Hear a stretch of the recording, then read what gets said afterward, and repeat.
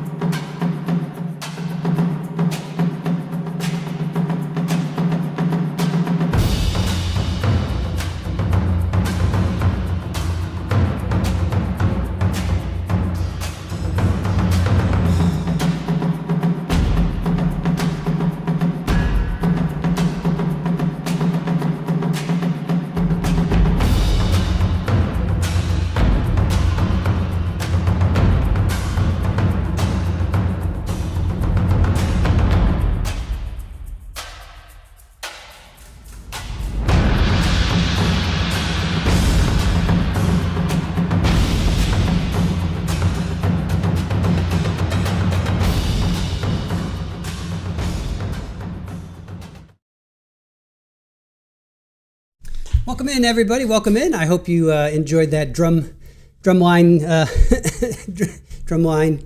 intro.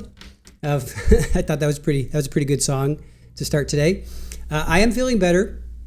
I hope that I sound better, but I am feeling a little bit better. Unfortunately, Aaron, as expected, has succumbed to the summer cold that is floating through our house right now. So poor Erin is not feeling well. She's got some chicken soup. She made some chicken soup for herself, I think, over the winter, and froze it. And we unthawed it a couple days ago. And she's like, she was fine. And then last night, it just hit her really bad. And she's got what I had. I'm on the other side of it. I feel a lot better. Not as congested, throat doesn't hurt, cough isn't as strong, but poor Aaron's got it pretty bad right now. So anyway, we will soldier on. We will continue to provide content no matter what, even if it's Super Bowl giving you content. Somebody will always be in this chair giving you guys content. So with that being said, who is with us today? Who can I say hello to? Who's out there? Camilla, Jenny G, hello. Great Gams, good to see you. Lisa, Horse Welfare, welcome in. Molly, hello. I can only go back so far, so I'm sure there was a lot of people that I'm missing, so I apologize. Brett, how are you? Hellrider, let's do this. Snap, we are feeling a little bit better, thank you. I am. Erin's not. She's even worse than I am. Let's see. Jenny G, Lisa, Shannon, there you are. Good to see you, William. Welcome in. Super Ball is making her presence known. Let's see. Kimbers, hello. Ruth Ann, let's see, who else? JPC, good to see you. Miss Kitty, hello. Camilla. Good vibes, good to see you. Let's see. Joanne Jedi Platypus, happy Thursday. Yes. Itty Bitty, hello. You're going to be lurking today, no problem. Kathy Davis, good to see you. Downey Lynn always loves the music. Awesome. Love that. Hey, Deviant, how are you? Gordon, good to see you. Welcome in. Renee, good morning to you. Kaylee, good to see you. Yeah, Snap, it's a summer cold. There's nothing worse than a summer cold. I don't know why, because summer it's like you should be out. Not that I'm really out that much because we stream all day, but you know what I'm saying. It's just like summer colds stink. I was able to sit in the sun for about 10 minutes. You know, I got my chest in my stomach because they said that's when you absorb vitamin D the most. So I was able to sit in the sun for about 10 minutes this morning, hopefully getting my share of vitamin D. Virginia, good morning to you. Hey, JPC. Shannon, yes, I told you yesterday I make so we have it all year and freeze it. Best medicine. Aaron, hope you're feeling better soon. It's not a bad way to go, that's for sure. Camille, I think the heat from the summer makes you feel worse. Well, it helps sweat. You know, I woke up, to me, like when I get into the sun, or when I used to get into the sun a lot more than I do now, you know, it helps. I always felt when I was sick, it would help sweat out any of the germs. So last night, not to be too graphic, but around 4 o'clock, I woke up and I was just a puddle. So I'm like, I think I broke whatever fever I had. I think I broke it last night. But unfortunately, poor Aaron's got it pretty bad right now. So, all right, let's get over here. The only thing that was uploaded yesterday that we can rewatch today is the medical examiner. So I'm going to play a little bit of his testimony from the different perspective, as we know, and we're going to watch that for a little bit, and then we'll have live trial kick in. Hellrider, was it like rum or something? Was that your remedy? I forget what your remedy was. Was it rum? You got to forgive me. Yesterday, the last 2 days have kind of been a blur. It's been a little bit of a haze for me. I know I was here providing a stream, but I can't be held responsible for what I said the last 2 days. Good morning, dragonflies. Thank you, Hellrider. Appreciate that. Sweating is important with a cold. Yeah, you know, anytime you can break a fever, I've gone back to that since I was like in my 20s. Like I force myself to sweat whenever I have a fever because I just feel that, again, toxins. You're just getting all the toxins out.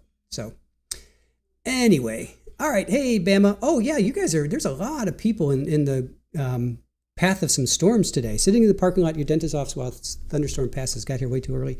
JPC. Yeah, there's a lot of you are in the path of some serious storms today. So please, please, please listen to your local weather reports. You know, take care. And hopefully you guys you'll be safe. Oh, really? Seriously? She literally just put her tail into my water and smashed water all over. All right, I'm going to play yesterday's testimony. I'm going to go get another glass of water because Super Ball insists on being Super Ball. So let me go get another glass of water, and I will play this, and I will be back in a second.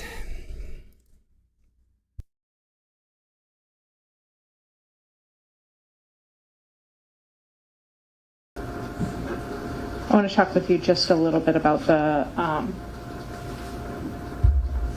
items that were retrieved from Ms. Hildabrand. What is State's Exhibit 262? This is a X-ray that we take prior to the internal examination. Okay. And can you show the jury on the X-ray where the bullet fragments were recovered from? Yeah, I don't know if we can dim the light a little bit, but... Thank you, Madam Clerk.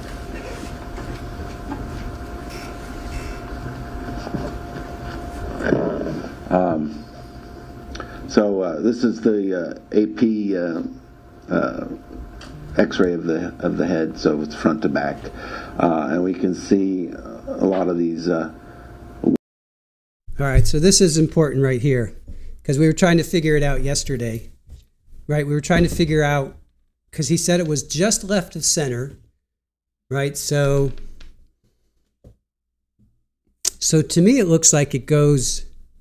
Is that? I guess we'll listen to more testimony, but it seems where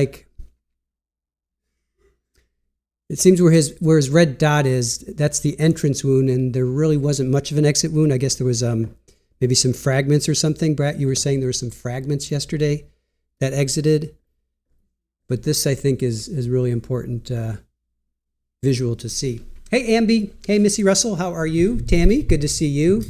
Yeah, Super Ball adding a little extra flavor to your water. Cattails, literally cattails. All right, so this is important testimony. I really want to pay attention to this. Because this will show where the angle of the weapon was, right? Is Zarrius taller than Saria? I think so. Camilla, judging from the thumbnail, he looks like we know she's 5'10", right? I think he said she was 5'10", and I think 150. I think he said she was 5'10". Let me just see. I know he said she was 150. Oh, 5'8". I'm sorry. She's 5'8". So he's got maybe 4 inches. So if she's 5'8", he's probably 6'1"-ish, 6 foot, right? So he looks taller than her. I mean, he's definitely taller than her, at least in this photo. All right, let's check out this testimony.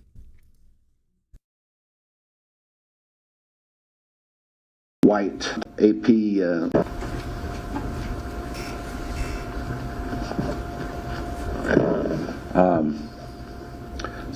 This is the AP X-ray of the head, so it's front to back, and we can see a lot of these white dense fragments. They're metal fragment, metal density fragments on X-ray, and we can see one here as well.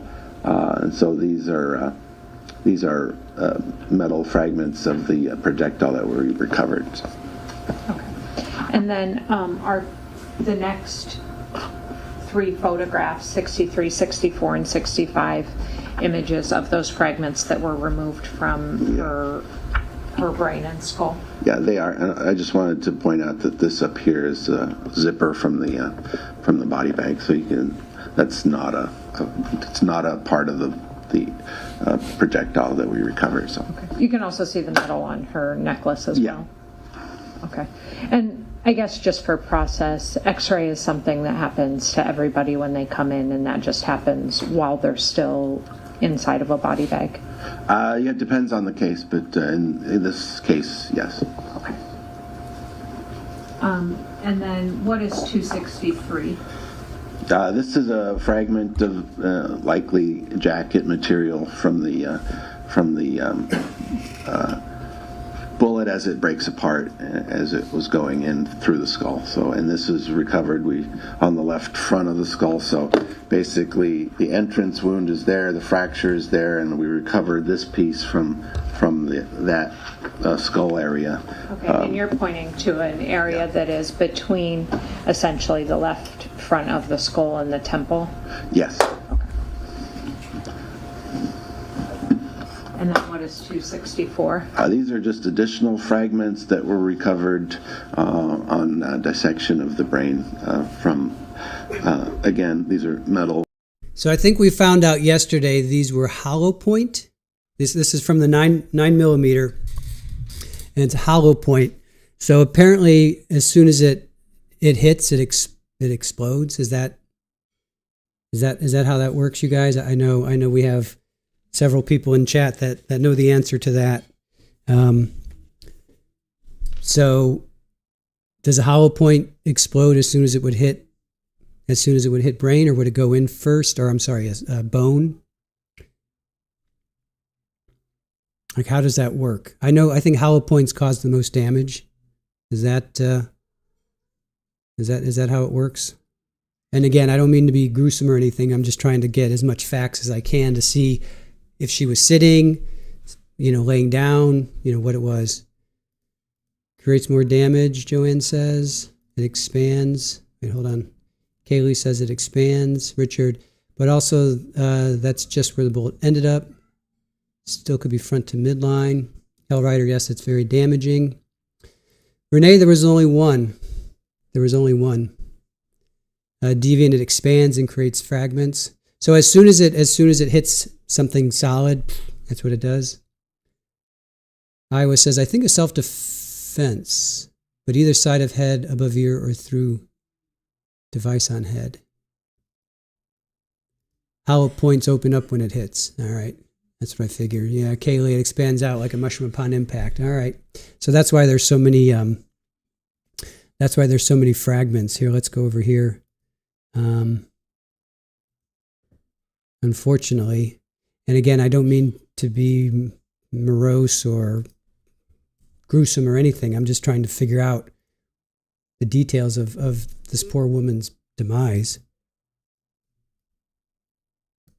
So, okay. So that the white in the middle, clearly that's the entrance, I guess. And then there's all these fragments around. What's that over here on the left side? What would that be on the... And it's kind of up above, too. Like her eyes are here, right? Her eye sockets are there, and then it's almost like it's up. I was imagining it because he pointed to this part of pointed to the forehead. But to me, it seems like it's a little bit higher up, right? What do you think? Horse welfare, I think she may have been asleep. Is that what Snap's saying? She may have been asleep? Is because it's a specific... Great Gam says it explodes. Could the defense say she used two hands? I don't know what they're going to say. They're saying it's self. I'm trying to figure out how on earth it could be self. Hollow point is normally a higher grain. Hey, Skrubnik, how are you? We're trying to figure out this trajectory, and we're trying to figure out how on earth somebody could do one of these. Because right? Doesn't it seem like it's higher up on her forehead? Like if that's her, it seems like maybe it's up here. And then what's that thing on the far left? That white. What's that? Then it almost looks like things are coming out. What's that on the far left? Is that just some weird anomaly, or is that, what is that? Hey, Shadow, good to see you. Welcome in. We're trying to figure out this trajectory and how somebody could possibly do this themselves. That's the bullet seen on X-ray appears as white defect. Okay, so the thing on the far left, that's part of the bullet. So to me, that's the travel, right? Is that the path then? Is that the path? I see it. I see where it went in, up here, and I see the fragments. But what's that then? Well, from your standpoint, it would be on, what's that on the left side? What's that on the left side? Probably some exit from the fragments. Yeah, that could be. He did say, I think, Brat, you were the one that said that you heard that there were some fragments that exited as well. The zipper from the body bag is further down. It was like by her neck, I think. I think it's white is where the X-rays are blocked, part of the zipper pull. I thought that he said that was. I thought he said that was by her throat. Didn't he say that was by her throat? I thought it was here. Let me get rid of this. I thought he said it was down here by her throat. I don't think that's up by her head. The zipper, that's not the zipper from her head. That's not the zipper from the body bag. It's down around her throat with her necklace, right? I mean, does that make sense? Or you think that thing exiting that white to the left is part of the zipper?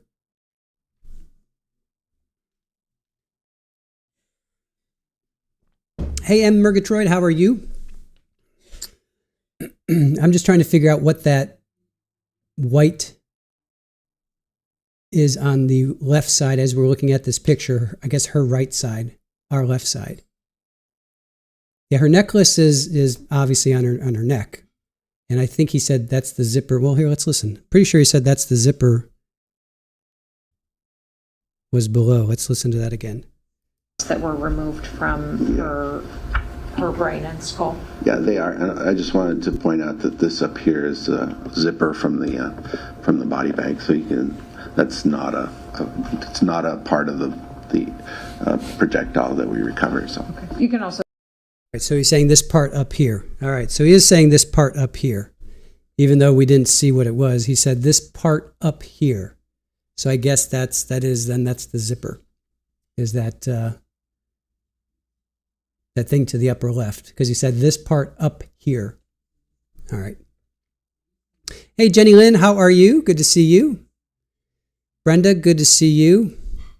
So he just said that part up here. So I'm assuming, even though I wish Newton had stayed with that, but it seems like, well, the necklace is down below. Those fragments that were removed from I think it says mommy.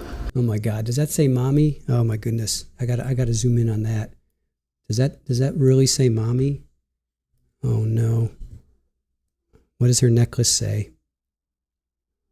I gotta check that out. What does that necklace say? Hold on a sec. What does this necklace say? What does that necklace say? I think that says mommy. Right? M-O-M-M-Y. I'm pretty sure that says mommy, you guys. Yeah, that says mommy.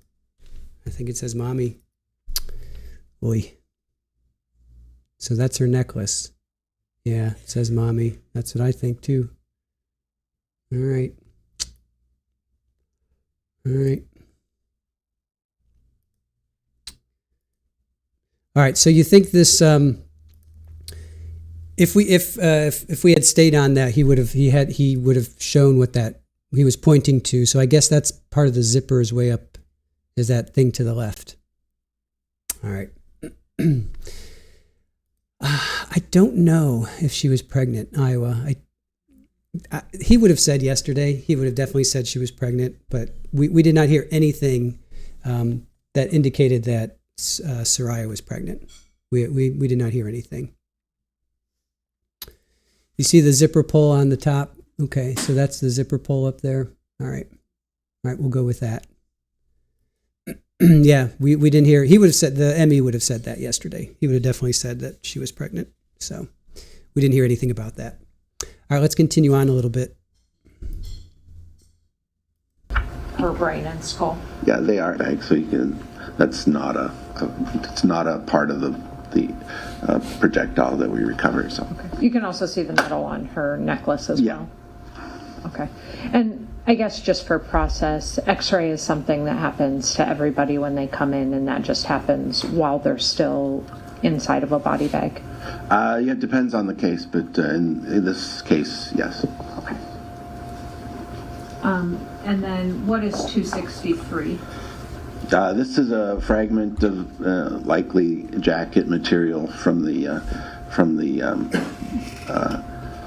bullet as it breaks apart as it was going in through the skull. So, and this is recovered on the left front of the skull. So basically the entrance wound is there, the fracture is there, and we recovered this piece from that skull area. Okay, and you're pointing to an area that is between essentially the left front of the skull and the temple? Yes. Okay. And then what is 264? These are just additional fragments that were recovered on dissection of the brain from, again, these are metal fragments of the bullet. And then 265? And this is another small fragment of, looks like lead core material of the bullet itself that was recovered from the left side of the brain. Left parietal is just the mid lobe of the brain between the frontal lobe and the occipital lobe, which is the front and back. So it's the left side. And were each of those pieces of evidence collected and taken by the Anchorage Police Department crime scene team that was there with you at autopsy? Yes, we log them in, and they have to sign them out, and then they ultimately take them and sign them back into the crime lab, and they do whatever they need to do. And just to reiterate, if you can tell the jury one last time the cause and manner of death that you were able to make in this case. Sure. Cause of the death was penetrating intermediate range gunshot wound of the head with the projectiles that we recovered there, and the manner of death as a homicide. Thank you. I believe that's all the questions I have for you, Doctor. Thank you. Counsel? All right, I'm going to rewind a little bit because the cross I thought wasn't too spectacular. Does he show? Do we get to see any other? Doesn't look like we get to see any other diagrams or anything. All right, I want to go back to when he says, if I can find it. We have like 20 minutes to before live trial starts. So we got a little bit of time. So I want to get to where he talks about where he observed the wound in the pathway. So it might be here.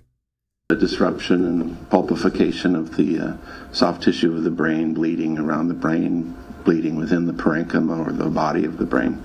And then the trajectory was basically a front to back is the pathway.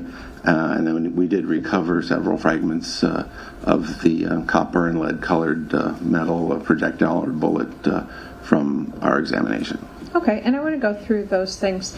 You said there's an entrance wound, and what side of her forehead was that on? It's just left of the midline. So the midline there, so on the left side of the forehead is the entrance wound. Okay, and when you say a penetrating wound, does that mean there was or was not an exit wound? A penetrating wound is one where we'll be able to recover fragment or fragments of the bullet. So if it's a perforating wound, typically there's an entrance, there's a nice exit, and oftentimes there's no remaining material that we can collect from the bullet.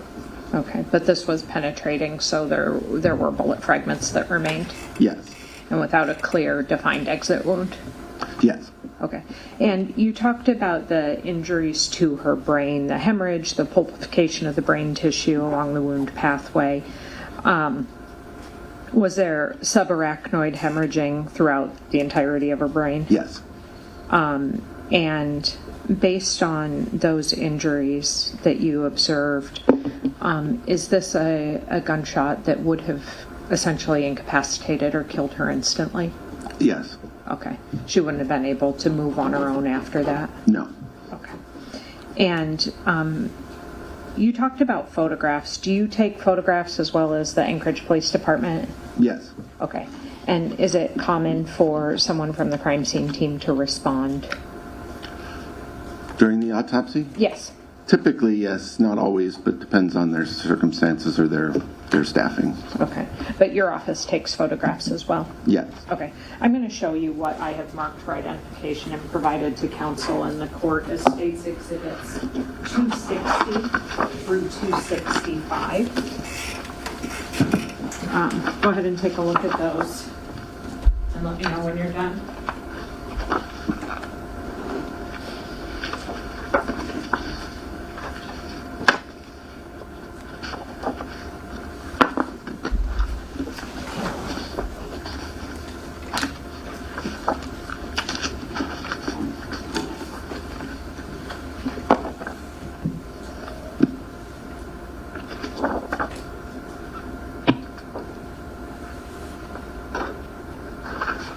Okay. Okay. Do those fairly and accurately depict the injuries to Miss Hildabrand, the x-ray that was taken, and the fragments that were removed from her brain and skull? Yes. Okay, I'd move at this point for the admission of 260 to 265. Any objection? How we maintain our previous objection. I'm sorry. I said we maintain our previous. All right. Overruled. They're admitted. You may. Madam Clerk, can I have you turn down the lights? And the first two photographs, is it fair to say that these do show her injuries? Yes. Okay. And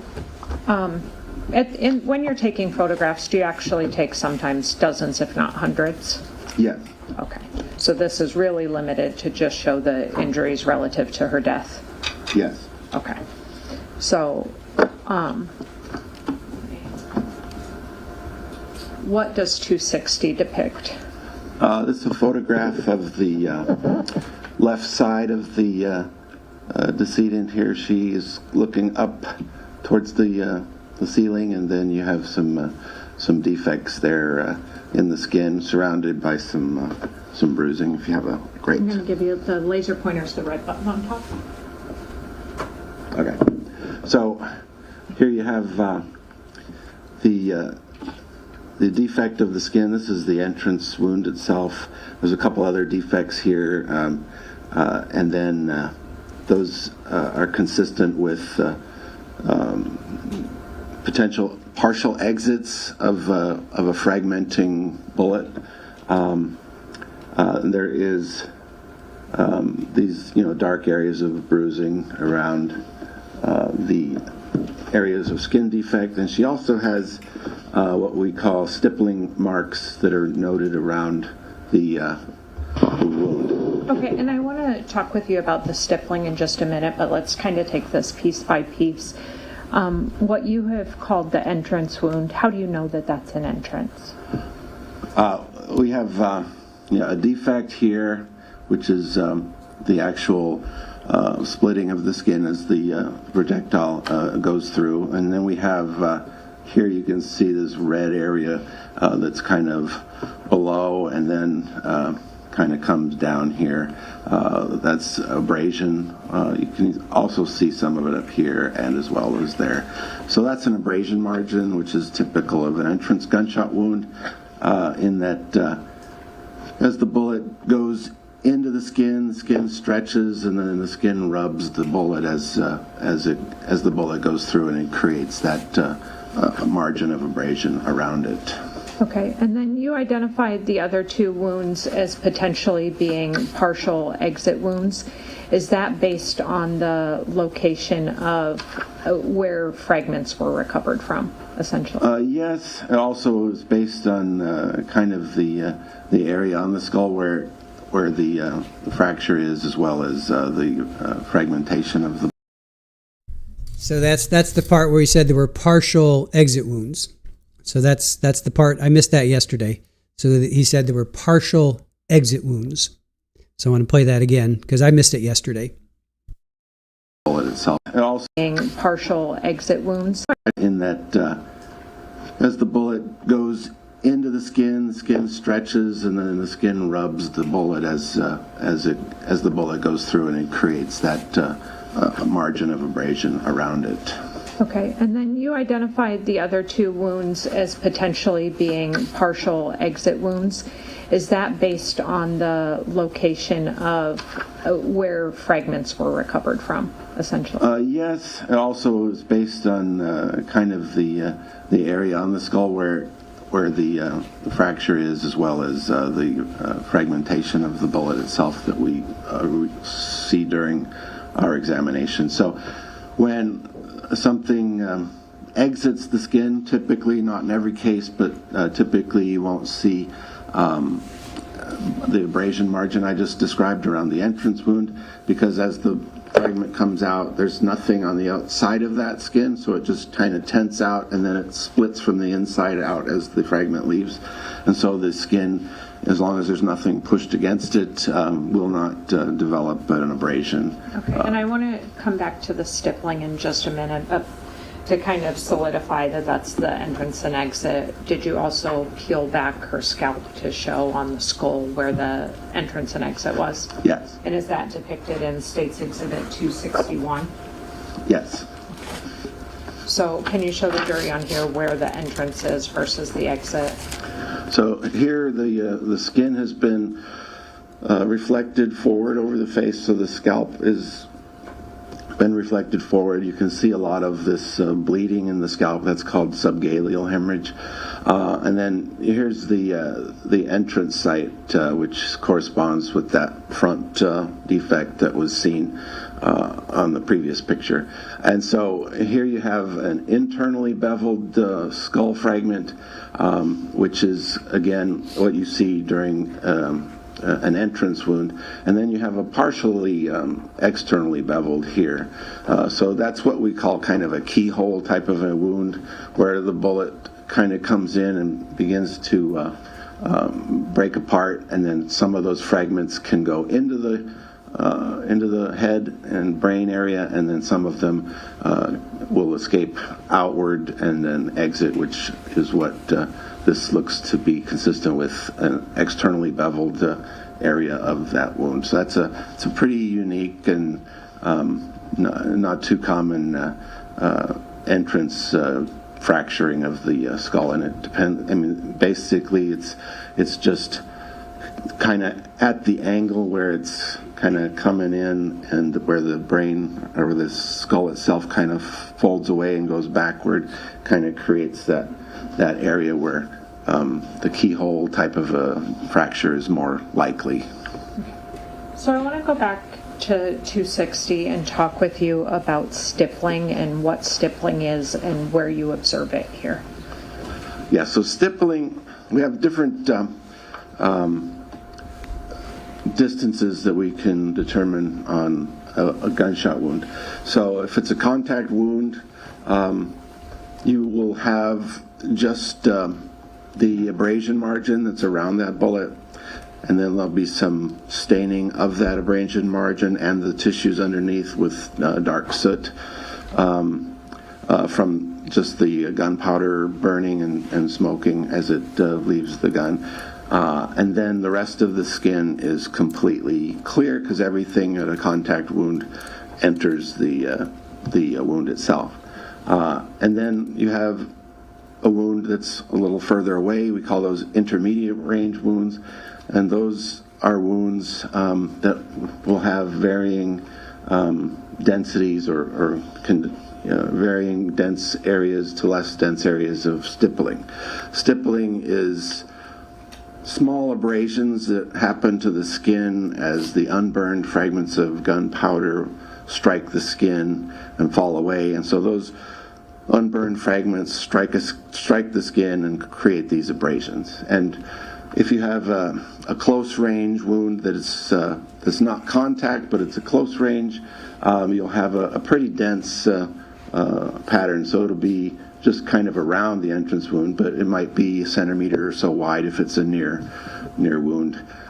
If it's about 6 inches away or less, typically, you might see some of that soot staining right around a very dense area of stippling.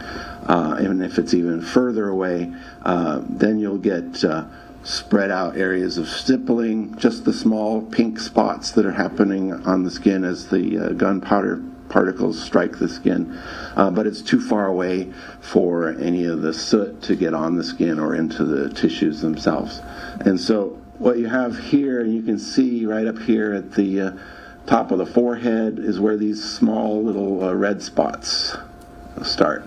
And that goes all the way up. You can see it right there at the hairline, and then you can still see it down here at the hairline on the left side of the head in front of the left ear, and then wrapping around this eyebrow here. So that's the entire dimension. So all those small little red spots that you see are stippling marks from unburned particles of gunpowder that strike the skin. And those vary in distance depending on the gun, depending on the ammunition. If it's a typical handgun, you can see that roughly within 2 foot, or maybe a little more than 2 foot.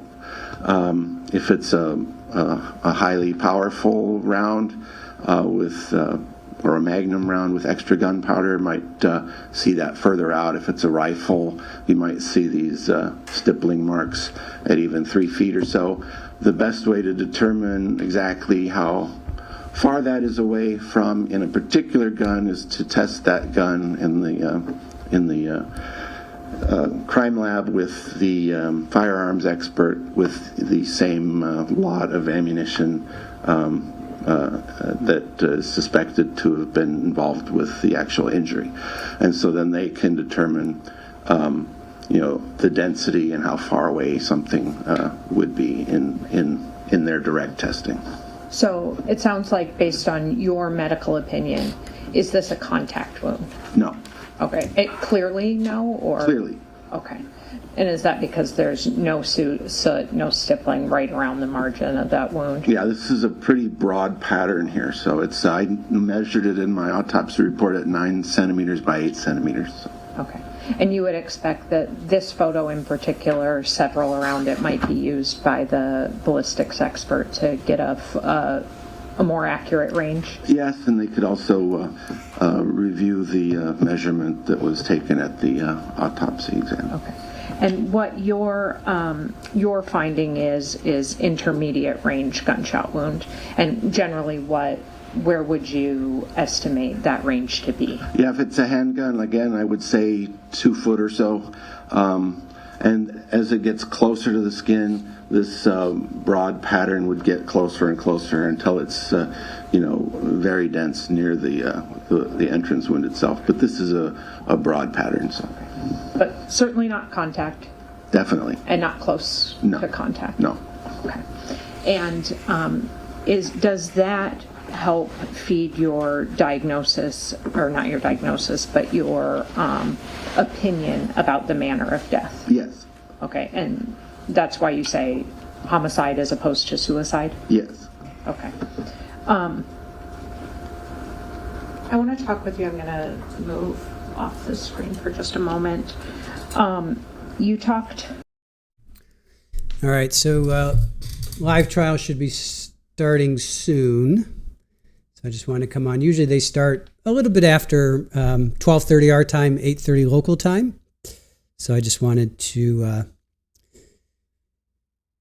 get ourselves ready.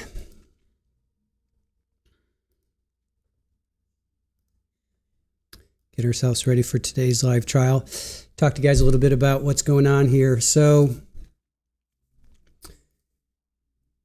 I think the only people we have left is ballistics. We still have to learn. Oh, no, wait. We heard from ballistics. Samantha. I totally forgot about that. Yeah, we heard from Samantha Castle. You know, the one thing we haven't heard yet is what was on Saria's phone. They teased that in openings. This is what opening said. From 2:12 to 2:24, Saria found evidence of Zarrius cheating on her. 2:24, last photo of Saria's phone. 2:40, phone call from Saria to her friend, which we found out was Marie. And then 2:48, the neighbor calls. Calls 911. So they kind of talked about what was on Zarrius's phone, but they have not said what was on Saria's phone. That's kind of the only thing I can think of that's left. I think we've heard from everybody. We've heard from the medical examiner. We heard from ballistics. We've heard from all kinds of crime scene folks. We've heard from her friends that were out with them. Hey, Mal, how are you? Good to see you. Kaylee, yeah, that's we have still. Oh, I asked you a question. Did you reply? I'm sorry. Let me see if I was paying attention to something else. Did you reply to me? Okay, gotcha. Thank you for that. I was just wondering. Okay, so let's see.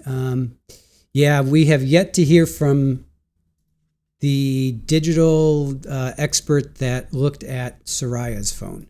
We're yet to hear that testimony. Let's see, what's this? Okay. No, that's my water. You cannot.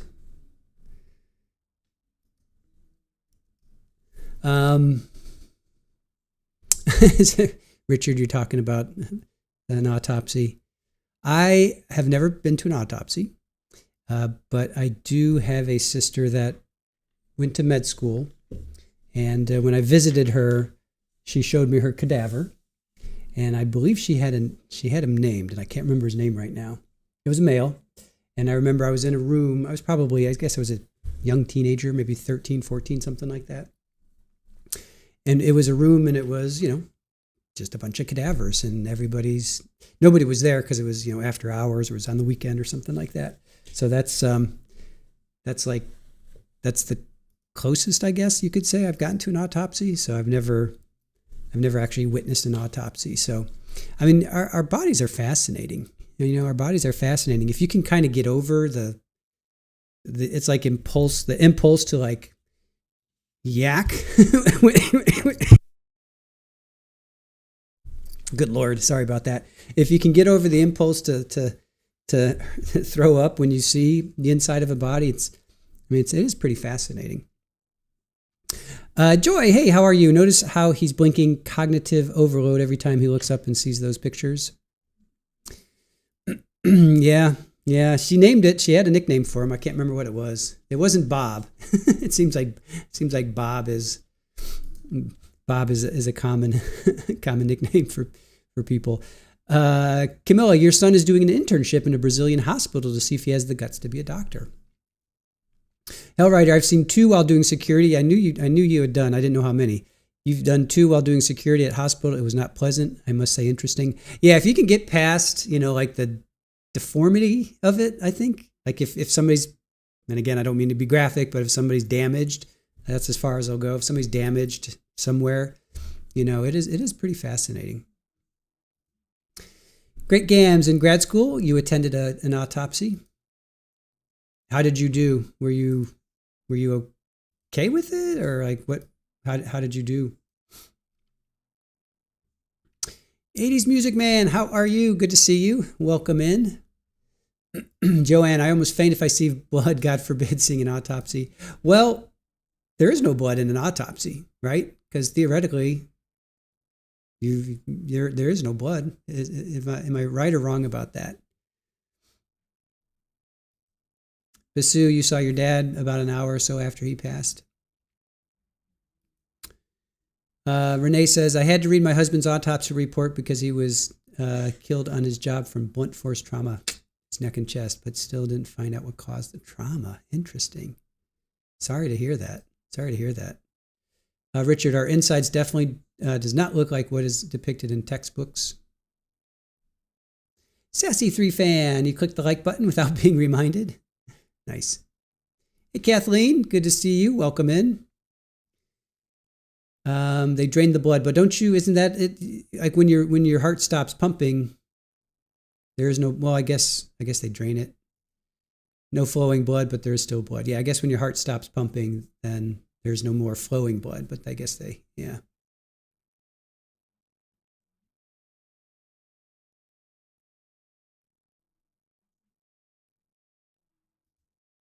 Right, no blood at autopsy. Unless it's, yeah, because if you're cutting into somebody, and again, I don't mean to be graphic, but if you're cutting into somebody and they're spurting blood all over, yeah, so I guess they drain it. They drain your blood first and foremost. I mean, I know, Renee, oops, sorry. We're trying to figure that out too. What was I think you guys were kind of thinking maybe she was pregnant and didn't carry to term, or it's just interesting. Or maybe it's for her mom. All right, looks like we got a feed here. Let me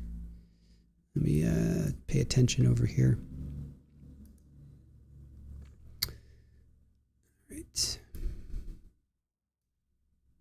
Judge will be coming on soon. He's actually pretty punctual today. Usually takes him, once the feed kind of kicks in, or at least it shows up, and then takes another minute or 2 for him to actually push the right buttons.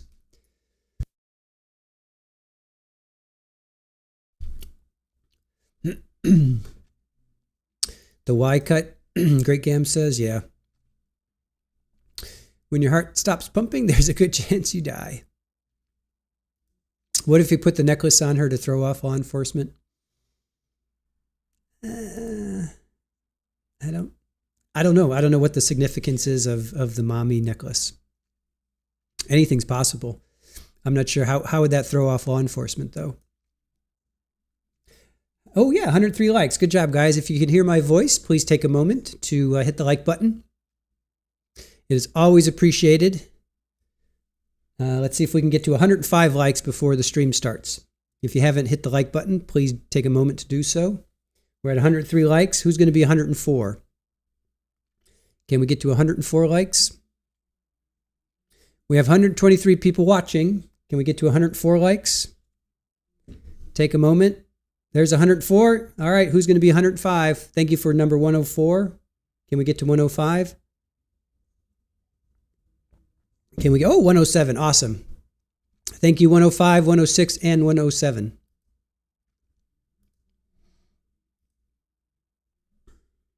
And Stacy Christensen. All right.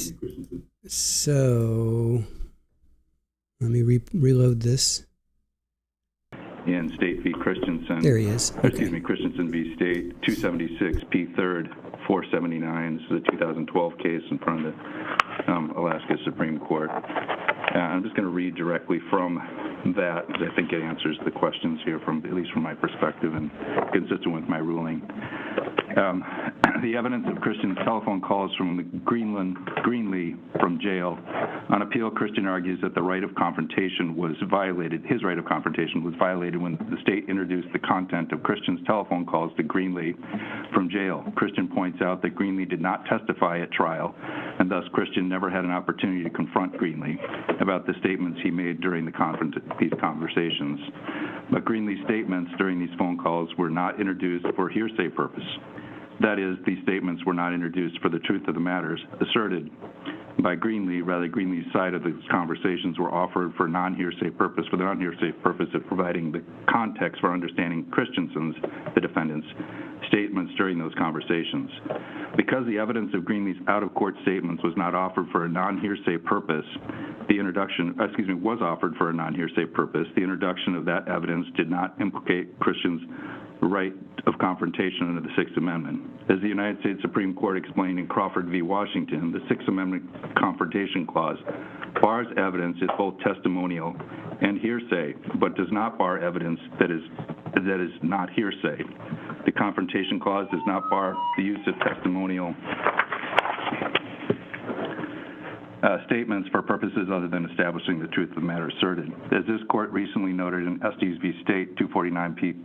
3rd, 313, and this court obviously being the Supreme Court, not me. That's Alaska App Court 211. In the years since the United States Supreme Court issued Crawford, the Federal Circuit Courts of Appeals have repeatedly held that when out-of-court statements are introduced not for the proof of the matters asserted, but for the purpose of providing context necessary for understanding admissible evidence, the admission of those out-of-court statements does not violate the Confrontation Clause. So in terms of the Confrontation Clause, I don't think that's an issue. I'm denying the motion on those grounds, but as far as the 403, I don't know what the individual statements are, so I'd have to take those up individually as to make a determination as to whether or not they may be barred under 403. Okay. So I don't know if we want to walk through those right now. Your Honor, for whatever it's worth, I think I can probably short-circuit this. I don't think I intend to do it in the state's direct examination of Detective Clark. It's something that comes out on cross that makes it worth rebuttal, or certainly if the defendant chooses to testify. Okay. But I don't think I need him in the state's case in chief at this point. All right. And I also neglected to point out that you would have to lay that foundation as to the authenticity of the recordings themselves, but beyond that. Understood. All right. Anything else to take up? Judge, if we could approach on one small issue. Sure.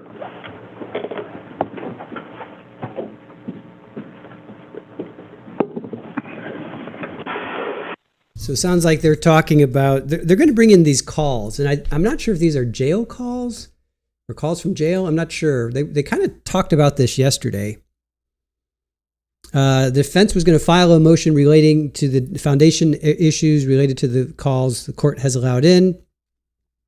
They basically were saying yesterday they need to have the witness that made the call on the stand. So we think that these might be jail calls, but I'm not 100% sure yet. So the judge just went through the authenticity of the recordings, cited some case law, and I guess we're going to hear some calls that Zarrius made. So I'm not 100% sure who's going to bring these calls in, how they're going to be brought in. Again, we still need to, I hope we hear somebody talk about her cell phone, Saria's cell phone, because they talked about that in openings. So,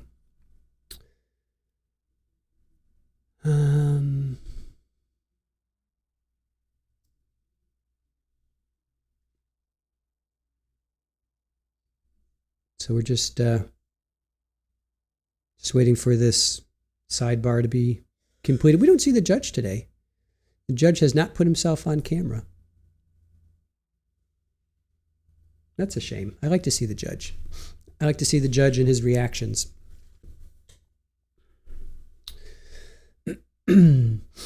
Brett, they did say specifically, okay, yeah, thanks. I wasn't paying attention. 12:36. Okay, thank you for that. I was doing a few other things on the back end here, so I was not paying attention.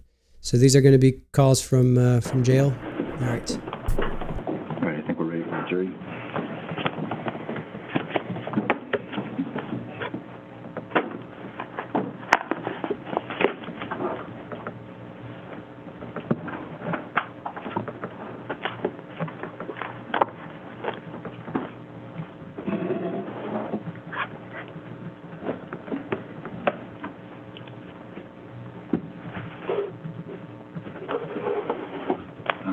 I need to start this.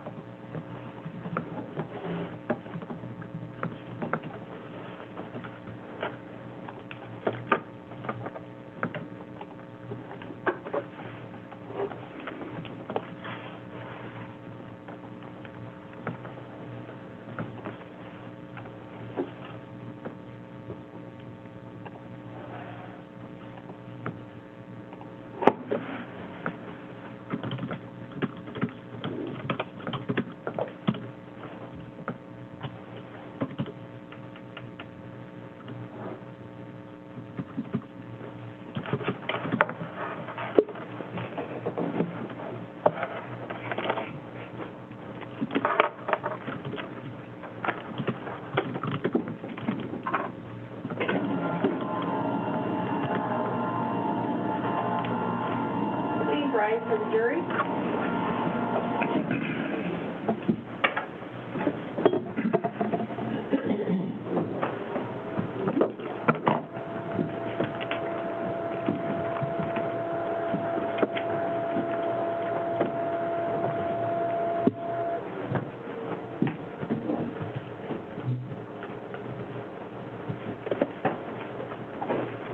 Good morning. Please be seated.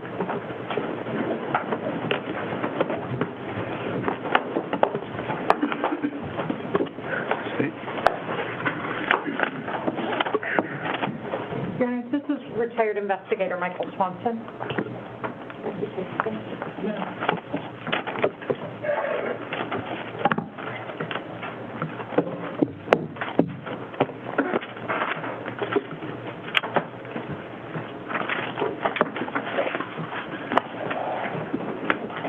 Morning. Before you have a seat, if you please raise your right hand.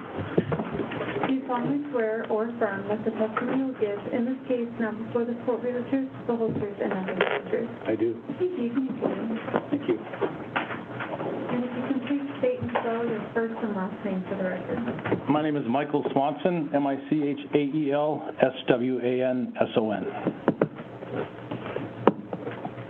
Good morning, sir. Good morning. Can I have you introduce yourself to the jury and tell them what you did while you were working? My name is Michael Swanson, as you've heard. I worked for the Anchorage Police Department for 18 and a half years doing forensics.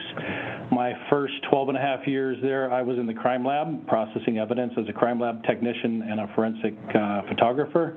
The last 6.5 years, I worked for the cybercrime unit in the detective division called cyber crimes, and I did phones, computers, digital forensics. Can you tell the jury a little bit about some of the training you had to do digital forensics? Oh, sure, yeah. Luckily, I was able to go to the United States Secret Service facility in Alabama for several weeks, 5 weeks my first time, 3 weeks the second time I was there for training at the National Forensic Institute down there, and it was really some solid training. I've probably accumulated over 500 hours in digital forensic training just from the the Secret Service, sorry. I'm 62 now, so I've got Social Security on the mind. So then I also attended several other trainings local with the FBI and then also out of state for all of the licenses that I had to achieve to run the software that we use for dumping phones or working on computers. Basically, they have a vendor's test that you have to pass to certify that you're capable of running the software. And so I achieved all of those certificates for all the software that I ran for APD. And were you, in your day-to-day job at APD, primarily what were you doing in the cyber crimes unit? Day-to-day phone extractions, computer analysis. I worked on the ICAC team, which is the Internet Crimes Against Children, and so I was on a task force with the troopers and local agencies where we would perform search warrants and seize electronic equipment, and then I would then take those back to the lab and do examinations and look for evidence of the crimes that we were suspected. Okay. And when you say cell phone extractions, how do you go about that process? Well, the cell phone extractions typically start with a detective or officer would have seized a device that's in question and it would be in evidence.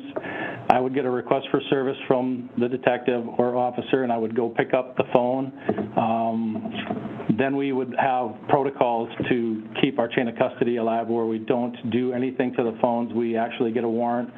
And then we have software that I use, primarily Gray Key and Celebrite, which does a bit-for-bit copy of the phone. It does a whole image of the phone, so it's not actually changing any of the data. It just records everything that's on the phone at the time that I do the extraction. That extraction is backed up by what we call the hash value. It's a mathematical algorithm, which we can then go back and use this extraction to make a report, because all the data on a phone is computer data and it's ones and zeros at its base level. And so the software that we use actually translates all of those ones and zeros into a readable format. It's called parsing, and it allows us to print out a report that we can actually put all of the different categories that are on the device into a readable, a human readable format. So we can look at call logs, or we can look at photographs, or we can do anything that the phone recorded. It's all listed out in pages for the investigator to go through. And basically, it's a searchable report. So a lot of these reports are 50, 60, 70, 80 pages of data. And so this narrows it down. So if we're searching for something particular, we can do a word search, Control F, you can find out dates, phone calls, text messages, whatever you're looking for. It just helps them narrow it down versus wading through the minutia of a big report. And were you given a couple of different devices or pieces of information to process in that way in this case? I was the recipient of a micro SD card that had an extraction that was performed by the Army CID, and then I also received iPhone 14. Okay. In this case. And was there a tag number associated with the micro SD card that you received from the Army CID? There was. Okay. And if it would refresh your recollection to look at your report, can you tell the jury that tag number? Your Honor. Okay. I'm presuming you don't have it memorized. I recognized the last 4 digits, but I didn't memorize the whole tag number. I stayed at a hotel last night where there was some sort of on above my room last night, and I had zero sleep, so I tried to remember, but it's not working. Sure. Okay, the SanDisk Ultra 256 gigabyte micro SD card was tag number 1281017. Okay, and that was given to you through Lieutenant Cross and the Army CID? That was brought to me, yes. Okay. And what did you do to copy that piece of information? Okay, so like the software that we use for phones, we have a thing called a write blocker. And a write blocker is a read-only. It will not interfere with any of the evidence that we're copying. It basically just transfers all of the data in a read format only, so nothing gets changed. So essentially it's a one-for-one. It's just a verification to secure the data without manipulating it in any way whatsoever. So I copied that data from the micro SD card through a write blocker, a verified write blocker, onto my workstation, and then I used a program that we call Physical Analyzer, which is part of the Celebrite group, and it allows me to produce a report parsed out, like I spoke earlier about all the different categories. That's what Physical Analyzer does. It allows us to produce and export a report from the raw data from the phone. Okay, and that raw data came to you in the form of a Celebrite report from Army CID? Correct. Okay. Celebrite extraction. Okay, and I have marked that for identification as States Exhibit 315. Have you had a chance to review that in its basic form in anticipation of trial? No, I did not. Or did you review the front page in the content in my office? Yes. Okay, does 315 appear to be what you extracted from the micro SD card? 350, yes. Okay. I'd move at this point for the admission demonstratively of 315. Judge, given this is over 1,000 pages, it is not the state's intent to submit that whole thing to the jury, but we'll submit it in parts, but I'm having this detective authenticate the report in its entirety. So I'd move for the admission for demonstrative purposes of 315. Any objections? No objection. It's admitted. And if I may publish at least the front page, I'm gonna, I thought this was up and running.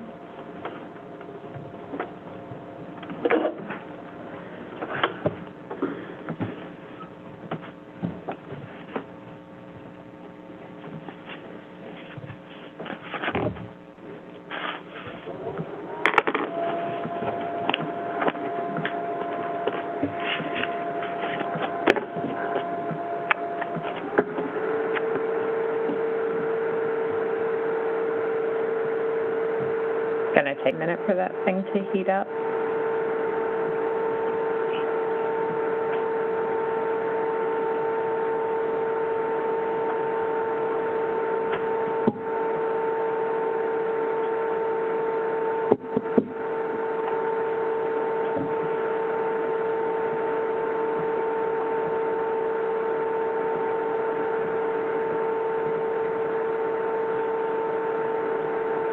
Hey, Kelly. How'd you make this display there? I know it's in the display setting.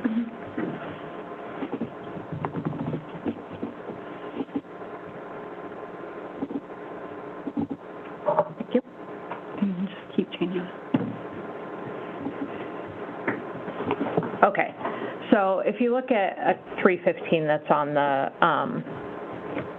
You want the lights dimmed? on the board there, please. Is this a copy of that extraction report that you? It was, yes. I saw my name on there before I went off. I feel like there's a tech guy in the room that could be doing this. So it has my department serial number and my name on the report. That definitely is the report that I produced.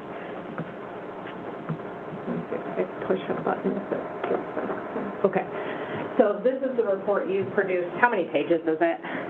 I believe it was 44,000 pages on this report. Yeah, on the far right you can see 44,056 pages. There it is.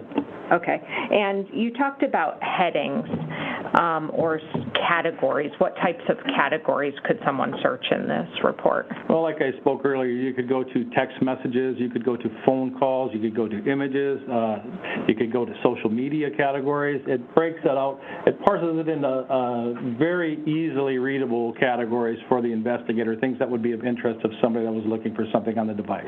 Okay, is one of those categories essentially like a timeline? Yep, there is a timeline in there as well. A timeline is something, anything that is related to an event on the phone that has a timestamp attached to it. So like a phone call happened at this time, it would be on the timeline. If a photograph was sent at this time, it would be on the timeline. So anything that has a timestamp available to the action will be on the timeline of the phone. Okay, and is there activity data, like some folks, if you have your phone in your pocket and you're walking around, does it record like your number of steps? Constantly, yes. The phone is always recording. And is that available on there? Mm-hmm. Is there some some location data available depending on the settings on the phone? Depending on how the phone is set up, there is GPS data and there is location data as well, cell phone tower tracking, things like that. Okay. And I think you described there's videos, text messages, images as well? Mm-hmm. Okay. And you don't actually go through the nitty-gritty line by line of what's on the phone in a case like this, do you? Not in this case. I have in the cases that I work with for the ICAC, for the children cases. Those are my main focus. The case, we do all of the electronic, well, when I was there I did, all of the electronics for the department. So there are several different departments that brought us phones, robbery, assault, homicide, burglary, theft. So I didn't have time to do all of the reports for each investigator. So many times I would just produce the report and hand it off to the investigator. And then if something needed to be done further down the road, then I would be contacted for what we call the deeper dive. But in this case, I did not do any analysis of these reports. Okay, you would expect a detective in the homicide unit that's familiar with the facts to look more closely at those things? Yes, ma'am. Okay. And sometimes in a phone report, there is a timestamp that says UTC. What is UTC? UTC is the Coordinated Universal Time. That basically is the Greenwich time. If you're familiar with it, it's a zeroed out time. As we all know, there are different time zones in the world. We have Eastern time. I live in Wisconsin now, which is Central time. That would be, depending on your location, it'll either be plus or minus from the zero of the Greenwich time. Alaska's time would be 9 hours behind the Central time. We also adjust for daylight savings time. So during those periods of daylight savings, we are at UTC minus 8 hours. Okay. And so if this report, the extraction is at UTC minus 7, but some of the timestamps are UTC minus 8, would you expect that those are Alaska time?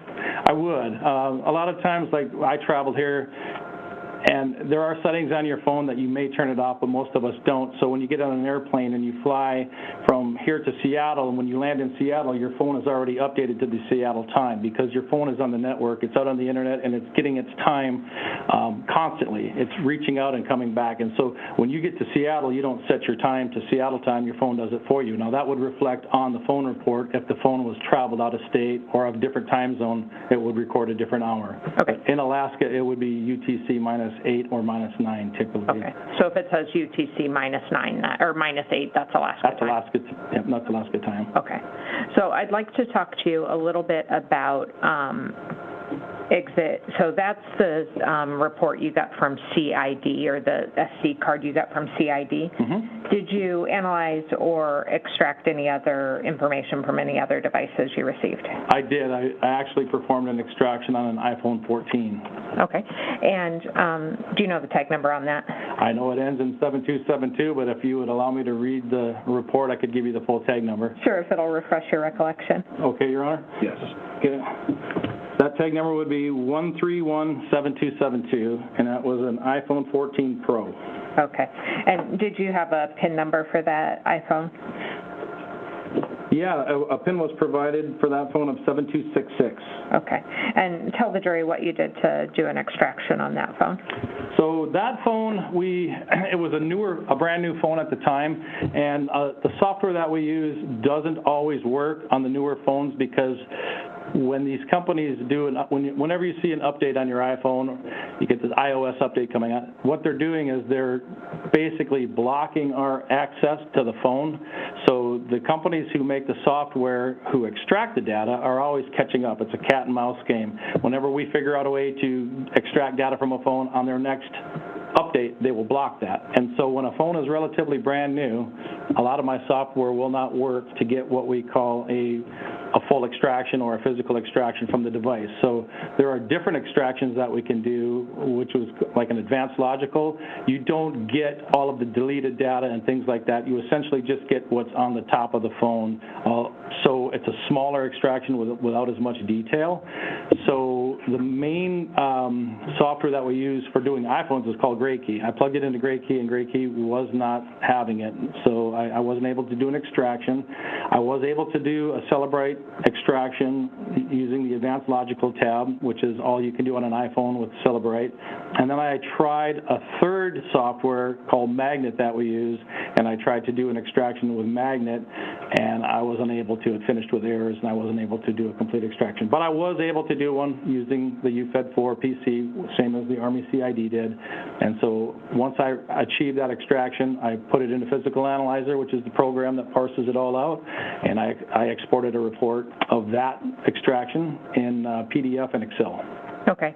And the same as the Exhibit 315, did you have an opportunity to at least review the front page and the volume of States Exhibit 311 to confirm that is that extraction that you performed? I did.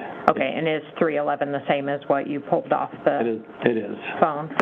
Yes. I'd move at this point for the admission and publication of at least the base information on the report for States Exhibit 311. Any objection? No, Judge. It's admitted. You may publish.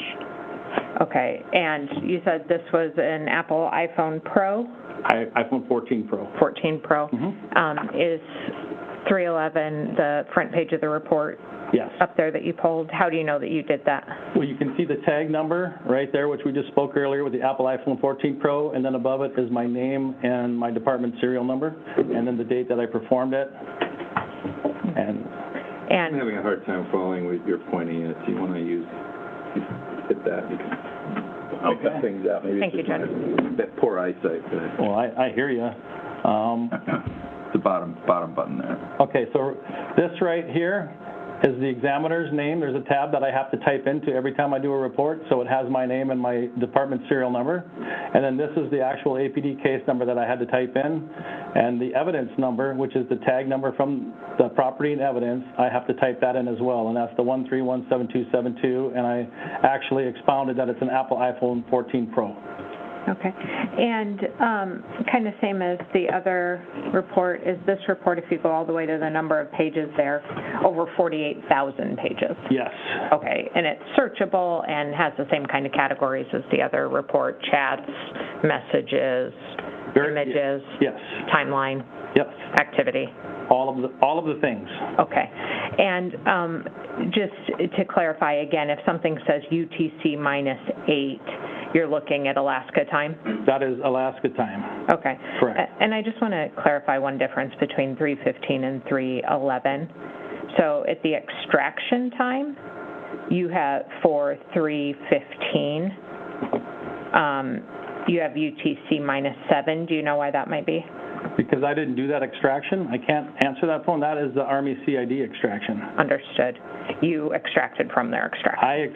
I basically opened up their extraction with the physical analyzer and just created the report using their extraction. Okay. So the device that I did will have the proper time of my extraction on it. Okay. And if in the timeline of that it says UTC -8 anywhere, that is always going to be Alaska time? Correct. Okay. Now, when you produce a report, you can change the UTC time, but it would be reflected alongside of the time that it was actually recorded. There would be two times. So that's why I know on my reports, I know it was done in Alaska on Alaska time because it's all UTC -8. Okay. So. But say on Exhibit 315, if you went down to a text message or something that said UTC -8, that would be the accurate Alaska time? 100%. Okay, even though it was extracted in a UTC -7 area? Mm-hmm. Okay, is that a yes? Yes. Okay. Yes. Sorry.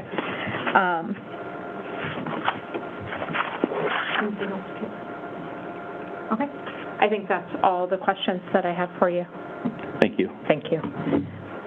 Thank you, Judge.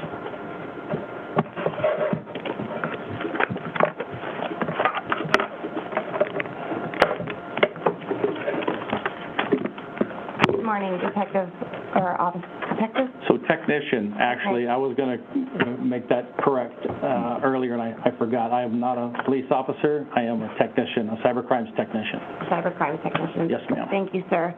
I just have a few follow-up questions. My name is Lacey Jane Brewster. I'm Mr. Hildabrand's attorney. Okay. I just want to start with a question about some of the data as it relates to GPS, and I think you testified earlier, steps traveled. Is that correct? I was asked if a phone records data like how many steps were taken, and I said yes. Okay. And so, are you aware if the Cellbrite report captures information such as distance traveled? So some of the reports do capture that type of information. It all depends on how the phone is set up and if they're wearing a Fitbit or Apple iWatch and things like that, if it's synced to the phone. So some yes, some no. Okay. And in the information contained on the Cellbrite report relating to distance traveled, do you know if that's in meters, feet, inches? Is there a unit of measurement associated with distance traveled? Whatever the measurement, the unit of measurement that would have been set up in the phone, that's what it will record as, yes. Okay. I did not review the Cellbrite report, so I can't tell you what this particular report was recorded in, if that's the question. Okay, so fair to say, if there's a number associated with distance travel in this Cellbrite report, you don't know necessarily how far that's going to be in, because we don't know if it's inches, feet, or meters, or yards. So correct, I didn't view it, so I have no idea what it's recording as. But typically, the reports that I have done personally, they were recorded in feet. Typically feet. On the ones that I have performed on. But again, it all depends on how the user sets up the device. Okay. And where would that information be contained in the Cellbrite report? There is app activity, I believe. There's trackers for app activity, and so if somebody had a health app on their phone, it could be found in there. Okay, thank you. Mm-hmm. And I did have a follow-up question about the UTC issue.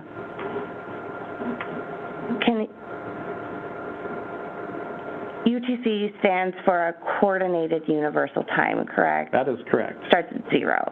Correct. And how does it account for daylight saving time?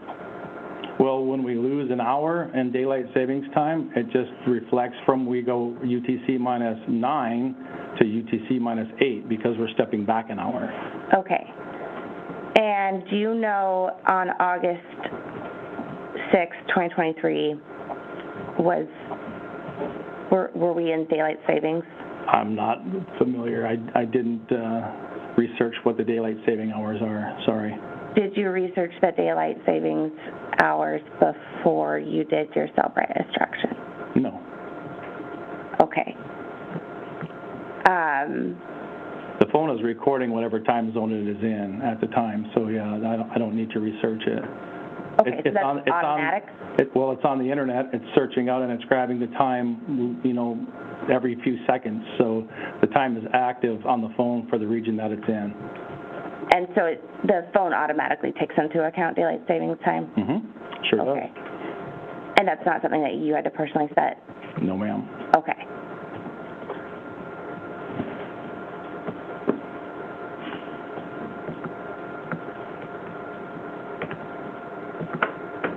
Thank you, sir. I don't have any follow-up questions. Okay. Steve? No, thank you, Judge. Yeah, thank you, sir. Thank you, Your Honor. Would you like your pointer back? You can just leave it there. Okay.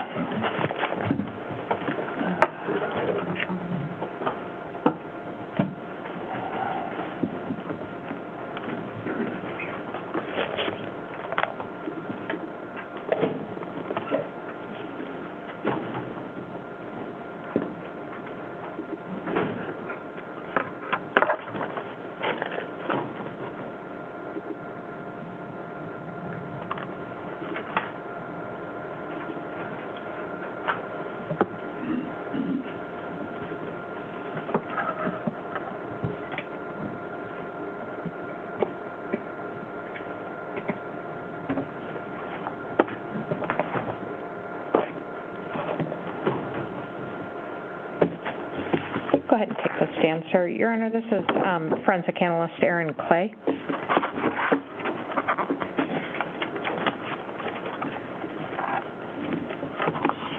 Good morning, Mr. Clay. Please remain standing and raise your right hand. Do you solemnly swear or affirm that the testimony you will give in this case, now before the court, read the truth, the whole truth, and nothing but the truth? Yes, you do. Thank you. Seated. And if you can please state for your first and last name for the record? My name is Aaron Clay, AARONCLAY. Okay. And Mr. Clay, can I have you introduce yourself and tell the jury what you do for a living? Yes, my name is Aaron Clay. I work for the Anchorage Police Department. I'm a forensic scientist. A forensic scientist is someone who applies scientific principles to the field of criminalistics. Specifically, I work doing latent print processing and latent print examination. And do you do that work? You said you work for the Anchorage Police Department. Do you do that work at the Alaska State Crime Lab?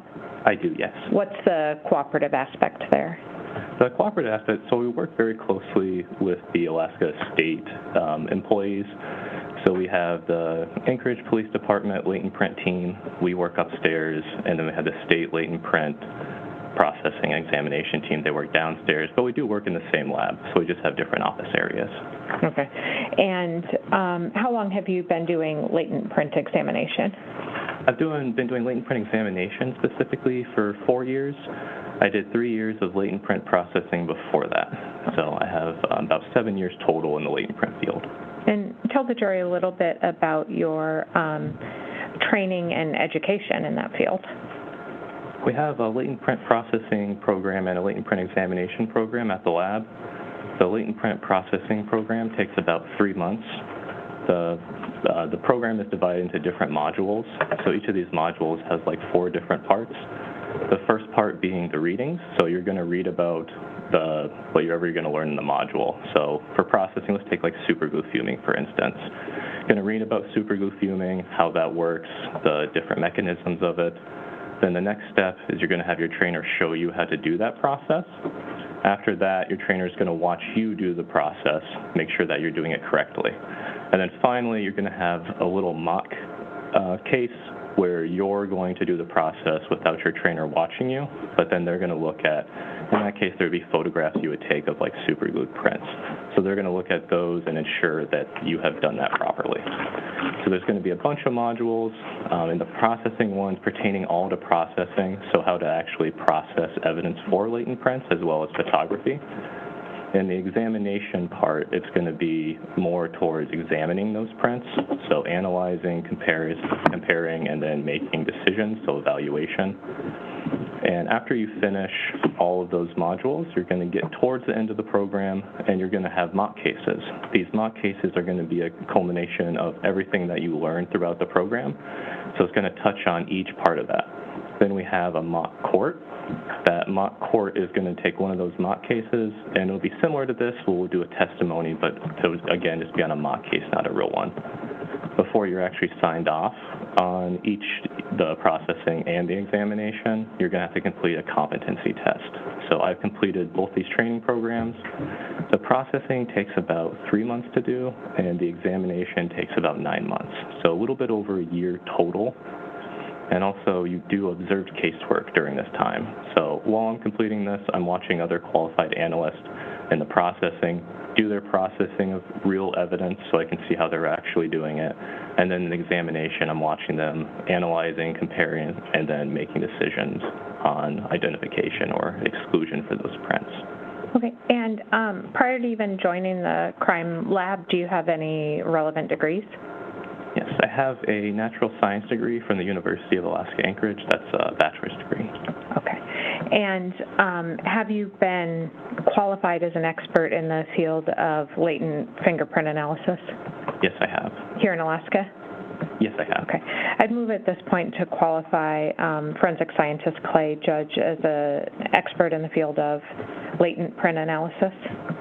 Any objection? No, Judge. He's so qualified. Okay. And can I have you start by telling the jury, well, first of all, you talked about your training and the ability to, like, observe other people. Is every report that you, or frankly any analyst doing prints at the crime lab, any report that you issue reviewed by somebody else? Yes, all the reports are reviewed before they're sent out the door. So before we release them, we have both a technical and administrative review that we have done. A technical review is going to be any technical aspects of the case. So let's say what kind of chemicals you're using, make sure you're going through the proper processes and doing them in the right steps. The administrative review is looking for any spelling errors, typos, maybe formatting errors, that kind of thing. Okay. And so I want to start with when an item comes in for latent print processing, what are the steps you go through to determine whether something even is sufficient or has enough detail to be analyzed? The first thing we do is you look at the type of surface that the evidence is. You have both non-porous and porous surfaces. Non-porous is going to be something that wouldn't absorb water, so you can think of like glass or metal or even finished wood would be something that doesn't absorb water. Or we have porous items. That's going to be something that does absorb water, so you can think of like cardboard, paper, that kind of thing, like newspaper.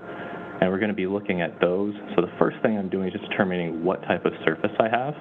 And based on that surface type, we have a set procedure of different chemicals and processes that we will use. Okay. And in this case, are there some surfaces that are better than others for getting prints? Yes. The best surfaces are like the smooth, flat surfaces. So like a soda can would be very good. A glass bottle would be very good. Windows are great. The things that aren't as good are going to be very textured surfaces. So something like carpet. Carpet's just one of the worst substrates to try to get latent prints off of. But porous items such as like paper, those actually absorb the latent print residue. So the latent print residue is what's on your finger that actually gets transferred to a surface. So in a non-porous surface, that's going to sit right on top of the surface, and on the porous surfaces, it gets absorbed in. So the paper is also a very good substrate. Okay. In this case, what items were originally submitted for testing or examination? In this case, there were a magazine with ammunition, there was a Glock handgun with ammunition, a Sig Sauer handgun with ammunition. There's also a gun case, and then a lift card. And also there was known prints, so finger and palm prints from Zarrius Hildabrand and Saria Hildabrand. And were there lift cards from a trash can as well? Yes, the one lift card was from a trash can. Okay. And of all of those items that were submitted, did any produce fingerprints that were suitable for comparison? Yes, the gun case produced fingerprints that were suitable for comparison, one on the inside and one on the outside. Okay, but none of the other items had prints that had enough detail to be compared? That is correct. What are the criteria that you're looking for when you make that decision or when an analyst makes that decision? When I'm looking at the fingerprints, first I'll just go over just like in the kind of the basics of the fingerprints. So fingerprint is an impression of your friction ridge skin. Your friction ridge skin is that special skin that's on your fingers, palms, and the bottom of your feet. It's designed to help you grip things, but it's created of ridges and grooves. So those ridges and grooves form different patterns on your fingers. So there is the loop pattern where the ridges come in from one side, they loop around in the middle, exit the same side. Then you have a whirl pattern. It kind of looks like a whirlpool with concentric circles. And then you also have an arch pattern. It kind of looks like a speed bump where the ridges enter one side, do a bump in the middle, and go the other side. So what I'm looking for when I see a latent print, looking to see if I can determine that pattern type. I'm also looking at the different ridge events. So if I follow a single ridge path, I'm looking for any events that happen. So if that ridge just abruptly stops, we call that a ridge ending. If it splits into two, that's a bifurcation. If you have two bifurcations kind of connecting, we call that an enclosure, so it kind of looks like a little circle. It can also have a small section of ridge detail by itself. We call that a short ridge. Then you can also have just a circular section of that ridge detail that would be a dot or an island, depending how you want to. You can call it either or. But I'm going to be looking to make sure that I can see these different ridge events, and I'm looking for the quantity and the clarity. So the quantity just being the amount of the print that's present, And then the clarity just being, can I easily follow a ridge path with no obstructions, and can I see a good variety of those different events? So it doesn't have to be specifically different, but I want to see a lot of different events when I see it. Lots of ridge endings, bifurcations, so as much as I can see there is what I'm looking for. Okay. And when we talk about the card from the trash can, the two weapons, the Sig Sauer and the Glock, and the magazines that were submitted, there was insufficient quality or clarity to be able to make any identifications off those? That is correct. Okay. So let's look just then at the Glock case. At the Glock case, were you able to review two prints and make any comparisons? Yes, I was able to review two prints. Okay, and were you able to make any comparisons or identifications based on those two prints? Yes, I took those through the examination process. So the examination process we call ACE-V. It stands for Analysis, Comparison, Evaluation, and then Verification. And the analysis step, what I'm doing is looking for those different ridge events I talked about. I'm also looking to determine if I can tell what type of pattern it is. And then I'm looking for anatomical origin, just meaning, is that a finger, is that a palm, or is that a foot? You can tell by the different ridge flow. Through our training, we go through a lot of suitability and analysis. So I've looked at a very high number of prints, and you can usually determine if it's finger, palm, foot, which way it's facing. And what this all helps us do is search for those prints. So the next step is comparison. That's when I'm getting a fingerprint card from any submitted individuals, and I'm comparing that to the latent print that was preserved from earlier in processing. And then the step after that is the evaluation. That's when I'm making the decisions. There's a couple major conclusions that we use. There's identification and exclusion. And identification is when I see enough of those events in common with the finger that I wouldn't expect to see that in another individual, and I don't see any differences in those. So I go through, make sure that I see all the same events in the latent print as I do in the known print. And there's also exclusion, and that's when I wouldn't confuse myself here. Exclusion is when I would compare them both and say they do not come from the same source. So that's when I see a lot of differences between the two.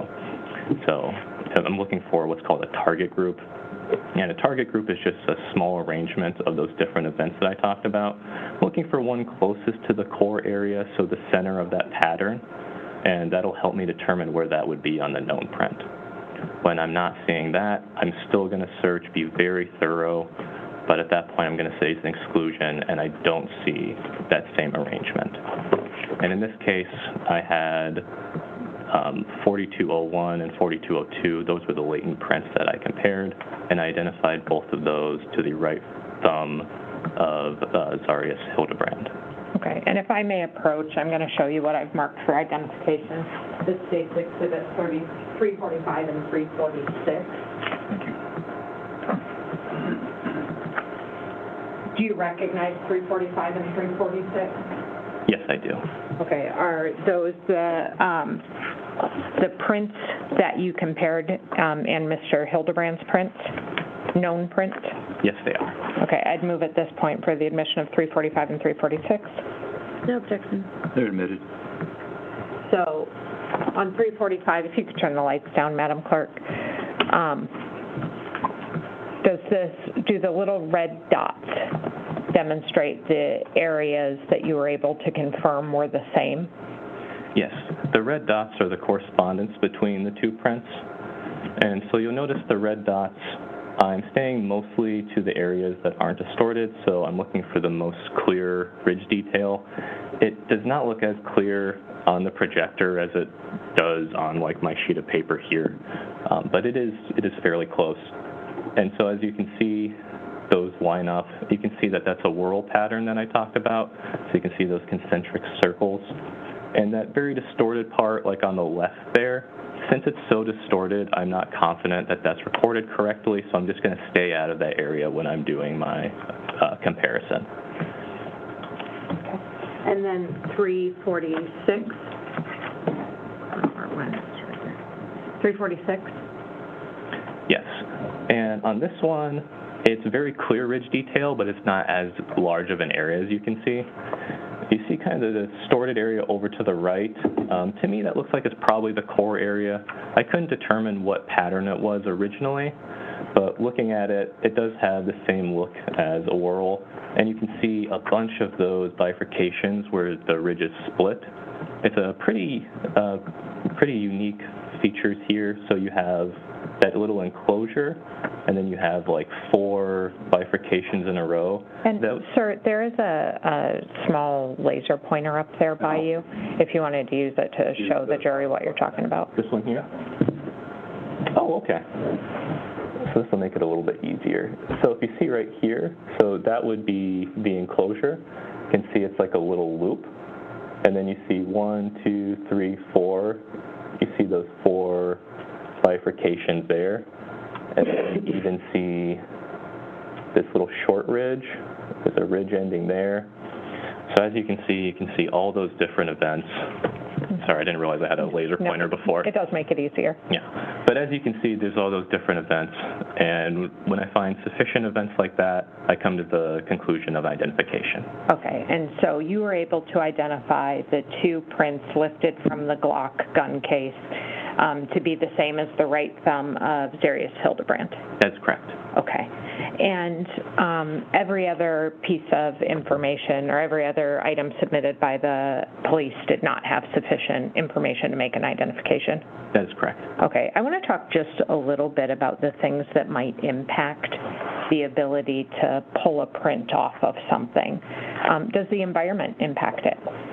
Yes, the environment can play a factor. If it's, say it's like a very rainy day, everything's very wet, you're less likely to be able to transfer that latent print residue from your finger onto a surface. Also, if it's very hot, so if your hands are very dry, you're not going to have very much residue, and that can also affect you transferring that print to a surface. Does the person's individual, skin characteristics matter? Yeah, the skin quality can. The biggest factor with that is actually how much residue you produce. Some people don't produce very much of the latent print residue, so they don't have very much to transfer. And then some people produce quite a bit, so they're more likely to leave latent prints. Okay, and then the type of contact that's being made, if it's passing or pushing versus like a straight down, does that matter? Exactly. If you're touching stuff in movement while you're touching something, there's going to be more distortion when you touch it.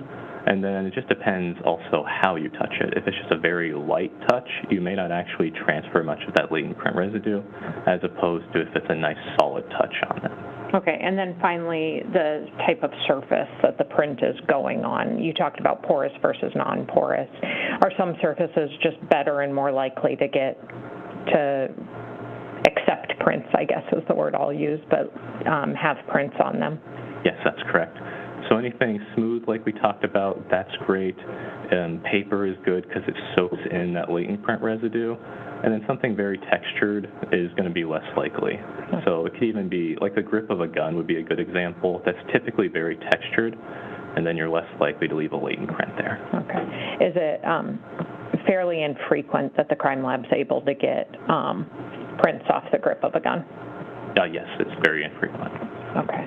And so I think about this is a cardboard paper cup, when cardboard should be okay, but it's corrugated, so how would that impact it?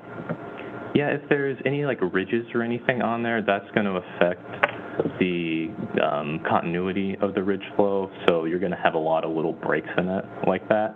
But cardboard's fine. Cardboard's a good substrate, so it just depends on the kind of surface you have. Right.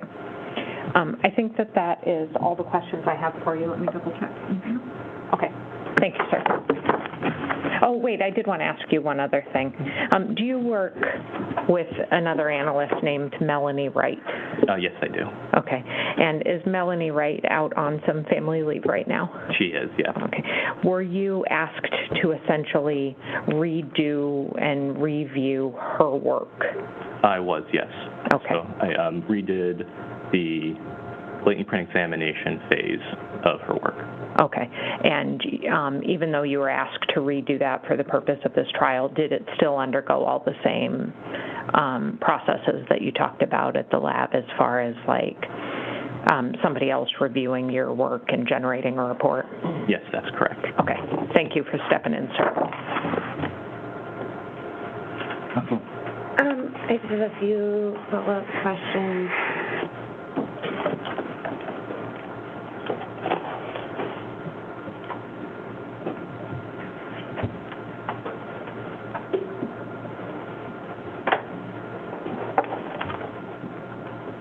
Good morning, Mr. Clay. My name is Lacey Jane Brewster. I'm Mr. Hildabrand's attorney. I just have some follow-up questions with you.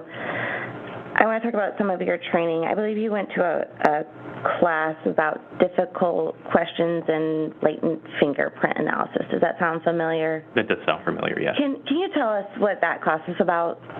Like, what did you learn in it? What are the difficult questions? I don't remember any of the specific difficult questions, but it was just difficult questions that can be asked during court and then how to best prepare for them. So some of those might be stuff like brushing up on some training before you came in, or looking at maybe some anatomical training before you come in. Typically, we don't review that super often. We do review it probably once a year. We'll have different classes and they go over it. So you've taken classes in preparing on how to testify. Is that fair to say? Yeah, I'd say it's classes just to ensure that we're doing our best to testify, best to explain to the jury what we did. And some of that training you learned, for example, to look at the jury when you speak to them. That's correct, yes. And just to follow up on the fingerprint analysis that you did in this case, when did you do it? I did the analysis yesterday. And just to be, have you been watching anything about this case through the course of the trial? I haven't, no. Okay.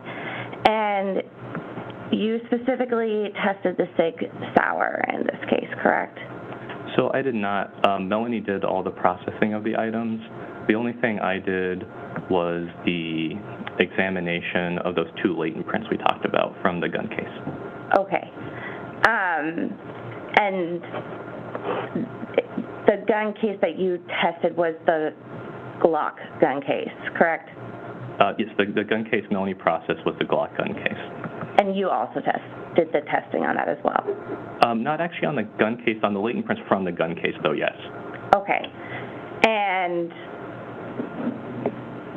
fair to say there can be lots of reasons why someone can touch something and you would not be able to identify a fingerprint on the object after the fact.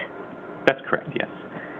And the mere fact that if you cannot identify a latent fingerprint like that on an object does not mean that someone never touched it, fair to say? That's correct, yes. And if I recall correctly, one of the most difficult places for you to test for latent fingerprints would be the grip of a gun, correct? That is correct. That texture surface is not good for latent prints. And how about the trigger of a gun? The trigger of the gun would just depend on the texture of the trigger. Some of them are very smooth, but it is a small area. So it being a small area, a lot of times there wouldn't be enough area for sufficient rich detail to be deposited. Okay. So it's grip of a gun, very difficult, correct? That's correct, yes. And the trigger of a gun, a lot of times there isn't enough detail to test for a latent fingerprint, correct? I would say that's correct, yes. Okay. And so, fair to say it's not shocking that the rest of the analysis that was done in this case did not reveal a latent fingerprint like the one we see on the screen. I would say that's fair. Thank you. Any redirect? No, thank you, Judge. All right, thank you, sir. All right, Please sit down. Counsel, you approach.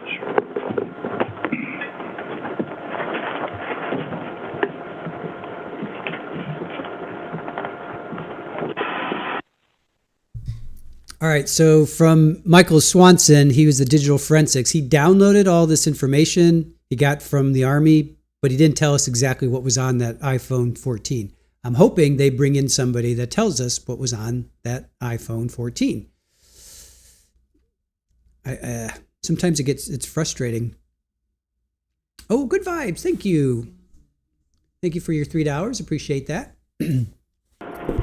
We're going to take a break. I know we haven't been going all that long, but we're going to take a break, get set up for the next witness, which is going to be a little bit longer. I'll take about 15 minutes here. We'll have you back about 9:45, 9:47. All right, please don't discuss the case. We'll see you back in a few minutes.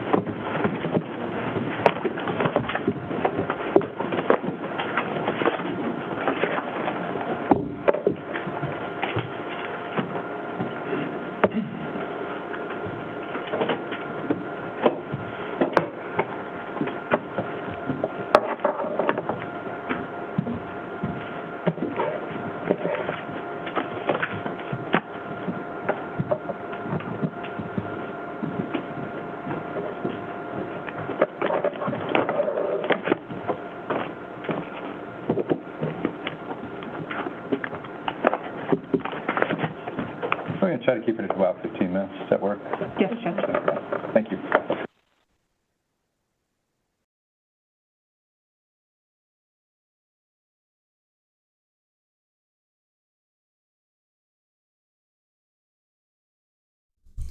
All right, so about a 15-minute break. So when this retired investigator, Michael Swanson, came in, digital forensics, he's talking about this iPhone 14, had a micro SD card, was given to him by the Army. He didn't really say what was in, there were text messages and there was photos and all this stuff. He didn't really say what. So I get frustrated sometimes when same with DNA, where they'll have somebody come in and a lot of times with digital, with phones, they'll say, I did the extraction, but I didn't do the analysis. So then we have to wait it's like chain of command. We have to wait now for the person who did the analysis. So I hope that they bring that in a witness coming soon. We also still have to hear from a person with the jail calls. We still have to hear that. So he said this next witness is going to be rather lengthy or longer, I suppose. They've already gotten through two witnesses in an hour. So far, they're making a pretty good case. I think I thought they'd end with like digital, what was on her phone, what was on Saria's phone. And I guess the print expert, he was important too. Aaron Clay, he was important. He tested the magazine and some ammunition, the Sig Sauer, which was confirmed that was the weapon used, and ammunition, a case, and then the trash can. The only thing that produced prints was the case. So nothing on the magazine, nothing on the actual weapon itself. But then cross came, a grip of a gun is very difficult to pull a print. The trigger is possible or more possible, but it's not likely because you won't get a full print. So did that prove that Saria didn't do this herself? Not really. So Joanne, as long as it's not Mr. Whiffen, I don't care how long it takes. All right. Let's see here. Kaylee, the state has put on a strong case so far. I agree.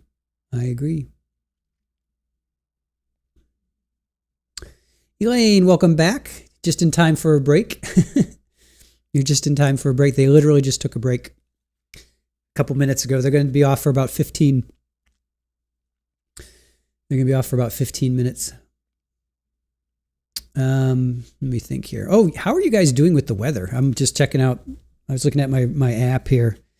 I know some of our mods are experiencing some bad weather right now, and I'm just looking at, let's see, Alabama. Alabama's really getting hammered. Birmingham, Montgomery, not even Florida, into Louisiana. Now, is that part of Arthur? Is that, you guys that are in Alabama, is this part of Arthur? I thought Arthur was still way back by, and Arthur's going north now. Arthur hit Port Arthur, blink, and then is going north. So, which Arthur is like just to the right, just to the east of Houston. Seems like Arthur is going due north. So is this part of Arthur? How could that be part of Arthur? It seems like it's something else. What are you guys hearing in Alabama? And Georgia, you guys are looking like you're next in the crosshairs. And then we've got New York State, sweeping through Vermont right now. Heading into, looks like it's going north of Connecticut for the moment. How are you guys doing in Alabama? Georgia about to get hit hard. We are going to have flooding from it. Is that from Arthur, though? It looks like it's going north. That's what's so bizarre about this. It looks like it's going north, at least from this app. Right? Here, let me show you.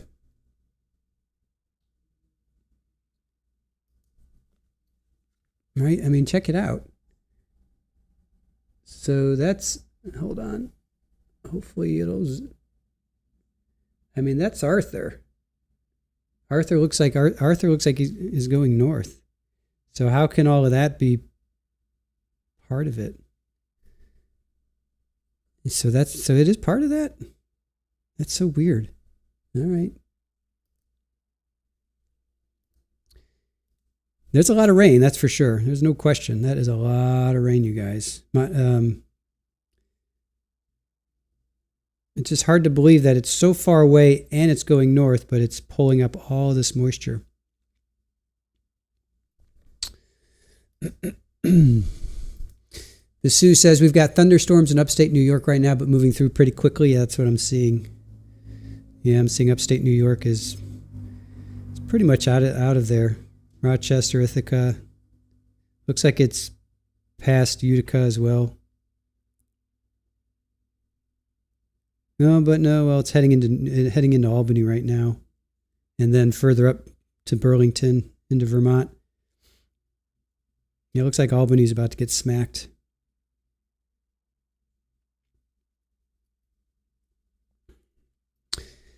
Let's see. Green-eyed cat. Oops, hold on. Green-eyed cat saying Tennessee's getting some heavy rain, but we are probably on the northern boundary. Nothing too bad. Let's see. Bama. Okay.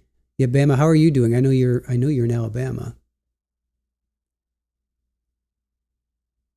Brad says hot and partly sunny here in North Carolina. We'd be much better off with some rain. Ponds and lakes are drying up.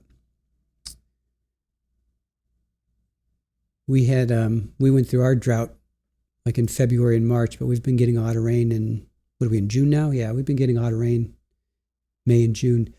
Elaine, your husband and you are staying grounded. We have an annual music festival on the island, and we have been invaded by 100,000 people. Whoa, that's a lot. All southeastern states in some way are extended to the East Coast with Arthur, Holly says. Oh, there you are, Bama. Okay, you're getting parts of Arthur. Yeah. But according to my app, it's a depression now. Let's see what's the latest since we have a few minutes. It's a depression right now. All right, let's see, Arthur. This is from NOLA. It's from Nolans. All right, that's not giving me anything.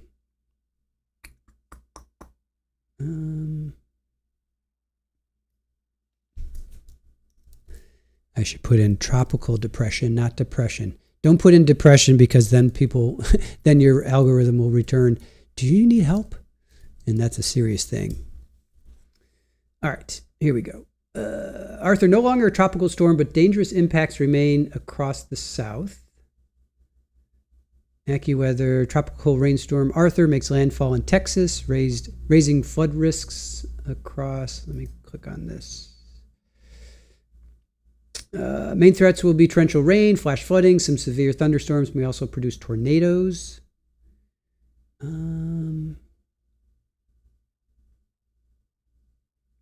Gathering of moisture originates from former Eastern Pacific tropical storm Christina.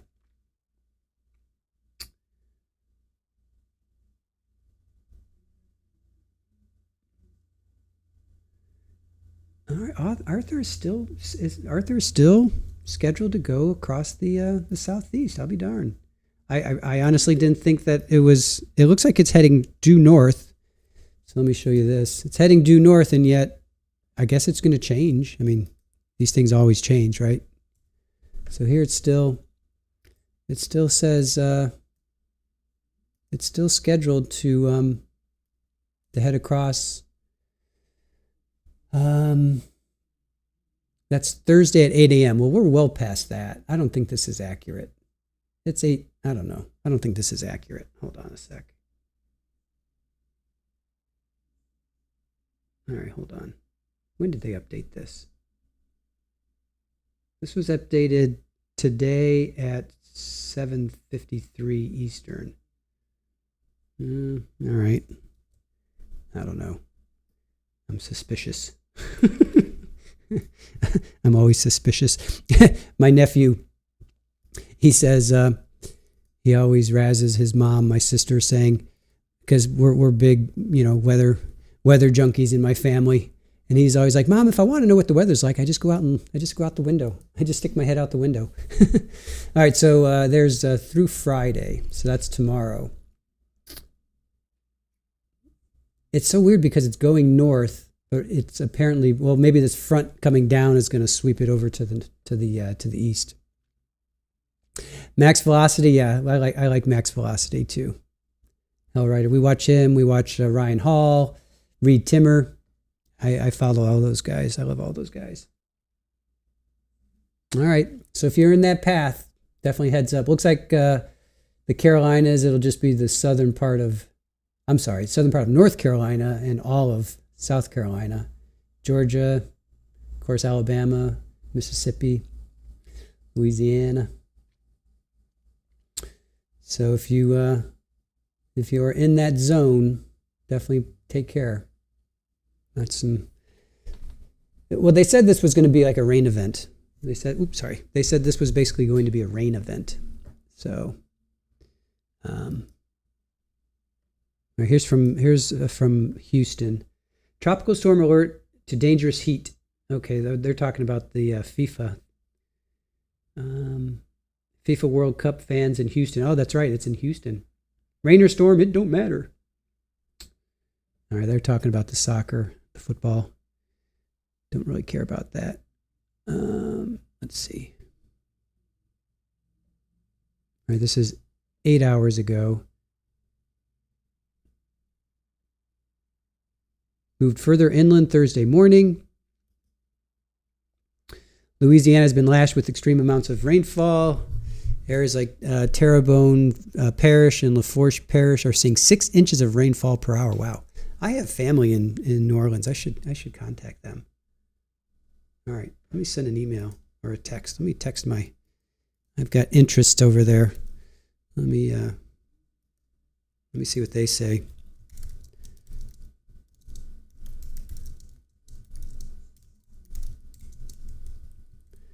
Let's see what they say.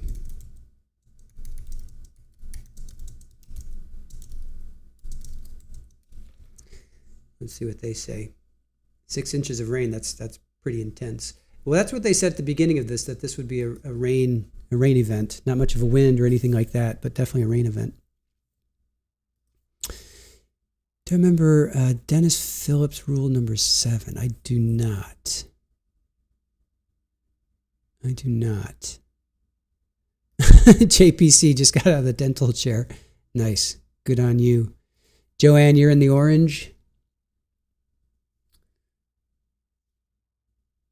Well, it seems like New Orleans and points just to, well, that's extreme impacts. Nothing catastrophic. It's just going to be a lot of rain. Just going to be a lot of rain for you guys.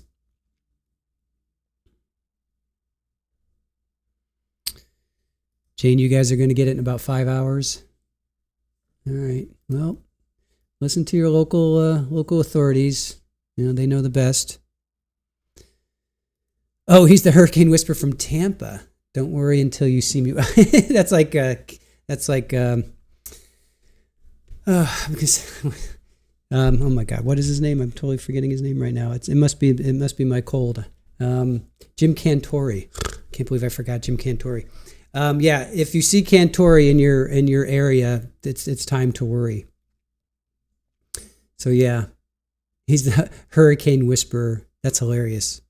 I would love, and I was talking to our mods, in another life, I would love to be a storm chaser. I would totally be a storm chaser. Joanne, it's strange being so far inland, yet your area was devastated by Hurricane Helene. I talk to my brother like almost every day or whatever, and I have he's still in Ohio, and he has gotten hit by more hurricanes than I think we have, because a lot of times a hurricane comes, it usually goes like right up the Mississippi. Like if it gets into the Gulf, it'll go right up the Mississippi. Like it'll miss us, but it'll go up and it'll hit him. Obviously, by the time it hits Ohio, it's just rain. But he's like, I think I've been hit by more hurricanes than you guys have. You know, and the caveat is, well, we're getting hit by Category 3, 4, and 5 hurricanes. You're getting hit by just a bunch of rain, if that. So, Beach Mom, you had Florence. Alexa, yeah, Jim Cantori. Yeah, Jim Cantori he's pretty funny with his goggles and his thunder snow. He's one of a kind. Oh, okay. I got my family member in New Orleans writing back. We'll see what they say. So far, so good. It got pretty wild around 4:30. The thunderstorm was pretty loud. Lakefront had confirmed tornado. Your area is okay. Okay. That's good to hear.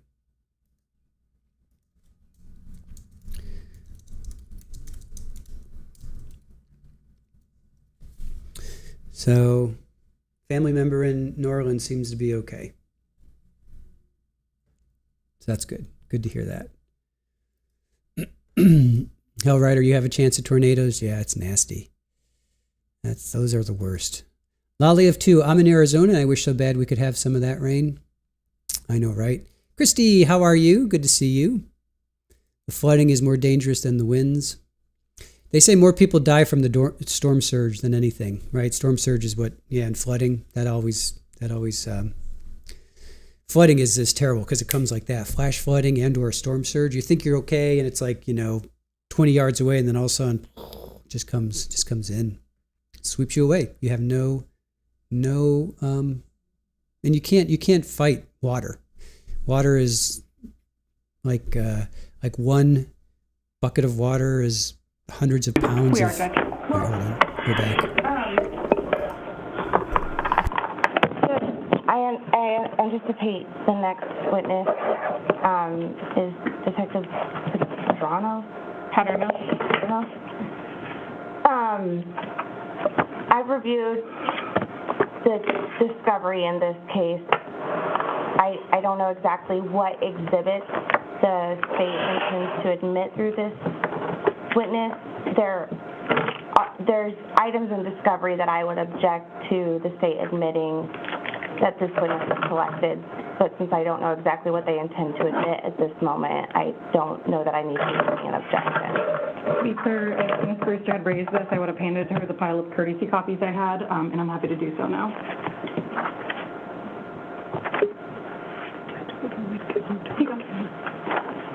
And Judge, may I approach? I also have courtesy copies for your honor. Please.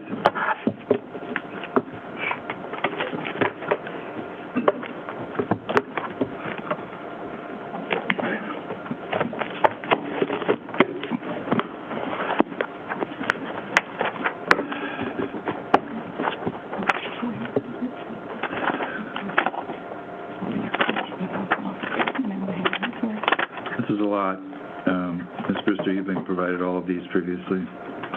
Part of Yes. In your review of the items that you were previously provided, which include these items, did you identify certain of these proposed exhibits, or any of them, that you found objectionable? So as far as I'm just looking, there was, And if I may, not to cut off Ms. Brewster, there was two I already did partially redact. I'm happy to highlight them for her into the Cellbrite if we want to go there first. I don't know, let Ms. Brewster finish her thought. And then I apologize. So the note exhibits 294 and 295, I'd be opposing as hearsay. They are not Mr. Hildebrand's statements. In addition, 295 is from April 3rd, 2023. It's spelled. Okay, you're mumbling. I'm sorry, you shouldn't say mumbling. We're having a hard time hearing you. So if you remain seated, that's easier for me. There's no jury here. I'm not concerned about the formality. I'm more concerned about my poor hearing. So you've got the microphone next to you. Let's start with 294. Your objection to 294? Hearsay, Judge. And unless they can authenticate it to have occurred after August 6th, 247, at 2:47 a.m. 295 is from... I want to take these one at a time. I don't have any context for this. I don't know what this is. Is this better just taken up as you try to bring them in? I don't think it would be fair to the jury to do that. This is the kind of thing that I have hammered over and over again in this trial. Let's do this ahead of time. Let's not wait until things are being introduced to have these conversations. But here we are again. 294. State. Your Honor, this is, I'll let Ms. Hurley respond to most of these, but this is a note that was taken off of the victim's phone. The time date on it is April. Is that right, Ms. Hurley? It's a little later. No, it's later than that, sorry. The state's exception to the hearsay is 8033, then existing mental, emotional, or physical condition. Who's purported to have, who's April 3rd, I apologize. I'm sorry, this is the who's victim. making this note? The victim's phone. Okay, and I don't see any date on here. April 3rd, 2023. It's stated at the top, date and time. Am I looking at 294? Oh, I'm sorry, 294 is before that. It's the same, but yes. Yes, how do you know the date? How do you know the date? I see notes. I see 2231 is the time. I see some measurements. I see the word UNZI, and then that note itself. Connected to a log on the Cellbrite. It's connected to a log on the Cellbrite, Judge, which I believe puts it in proximity to early April. Okay, so it's not being offered for the truth of the matter asserted. It's being offered as a state of mind of the person writing the note. Correct. In April. In April. All right, I'll allow that. It goes to the weight. We're going to move through these quickly. If you wanted deep analysis on it, it would have been brought up before. The next one, 295, you take issue with? Yes, Judge.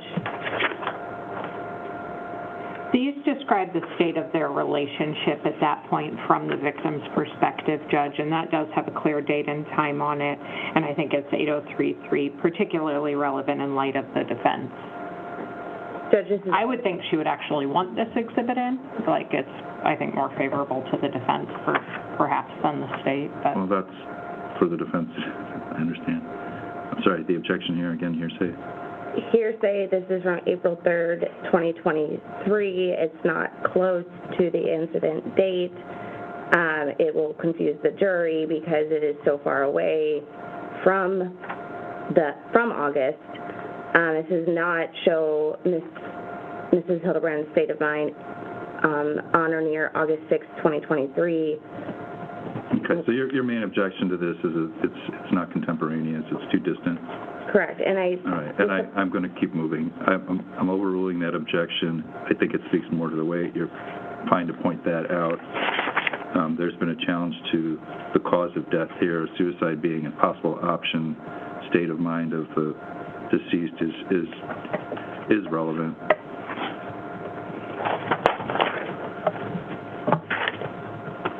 Any others?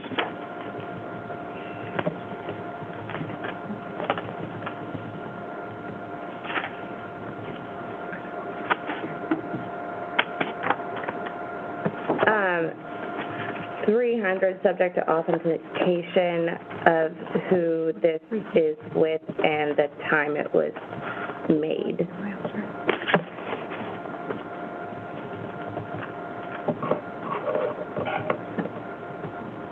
Can you speak to 300? Yes, Your Honor. It's actually one of the same photos that is later found in the Cellbrite report of what Ms. Hildabrand took a photo of that day. Saria found that in the screenshot time. You can see it at 2:12. It was put on her phone, I believe, at 2:14.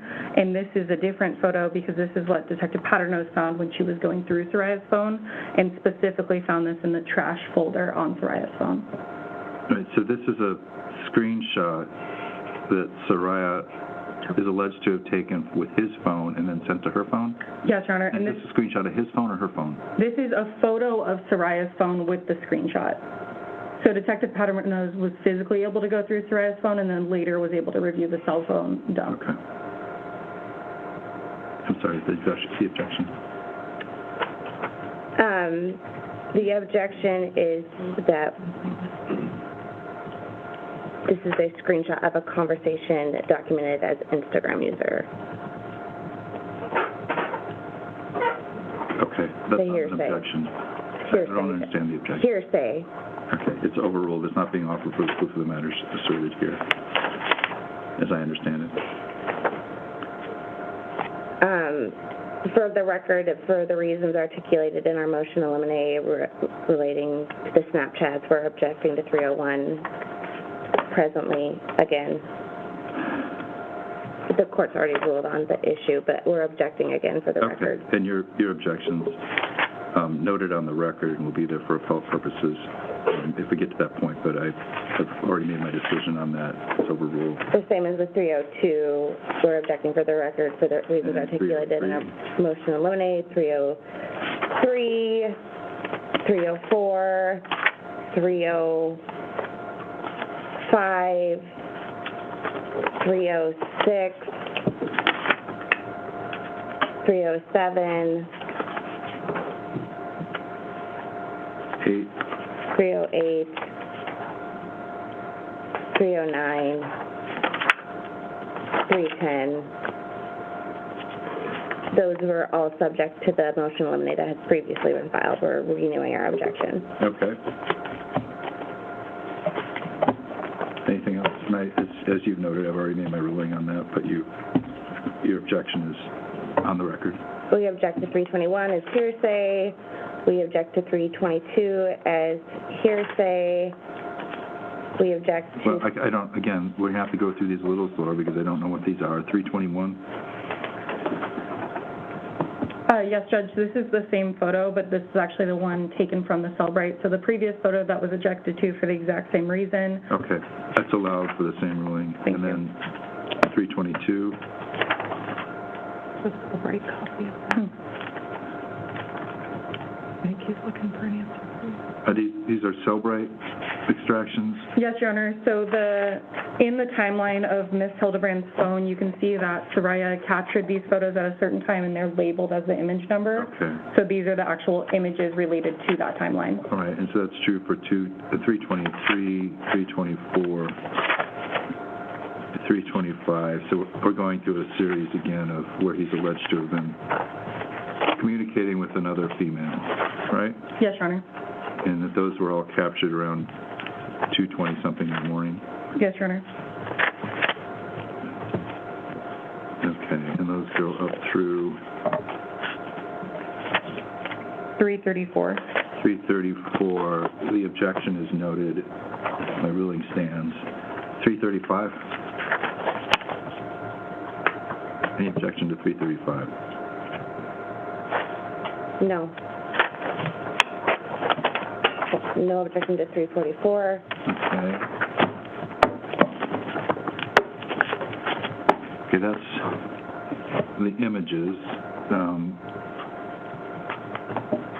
And then I've got a pile of other things here. Any objection to the pile of the other things here? Yes, Judge. Okay. And Judge, the Cellebrite report is in both phones. Between both phones, there's almost 100,000 pages of Cellebrite reports. So trying to articulate what we'd object to beforehand was a little difficult. And so they're being handed these for the first time right now, and knowing exactly which of those hundreds and thousands of are being planned, they plan to introduce? I'm not pointing fingers, Judge. I'm just letting the court know that I'm not trying to point fingers. I'm just saying that's the reason why we're bringing this up now, is because there is so much. I understand that. So, so starting with Bates page 28351. That's Exhibit 312. And if you read I don't have exhibit numbers on mine, and but I do have a Bates number 28351. It's Exhibit 312, Your Honor. Okay. Yes.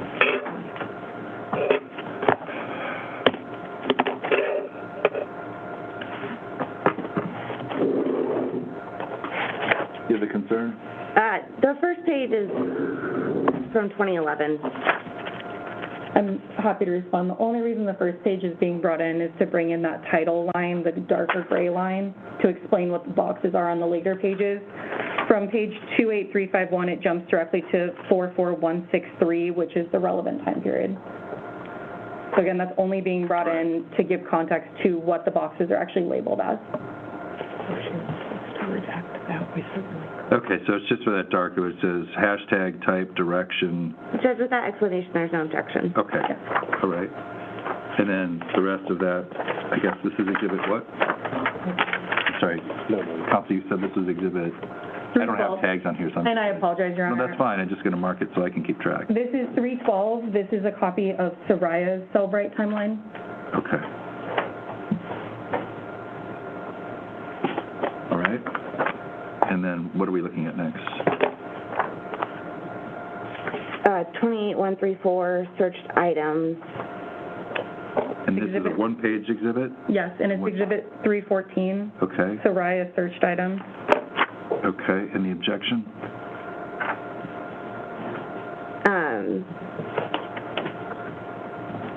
How to get the most points at Dave & Buster's? College registration deadline? Planning for the future. No, Judge. No objection. And I would just ask. I'm sorry, no objection? No objection. Okay. 314. I'm sorry I interrupted you. Just ask. I would just, Bates page 5396, is this from Mr. or Mrs. Hildabrand? Exhibit 313, this is Saria's call log. Okay. And that starts with Bates 5396? Yes, Your Honor. Okay. Any objection? No, Judge. Okay.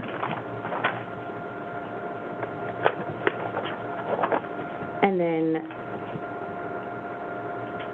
Bates 5, I'm guessing, is from which phone? Saria's activity log. It's going to be Exhibit 340, and I apologize for the bit of a jump on that. Or I apologize, let me double check that.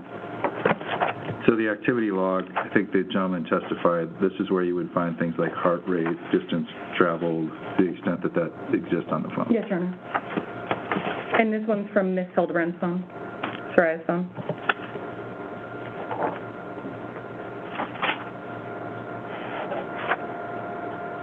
No objection. Well, I'm just looking at the dates, Your Honor, to make sure they're in a relevant time period. The oldest one on this one goes back to 8/5 at 2 p.m. Okay, thank you. I don't have any objection to that exhibit. It looks like this is Mr. Hildabrand's phone.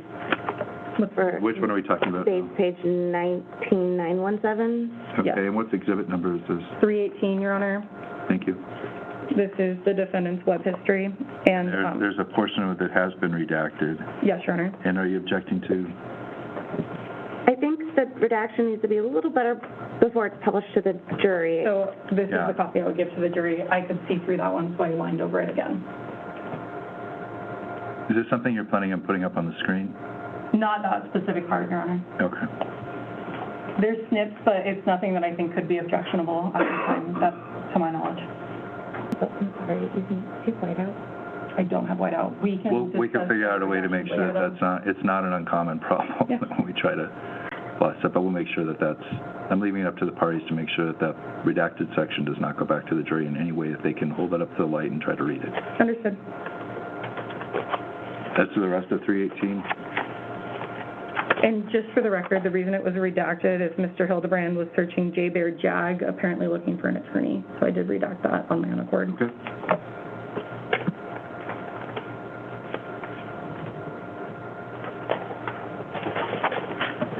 And this is the web history? Yes.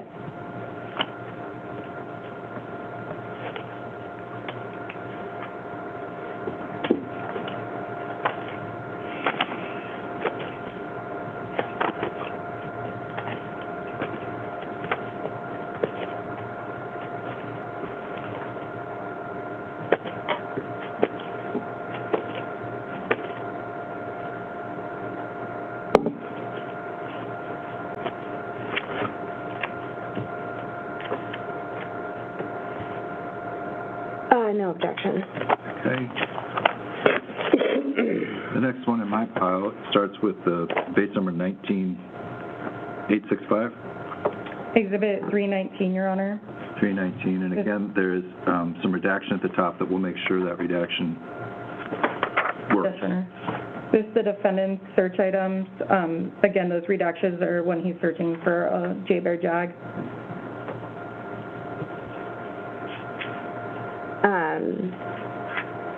No objection. Okay. Next one I have is 18141. And which exists? 342, Your Honor. That's the defendant's location data.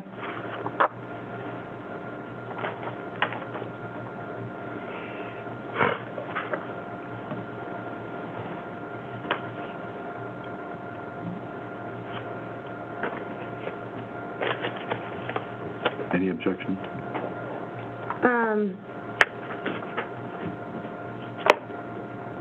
No. Okay.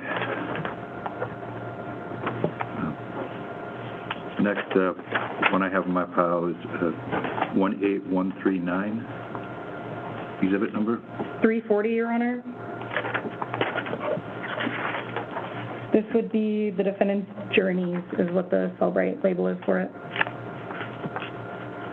What are journeys? Journeys, I believe it's when he actually maps a route, is my understanding, based on the waypoint section from point to point. And some of the relevant ones would be him mapping to Lowe's, to Bread and Brew, things of that nature. So this is something that he actively sought directions to, or just noted where he had gone? He actively sought directions to. I believe he actually mapped it to get there. Any objection to 340? Sorry, Judge. 340 was the activity log. Are we on 340? I apologize. This would be 341. I had a typo on there. Okay. 341. Please have a name. I think it is confusing, Judge. I'll let you folks explain that to the jury. I think they can handle it. The next one I have 2689.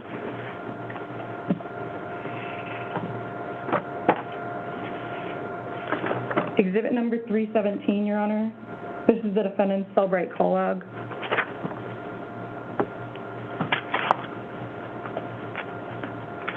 And this is just time and date of calls and whether it was answered, or whether calls he placed and received, is that? Yes, Your Honor. And missed. And duration? Yes, Your Honor. Missed. Okay. Any objection? No, Judge. Okay, 317, and then I have,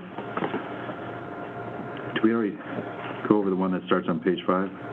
This is a separate one. The one that starts in the middle of the page, Your Honor, is Exhibit 320, and this is the defendant's activity log. I would note it's similar to a previous issue of the first page is only being brought in for that title to explain what the boxes are, and then it immediately jumps to page 1135. Any objection? No. Okay. then I have a large pile of documents that starts at 35135. Yes, Your Honor, this is the defendant's timeline. That's Exhibit 316. I'm sorry, you called it what? The defendant's timeline.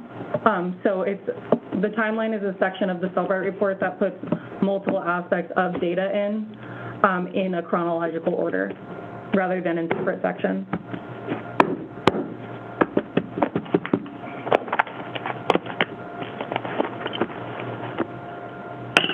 And this one likely will need redactions, but again, it's not going back to the jury, nothing that I think would be objectionable, not going back to the jury today until we discuss redactions. Nothing being put up on the screen I don't think would be objectionable. It's nothing to do with him. In this, it has some of the searches. With all respect to your, it's not how it usually works. You let them know ahead of time, and they can make a decision as to whether it's objectionable or not. And I apologize. I was going to clarify, anything of him talking about an attorney, those searches are also in the timeline, as well as him talking to Toby Howery. They're texting about him going to get a J-Bear attorney. So those will be redacted prior to anything being provided to the jury. That has not been done yet. You don't intend to show any of those pages that would include. Are there certain pages you do intend to show today? Yes, Your Honor. I'm happy to put up the snips from the timeline I intend to show. It's not even full pages. It's just certain boxes. Okay. Can you identify which of the bait stamps those would be? Yes, not a problem. I can provide the box number if that would be easier, or I can project it. We don't need to project it right now. Do you need it projected? You've got the file here. Okay. I think. So the boxes, one of the first things I intend to put up is a summary of the text between him and his father. They occurred on August 6th around 4:30 to 5 p.m. Do you know what bait stick that is? I'm pulling it right now. Well, if it's easier to show it, that's fine too. However you have it, whatever the easiest way is so we can move this along rather than you digging through. If you've already got it lined up on your computer as you intend. I do, Your Honor. That might be the easiest, and then we can just pull the baits. And the timeline in Exhibit 316 is in chronological order by date and time. Okay, well.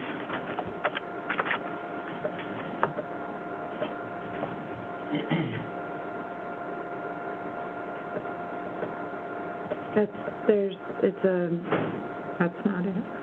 This is a summary slide that will be projected, but it will be outlined with the box numbers, and that's what I was about to highlight. Okay. And so you say it starts at 8/6?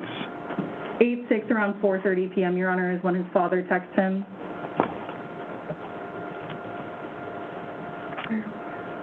And these times are not military, as I'm seeing. Is that correct? No, Your Honor. So what time did you say? 4:30. 4:30. That would be on baits 35167. Yes, Your Honor, that's where it begins. If you look at the conversation stub where it says from who, it's from the defendant to dad. Dad begins in its box 185375. And then the defendant responds in 185378. And dad responds, and that's just the nature of the conversation. So what the state intends to project is just a summary of that after highlighting those boxes. There's no objection, Judge. All right. Understanding that the statements from dad are not being offered for the truth of the matter asserted. Right. No, it's the defendant's response saying neither of those happens in reference to no one got hurt or went to jail. Keep moving.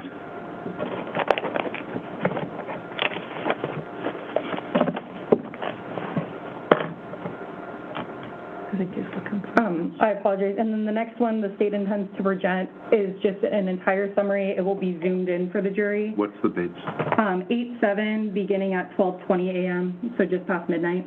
What's the baits number? Do you have that, or do or the box? I can keep scrolling. The box number is 185482.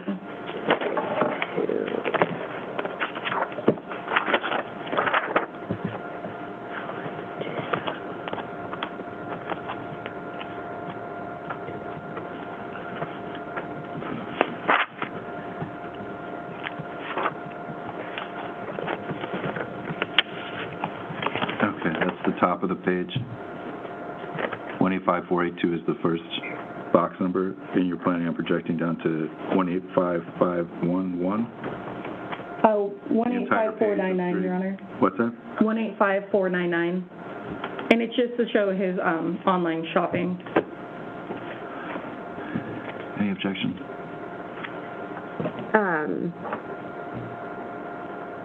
No. Okay. Next. Next slide begins at box number 185,529.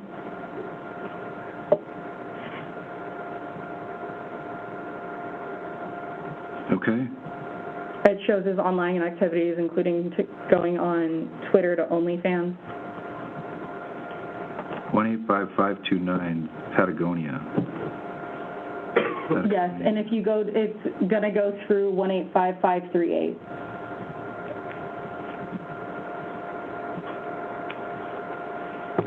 Okay.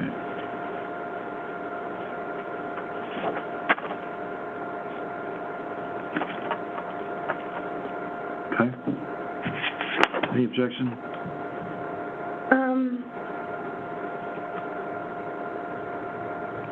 I mean, as long as they can establish what a cookie is. Okay. So no, as long as the foundation's laid for what a cookie is. Are you laying a foundation for what a cookie is? The state wasn't intending to, Your Honor. I think it's very clear that it says the creation time and when he accessed these sites, as based on my going through his phone, he goes on social media sites, goes to profiles, link trees, and then goes to their sexual website. And this is all the night of or the morning of? This is the next night, or the following night on August 7th in the morning. All right. And it goes to his state of mind as the assertion is that he was scared. Okay. Judge, my concern is that my understanding of cookies are that they are things that are constantly running in your background. I object for a cookie being used to show that this was active searching. I don't think that's what a cookie is, but I am not an expert in technology. Okay. So your personal belief as to what a cookie is doesn't necessarily mean that that's the case, correct? But so the state needs to satisfy your understanding of what a cookie is? I think the state needs to satisfy the jury's understanding of what a cookie is. All right. State, do you have anybody that can speak to what a cookie is for a basic explanation? Your Honor, we would have asked that likely to Investigator Swanson or Technician Swanson. I can talk to my witness. That wasn't something I was intending to do, as I think that goes to argument, as it seems very clear from the timeline up on the screen that it was the creation time and then when it was actually accessed is included. And it's because he goes to the link trees and then to the... And I think it actually walks it through, as I explained, as he on multiple occasions will go on social media, likely find a profile. If you have an argument that this was somehow generated by the phone itself and not by any action that he took, you can make that argument. That's your understanding of cookies, that they randomly do searches on your phone without you knowing it. Is that your understanding of cookies? I know from when you go on a website, it says it's running cookies and you have to consent to it. I have no idea what I'm consenting to when I'm consenting to it. It's overruled at this point. Next box, Your Honor, begins at 186,262. The date is 8/7 at 6:41 p.m. and it goes through box 1862662. How many more of these are there? 3 more slides on this timeline. That's it. All right. The timeline that had to be marked as an exhibit is over 170 pages. Okay. 186,262? Yes. 186,262. You don't have the... 186,262.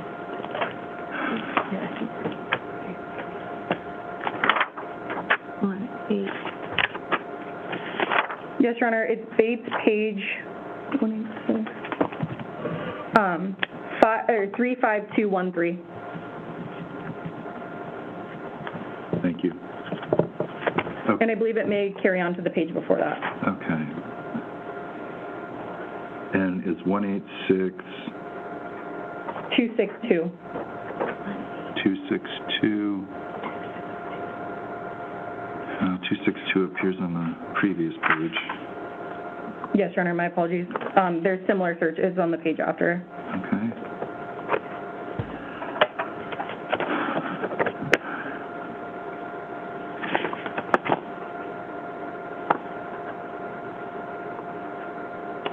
Okay, through what? Through 186268. And again, just showing the searching he's doing and the timing of it. Okay, any objection?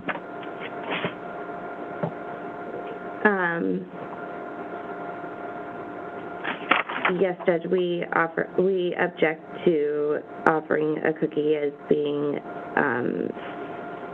offered for purposes of showing that a person is actively searching something. All right. And that objection is based on no knowledge of what a cookie is. And so I'm overruling it at this point. You've made the objection. It's on the record. Anything else? Yes, Your Honor. It begins at 186543. That would be Bates page.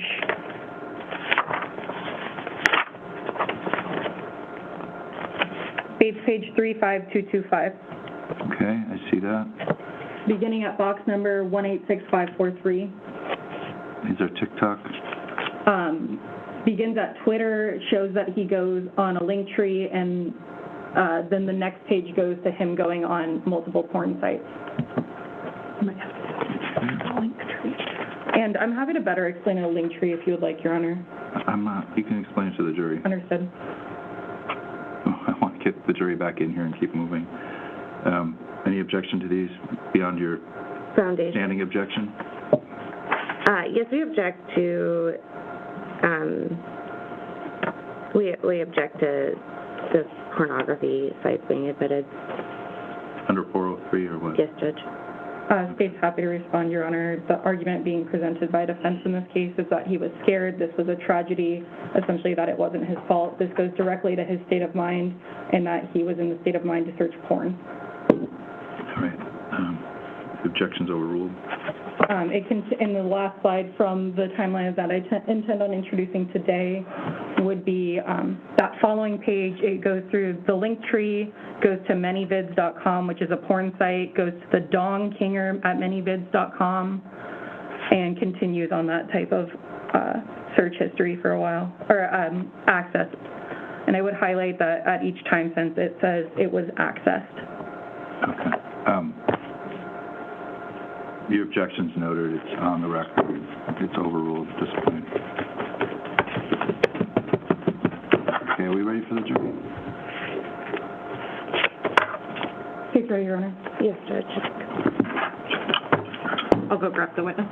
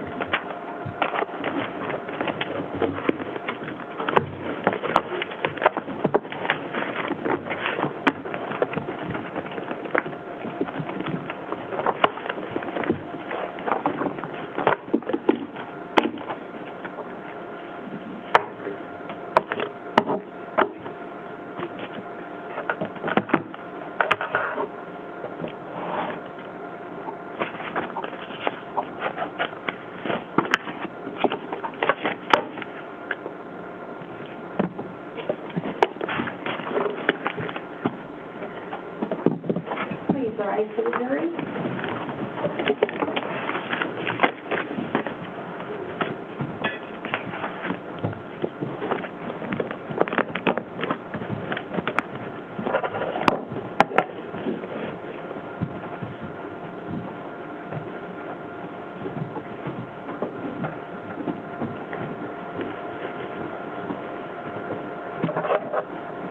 Thank you. Please be seated. That was a longer break than anticipated, but hopefully the work that we did will spare you folks a lot of start and stop. Counsel? Yes, Your Honor. The state calls Detective Morgan Paternos. You solemnly swear or affirm that the testimony you give in this case not before the court witnesses and the truth and can you please state and spell your first and last name for record? Detective Morgan Paternos, M-O-R-G-A-N. Paternos is P-A-D-R-N-O-S. Detective Paternos, if you could introduce yourself to the jury and explain what you do for a living. I'm Detective Paternos for Morgan. I work for the homicide unit at the Anchorage Police Department. And how long have you worked for APD? I've worked since December of 2017. And what positions have you held throughout your time there? So I started off in the academy, and then we graduate the academy, then we go to a field training program, which is just on-the-street training, and I did that, and then I was cut loose on patrol. So and then I was a patrol officer. I worked swing shift and mid-shift predominantly, so like middle of the day and overnight. And then after about 4 years, I applied to be a detective. I started off as a theft detective just for a couple months, and then I applied to be a homicide detective, and that's kind of where I'm at now. And what training or experience have you had to become both a patrol officer and different detective types? Yeah, so we go through an academy that's approximately 5 months long, and then like I said, we do the field training program, which is at least 4 months long of on-the-street training. After that, we're kind of able to do a lot of extra training, so I really wanted to be a detective, so I did a lot of interview courses and a lot of kind of investigative type of courses. And then once I became a homicide detective, I've done some more localized child homicide, cold case, no body case, detailed training. But yeah, that's pretty much it. I've done a little bit of drug training on the side too, but for investigative, that's kind of what I've done. Okay. And were you assigned or called out to this case in August of 2023? Yes, I was. And how are detectives in the homicide unit called out, and for what types of cases? Yeah, so for call-outs, if it's a homicide or an officer-involved shooting or a suspicious missing person death, we'll get called out if it's in the middle of the night, or if it's during shift, we'll go meet during shift, and we are a team, and so we all meet together in a conference room. We hear the briefing and so forth. This was a little bit different. It first started with a couple detectives. We usually only do 2 detectives for smaller baby death cases, a missing person case, or so forth, and then if it rises to a certain level of suspicion, then we do a full team call out, which was the case in this investigation. So originally was Detective Clark and another detective assigned? Yes, Detective Clark and Detective Elby. And then later was the entire team brought in? Yes. And do you recall who was on the team at that time? I know that it was me, Detective Clark, Detective Elby, they were the first 2, and then Detective Mercer later helped, Detective Roberts helped, Detective Brendan Lee, and then myself. Thank you. Were you assigned or brought into this case on August 9th? Yes. And what were the first steps you took in this case? So we did a briefing, which is normal, that we can kind of get up to speed, and then from that point we kind of divvied out what our roles were. There was a search team that was actually going on around the 9th, and so I helped with getting our drones. The department has a TSU, it's a technical support unit, and they're pretty much like our drones, so we can fly them in the air. So I called Detective Elmore and had him assist the search team with drones, because they have thermal imaging and they can cover a lot more ground than people on their feet. And so I started with that, and then I also went to the 5210 Mockingbird Drive, and I conducted an interview with Marie, and then we canvassed when we were over there too, and I went with Detective Mercer. And when when you canvassed, what occurred? So when we do a canvas, it's pretty much like you see in TV, you like go and talk to people in the neighborhood, look for cameras and so forth. So we went and talked to other people in the apartment building, if they heard anything that night or if anyone had seen Saria. We had like the missing person flyer to show them and everything. Had anyone seen or heard anything that became relevant? No. What steps did you take next? So after I talked to Marie, and during that conversation, she actually sent us some like pictures of like current what Saria looks like, her dyed hair, and then also tattoos. That's something that we use to identify people if they maybe look like a lot of other people or something. Tattoos are usually like individualized, and so she sent me some of those, and then what she was wearing when she last saw her, because they took some photos that day. Okay. Up on the screen, I have previously admitted Exhibits 5 and continuing on, which I'll list as we go. Is this one of the photos that Marie sent you? She actually sent them to Detective Mercer, because Detective Mercer was right there, and it's just easier to have her while I'm continuing talking. But yeah, these were sent to Detective Mercer. Exhibit 6, does this show, and Madam Clerk, can we turn the lights down a bit? And just zooming in a bit in Exhibit 6, does this show the back tattoos that Saria had? Yeah, so the most notable one that Marie mentioned were her wings on the back that took up most of her back, and this was a good photo that showed that. And then up on the screen is Exhibit 7. What does this show that was helpful? So this also shows not only her hair, the blonde streaks on the side, but also some tattoos on her left, so you can see the snake, the sun, and then the moon. And did these later become relevant at the body recovery? Yes, they did. And why was that? The recovery of Saria's body elicited us to use tattoos to help identify her and make sure it was the person that we were looking for. Thank you. After speaking with Marie and getting those photographs, what were you assigned to do next, or what did you do next? Then I talked to Isaac, and Marie is actually who told me to talk to Isaac, because she was with Isaac that night when they went to the bars. Did you also speak with Dalen Gates? Yes, I did later on speak with him, and I actually contacted Marie later on too, just for follow-up. And throughout this, are you coordinating with the homicide team as a whole? Yes, so Detective Troy was the lead detective, so he's kind of our boss during these things, and we want to run through things with him and get what he wants done for the case. And so a lot of these were just collaborative, like, duties for each of us to do. At one point, did you gain possession of Saria's phone? I'm sorry, Detective Troy, you mean Clark? Yes, sorry. Detective Troy Clark. Yeah, Troy Clark, sorry. Is his first name Troy? Yes, it is. Do you normally call him Troy? I do. Did you at one point gain physical access of Saria's phone? Yes. And what did you do when you had her phone? So when we had her phone, I manually or physically went through it. So like I had the phone in my hands and would go through it to look through photos, messages, and so forth. And Your Honor, if I may approach with Exhibits 290 through 335, it skips a few though. And I apologize. Please. Thank you.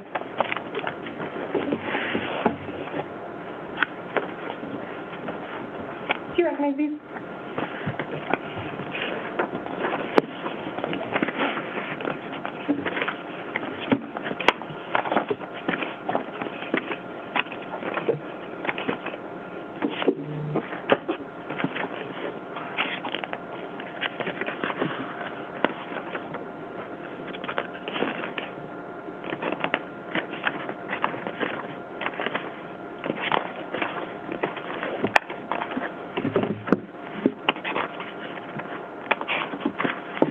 Yes, I do.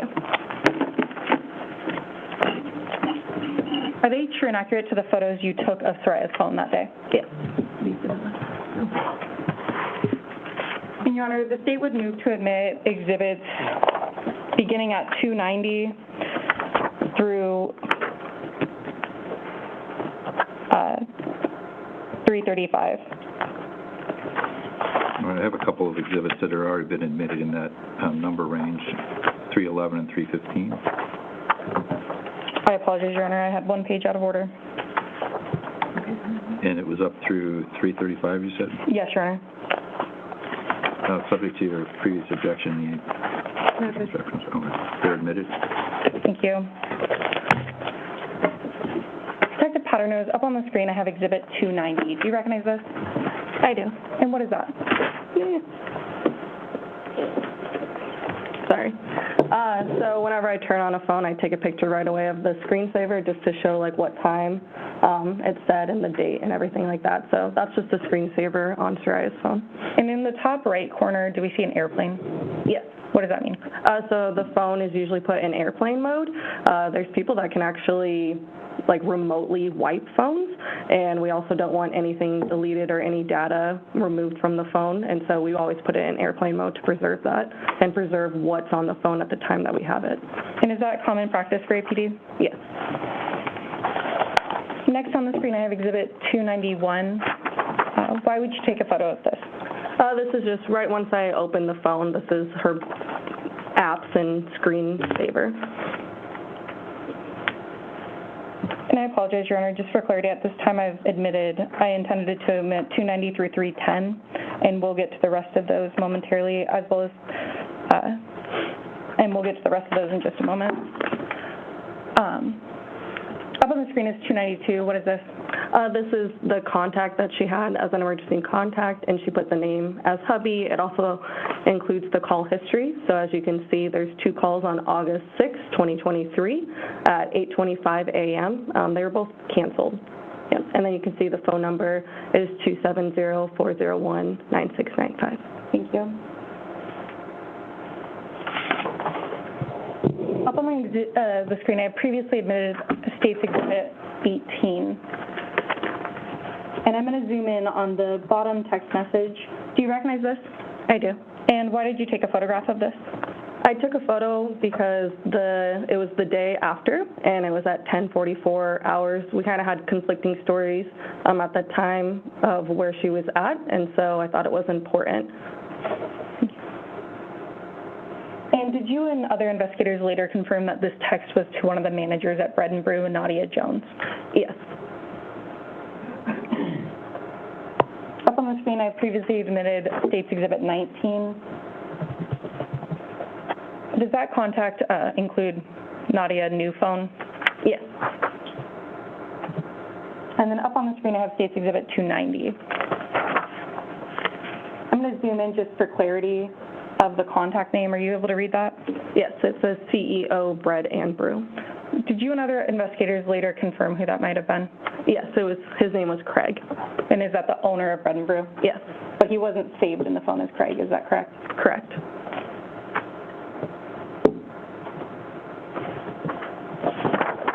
Up on the screen, I have previously admitted State's Exhibit 16. It looks like text messages with Farrar. Why did you take a photo of this? I took a photo of it because before that text to Nadia's old phone, this was the last text that we had on Saria's phone that she would have sent at 01:57 hours, which is why I also, that's why I also, you can see my finger, I swiped to the side that we could see the timestamps. And up on the screen is State's Exhibit 294. I'm going to zoom in to the top portion just so it's a little bigger for the jurors. Why did you take a photo of this? I took a photo of it because it just showed notes of their relationship, and I thought it was important. And did you find this in the Notes app in Saria's phone? Yes, I did.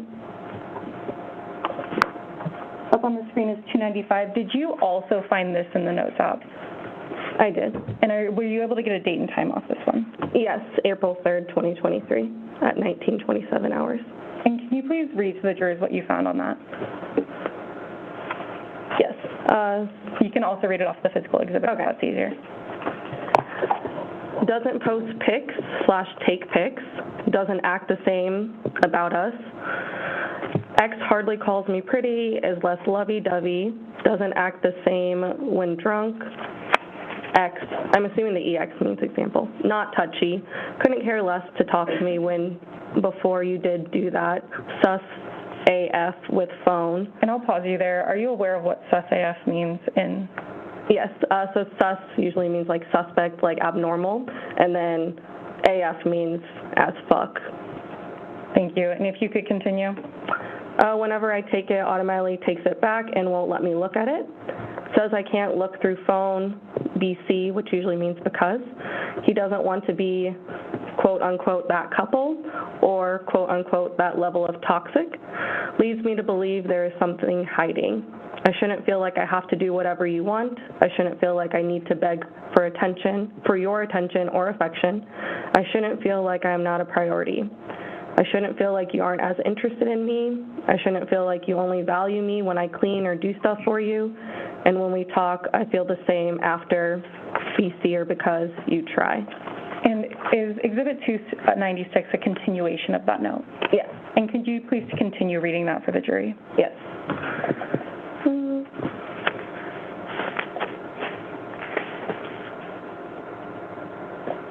So I'm just going to restart the first one just because it was a continuation. When we talk, I feel the same after, BC, because you try to explain everything or turn it on to me.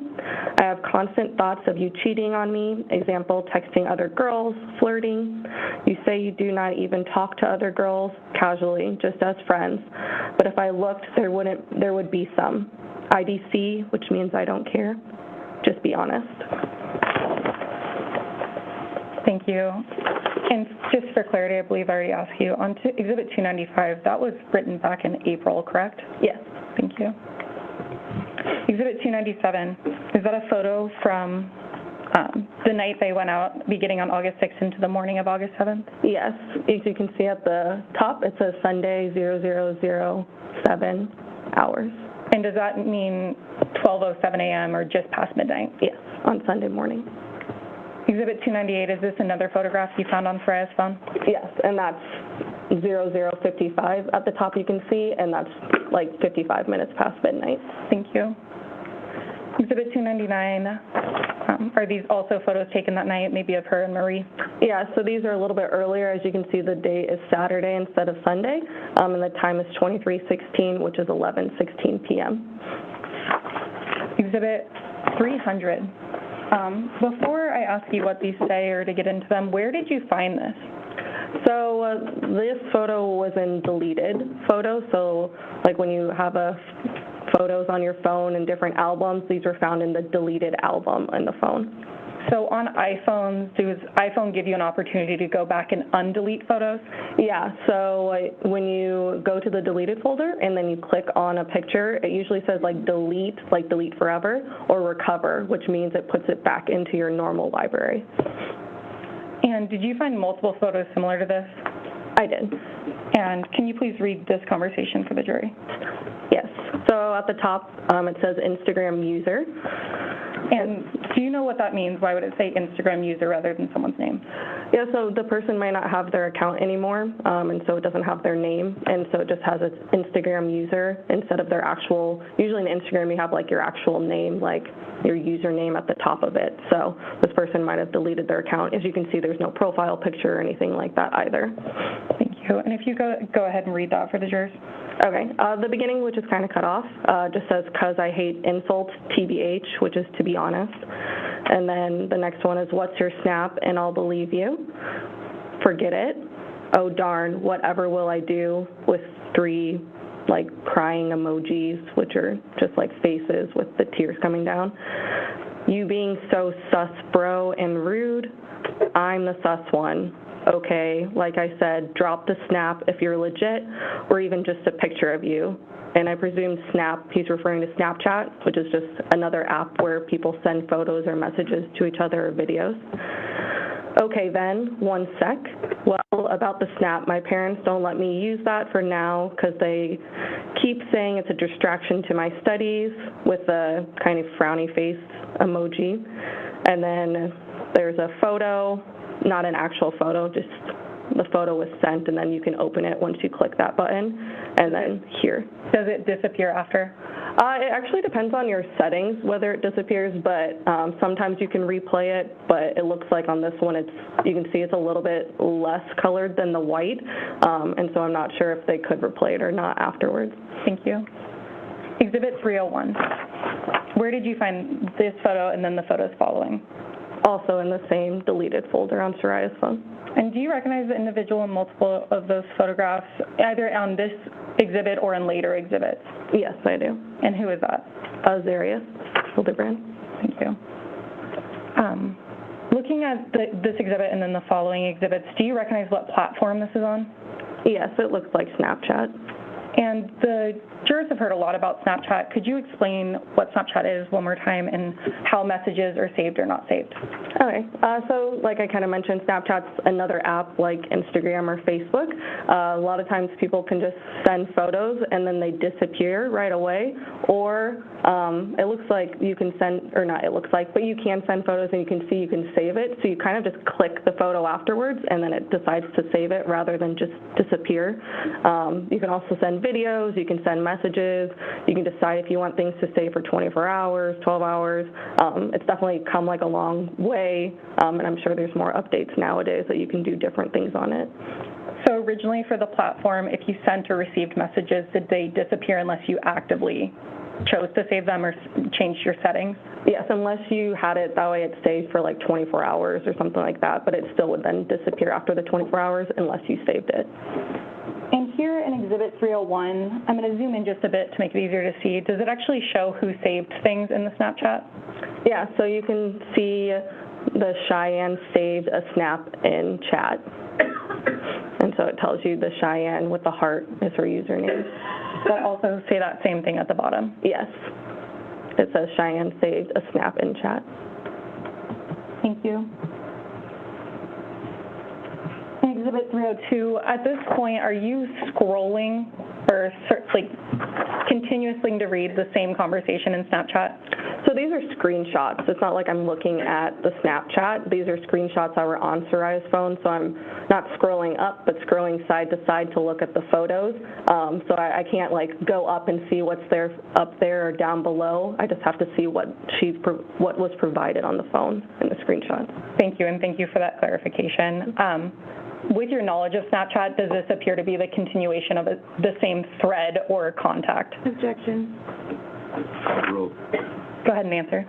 So you can see it's the same username, Cheyenne with a heart, and you can see that there's like timestamps on the side too. So I'm not sure the date, but it is with the same username that he was talking to before by the like picture and all that at the top.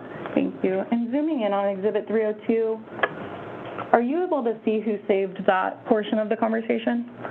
So it says you saved a snap in chat, so that's the user whose phone it's on. That's why they're saying you instead of the actual person, Cheyenne, like they said before. Thank you. And just for clarity, do you recognize that person in the bottom photo under me, which appears that that person would have sent it? Yes. And who is that? Zarrius Hildabrand. Thank you. In Exhibit 303, does this appear to be with that blue lighting above the previous exhibit where we saw that that was saved by the owner of the account? Yeah, so the last one you could see there's like a red light and then there was blue lighting. This is like the message possibly above that with the blue lighting. Thank you. Exhibit 304, are you able to read that to the jurors, please? And I'm going to zoom in again just for clarity as it's a little hard to see on the screen. So under me is where I'll start. It should be illegal being that fine. And then Cheyenne with a heart replies, well, with a crying emoji and like a laughing crying emoji. I wear 32 DD or double D in bras, and underwear is just a medium, I guess, LOL with 4 crying emojis. And then the me says, okay, deal. So I'll go shopping this weekend for stuff and send it to you by next week, okay? I'll throw some of my stuff in there, plus a surprise or two. But maybe some of your clothes that smell like you and stuff like that. And then me again is I'm a large in shirts and I'm not picky, W, which often means with underwear. And then underneath from Cheyenne, it says what color, question mark, and then a partial photo. Does it say favorite color? Or favorite color, sorry, yes. Okay, thank you. State's Exhibit 305. Are you able to read that center message? Yeah, so it's under me, and it says, "I'll fly you out in the summer."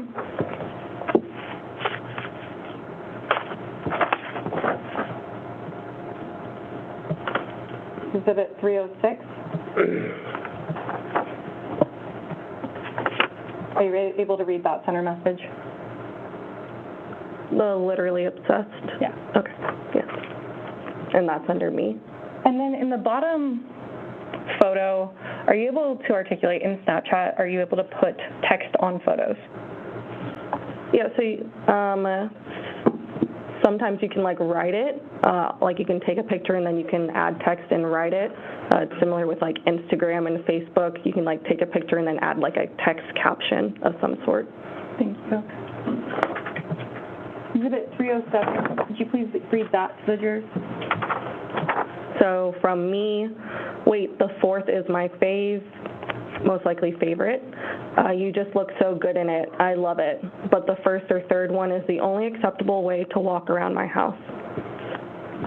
And then under me, it says, huh.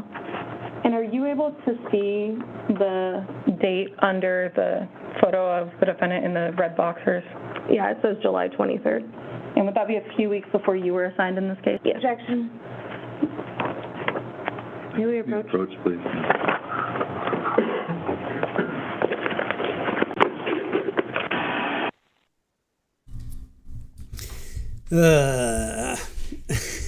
I can't believe I'm actually typing these words. I'm actually typing these words into my notes. Just seriously, all I can say is, dude, just really. You so fine. It should be illegal looking that fine.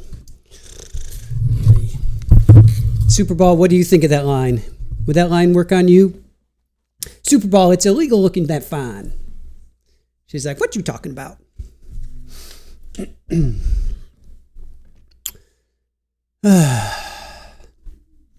Right, Super Ball? That's what she has to say. Detective Paternos, the July 23rd doesn't have a year next to it. Is that correct? Correct. However, directly under the HA, what does that say? Today, you took 6 screenshots of chat. So would that likely be, with your understanding of Snapchat, that Snapchat was alerting that when these screenshots were taken, it was that day? Objection. Overruled. So you can go ahead and answer that. Yes. Up on the screen is Exhibit 308. Does this appear to be a continuation of those same messages? Yes, it's in the same dialogue with the person with the Cheyenne, the heart, and the same profile picture. Do you recognize the person in the top photo? Yes, that's Zarrius Hildabrand. Thank you. Exhibit 309. Does it just show who saved the photos on that one? Or who saved the chat? Yeah, so there's 2 partial photos that you can see, and then it says Cheyenne save a snap in chat, and then Cheyenne replayed your snap. So sometimes you can click a photo and then you get like one replay, and you can replay it, and so that's what it's just saying, that she probably watched it twice. Thank you. And in Exhibit 310, is this another screenshot of likely that same conversation? Yes, same profile and everything at the top you can see. Thank you. And did you have any other investigative aspects in this case back in August of 2023? So the other item that I went to was the recovery of Saria's body on the 10th. And did you take photographs of the items that were recovered with her? Yes, I did. And those have been previously admitted, I believe, through Detective C. Do you recall what some of those items were? Yeah, so there was a blanket, a sheet, a pillow with a pillowcase on top, 2 gloves that were kind of like olive green colored, and then a small piece of plastic with a hot air balloon on it. Thank you. And in reference to you have previously gone to 5210 Mockingbird, when you went to the drain recovery of Saria's body, how close was that geographically? It was definitely within walking distance. Gosh, I would think less than like half a mile, but that's just estimating. Could you almost see the apartment building? Yeah. Like you could, it was pretty much like the apartment building in the parking lot, and then there was like a road, and then the park started, and the drain was 50 feet or so within the park on the side to the left. Thank you. And Your Honor, if I may approach with Exhibits 321 through 3, I apologize, I'll just go in order. 312, 313, 340, 318, 319, 342, 341, 317, 320, 316, and then 321 through 344. And if I may approach the witness. Thank you, Your Honor.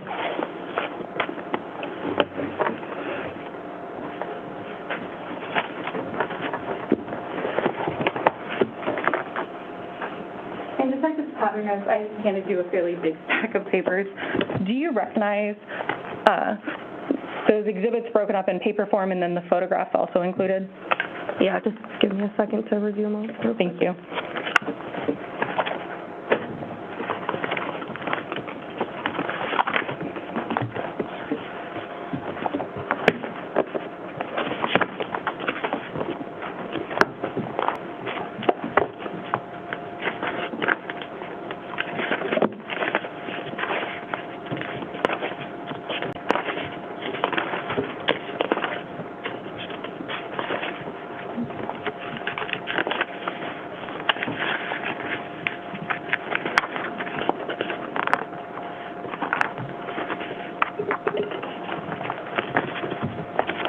Yes, I do. And could you detail to the jurors what are all of those exhibits of, generally? So when we have phones, I like to manually go through them, but we also download the phone. It's pretty much like, I'm sure you've already heard from Mike Swanson, how it gets plugged in and through a system it gets downloaded.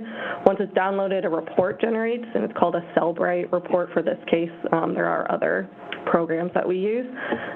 So these are like photos and from the Cellbrite report that kind of correspond. So there's a lot of things in the Cellbrite report, like location data. They make a timeline for us of everything. There's messages, photos, videos, audios, call logs, pretty much everything that's on your phone that can be downloaded. They try to get that.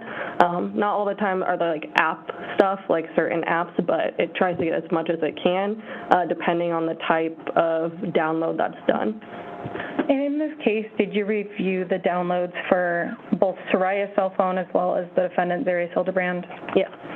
And Investigator Swanson or Technician Swanson previously authenticated States Exhibits 311 and 315. Have you, and those aren't in front of you, those would be the entirety of the cell dumps. Have you reviewed those cell dumps? Yes. And are these exhibits in front of you copies or portions of those cell dumps? Yes. And do you recall how many pages were each of those cell dumps generally? I think Saria's was more than 48,000, and then Zarrius's was more than 44,000. Thank you. So if you could please go to Exhibit 316.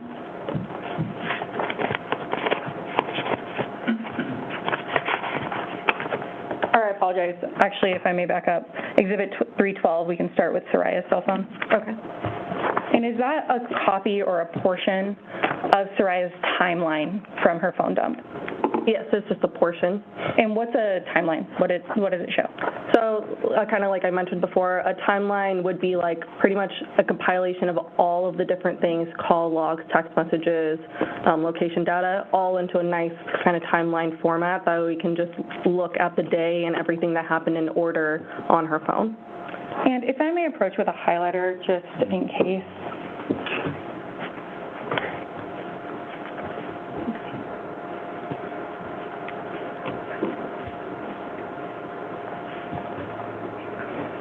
And is Exhibit 312 multiple pages?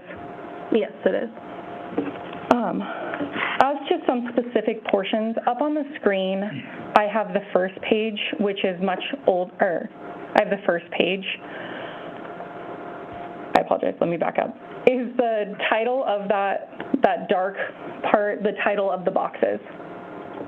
Yes, the headings at the top are going to be like what each column represents. Thank you. And has that been pasted onto this slide in particular, but it's not directly above?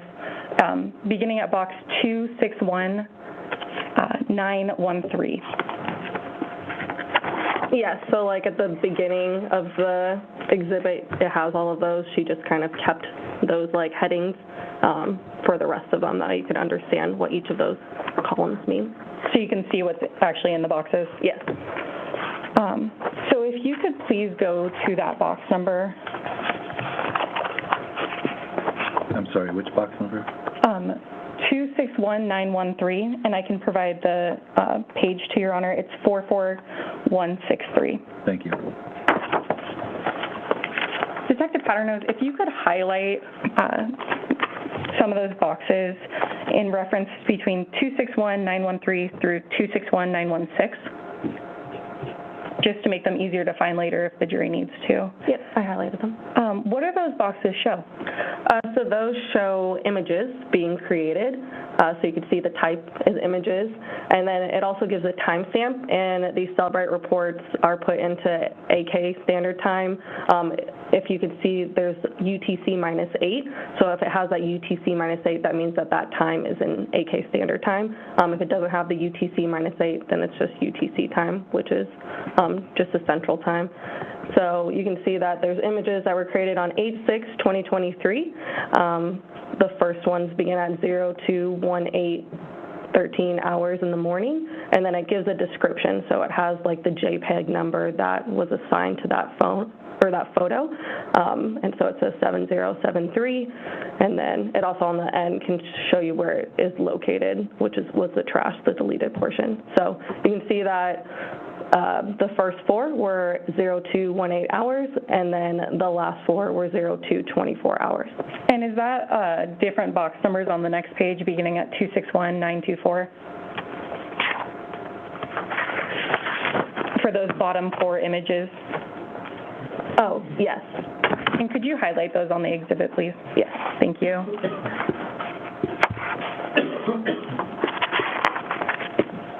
And you previously testified about the deleted or trashed section. Do you have an understanding of what that means, and does it correlate with where you found certain images that have already been introduced into evidence? Yeah, so if you think of it like a linear way, everything kind of has like a place that it's put into. So it's either like in just the photo library, or it's in the trash, or if it's like deleted from the phone, it may not even have it on the phone because it's just that linear line is just completely gone. So this is kind of like it was taken and then now it's in the trash area instead of in the normal library. Thank you. And just for clarity, I believe we're going to go through a few more photos, but the first batch of photos was created or put on that phone at 2:18 a.m., is that correct? Yes. And then the second batch of photos was put on the phone at 2:24 a.m.? Yes. And then on the next slide, I believe it's further down on that same page we just talked about, beginning at box 261934. Yes. Would it be helpful to have a pointer to... Is that what this is? I'm having a hard time following. I apologize. Yes, please use the pointer. The bottom button, lowest on the, there you go. Okay. Yeah. So if you could back up just a little bit and explain the trash stuff maybe again. Okay. So like we kind of explained, these are the headers for everything. This is the number that she's referring to when she's saying like the 261934 that I'm highlighting for you guys. And then the type, so they're images, they're not videos or anything like that.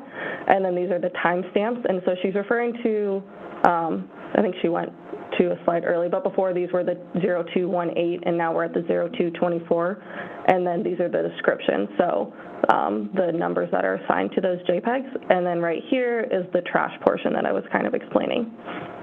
And that's where you found, well, did you later actually go in and find these photo names of the IMG 7081 in particular, as an example? Yeah, so these are connected on the Cellbrite. So when you open the Cellbrite report, we also get it in a PDF and in Excel. So when I open the Excel, because it's kind of easier, you can click on those and then it pops up the photo that corresponds to that. And did you do that in this case? Yes. And up on the screen I have exhibit 321. Is that an example of what you did of going to image 7071? Yes, so if you click, it's a hyperlink. So if you click the hyperlink for the 7071, and then this photo pops up. And are you able to read to the jurors what this says? Is this different from what you had found maybe in the trash folder, or had you seen it but it wasn't admitted as an exhibit?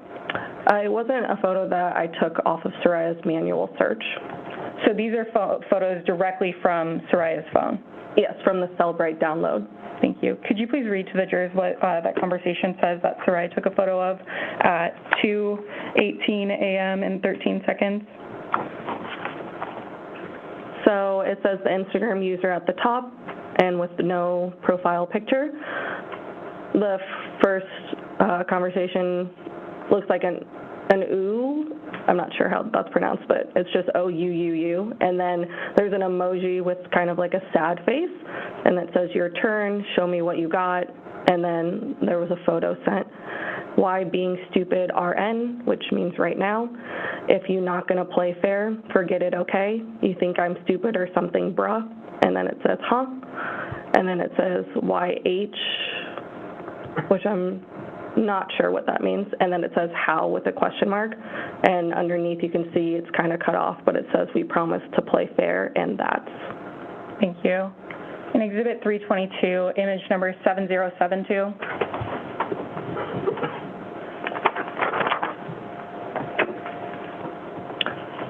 Go ahead. Would you like me to keep reading? Yes, please. Okay. So same Instagram user with the no profile picture at the top. So it says no screenshots. I'm presuming that's an if we play, and we got to play using live because I don't want my nudes leaked out or some shit. Makes sense. Yeah, seems interesting. You down to play, LOL. I can't tonight. Okay then, do you have any more pics? Another photo was sent. What about some in the actual chat? Okay. And then there's kind of a big little square that you can see right there that you can't see anything from. Thank you. Exhibit 323. Same Instagram user at the top with no profile picture. YH, I'm daddy's girl, haha. Show me what you look like right now.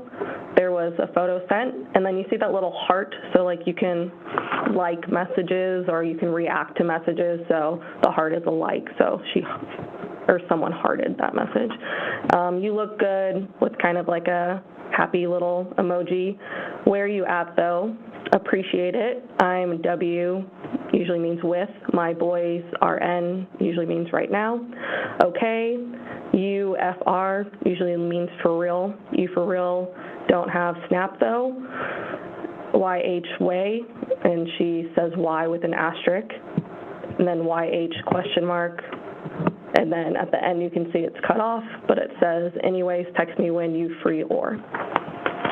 And does that possibly mean young ho? Objection. Sustained. Understood. On Exhibit 324, can you please continue reading? Yes. So same at the top, the Instagram user with the no profile picture. And it starts, you can see it's partially cut off. Because I hate insults, TBH, which usually means to be honest. What's your snap and I'll believe you. Forget it. Oh darn, what will I ever do? With 3 laughing or crying emojis. You being so sus, bro, and rude. I'm the sus one. Okay, like I dropped the snap if you're legit, or even just a picture of you. Okay then, 1 sec. Well, about the snap, my parents don't let me use that for now because they keep saying it's a distraction to my studies with a frown face. And then a photo was sent, and then here. Thank you. Exhibit 325. Does this appear to be on Snapchat now? Yes. And we've gone through, I believe, most of these earlier. Are they similar, if not the same, as the photos you took on Saraya's phone? It is similar. You can see at the top, it says, like I said, I'm a surprise you in the summer, bow and all. Understood. 326, another snap. Yes. 327, I believe we already saw. And in the top left, is that the image names of these photos? Yes, so those are the corresponding descriptions that you click on the hyperlink to bring up. Yeah. 328, 329, 3:30, 3:31. And is this a different photograph than what you previously read?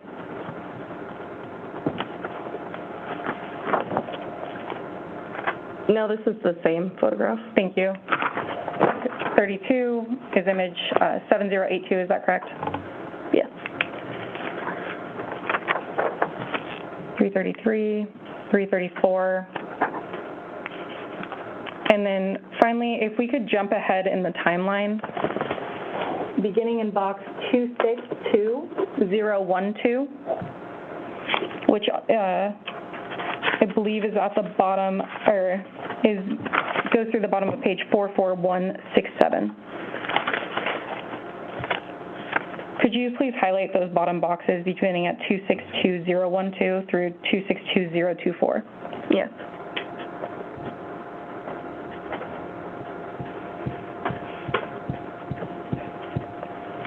And what are we seeing in these boxes on the timeline?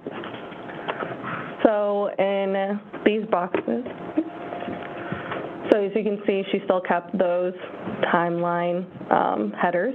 And for clarity, that's not directly above this on the exhibit, correct? Correct. You would have to go to the first page and then correlate it to the boxes? Correct. Thank you. So these are the numbers that she just referred to that I highlight, and then the type images, the timestamp. So now we're at 8/6/2023 at 11:30 hours. They're pretty much the same, and that's Alaska Standard Time.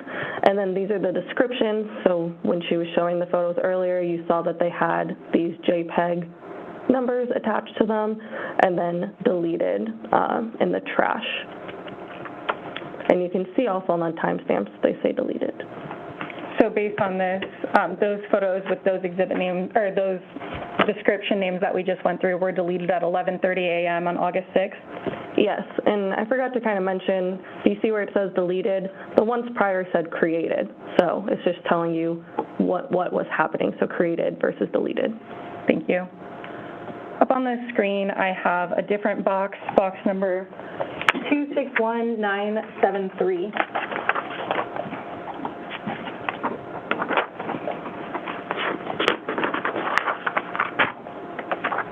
And if you could highlight that, please. Yes, I did. And is this the same kind of setup of it gives you the capture time here, and it has August 6th at 8:56 a.m.? Yeah, so same as before. This is the number, this is the image, and you see this time, it's 8/6/2023, 8:56 a.m., and capture time. And then the description, the 49:53. Did you go to that image? Yes. Up on the screen, it has States Exhibit 335. Is this the image that correlated to that? Yes. And does this appear to be a screenshot from a video? Yeah, so you can kind of see, even right here, it's 0.02 seconds, and this is probably the whole video, and you can see that it stopped there, and then you can even see like the images and everything like that. So when you like are on your phone and you watch a video like in your library, and if you don't click out of it where you can just see the video and it's black, you can see all of these extra things on it. Thank you. And to be clear, that was in Saria's timeline on Saria's phone? Correct. Thank you. Do you have Exhibit 319 in front of you, the search items on Saria's phone?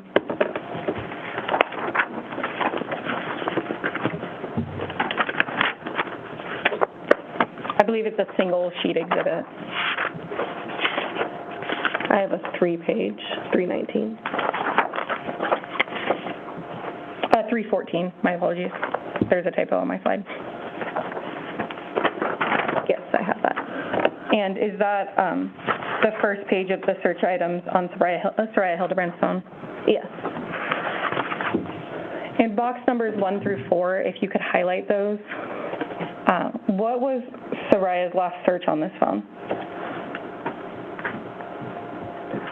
So this is the numbers, 1, 2, 3, and 4, and then these are the times. So 8/6/2023, 12:43 p.m. Alaska Standard Time. They're all the same search. So Can you start from is it in reverse chronological order? Yeah, so you can see this is 8-6, and then this is 8-5, so it's going in descending order. Could you start in 4 through 2 and explain what those are? Yeah, so 4 is 8/5/2023 at 9:09 p.m. Alaska Standard Time. Safari, so there's different internet bases you can have on your phone, Safari, Google Chrome, and so forth. So this is on Safari. And then this is what was search how to get the most points at Dave & Buster's. And are 3 and 2 duplicates of that same search? Yeah, it has the same exact time, even down to the millisecond of those searches. Thank you. And then box number 1, what is that? So that is also in the Safari, the 8/6/2023 at 12:43 p.m. Alaska Standard Time.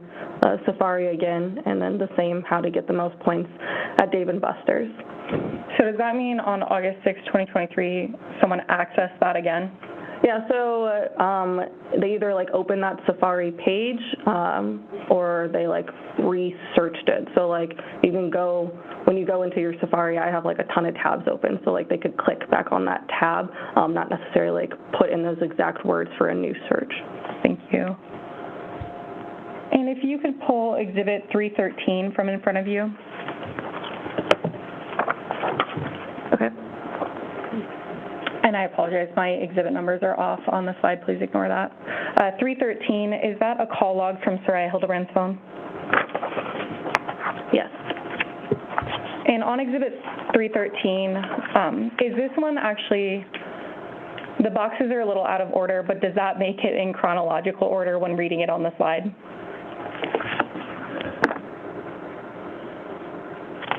Yes. Could you please begin at box, except, I think, oh yes, no, yes, okay, sorry. Could you please begin at box 30 and 31? Yes, do you want me to highlight those two? Yes, please.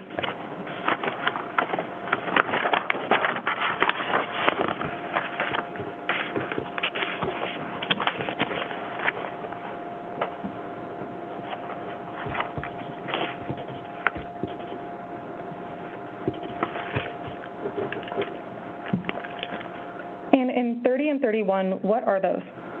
So this is from the call log. So the beginning is the 2 and the direction. So 2, this is the phone number. I'm not sure if you guys remember the screenshot that I had from Saria's phone of the emergency contact that said hubby. So this is the contact, and then the direction. So outgoing versus incoming. So incoming is someone's calling you and you're answering. Outgoing is you're calling someone, they're answering. And the time is 8/6/2023 at 8:25 in the morning, Alaska Standard Time.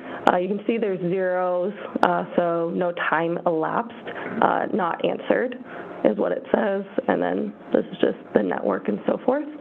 And 31 is the same contact, the hubby with the 270-401-9695. Direction is outgoing, so that's someone or the person calling someone else, not someone calling them. That would be incoming. And the time is 8/6/2023, 8:25:04. So this one should probably be up here because of the 04 versus the 32. And then the 0 time elapsed, not answered, network. Thank you. And do you recognize the phone number under the contact hubby? Yes. And whose phone number do you know that to be? Zarrius's. So to confirm, does that mean that Saria's phone at 8:25 on August 6th in the morning called Zarrius's phone twice? Yes, that's what the outgoing would be. Thank you. And box number 29, what is that? So that is same exact contact with the hubby and the same exact phone number. The direction is outgoing again, so the person on this phone is calling someone else. The time is 8/7/2023. It's 7:58 in the morning Alaska time. You can see this is not all zeros. There's like a 7, so there's 7 seconds that have elapsed, and it says answered. So the previous one said not answered, which is why there's zeros. So this one says answered, and then network name, and so forth. So on August 7th at 7:58 a.m., Saria's phone called the defendant's phone, and it was answered? Correct. Thank you. Box 22 and 23.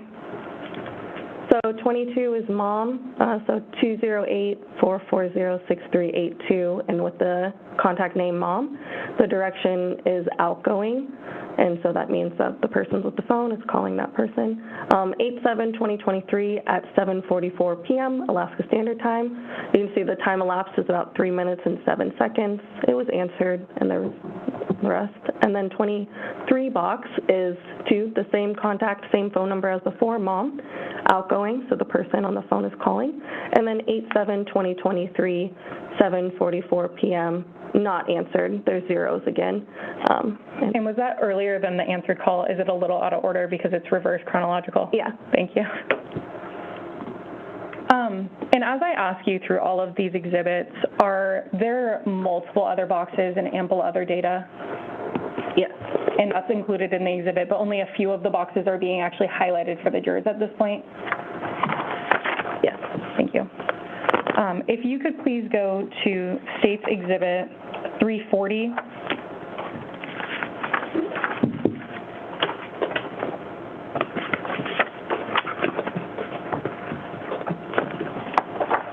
Yes.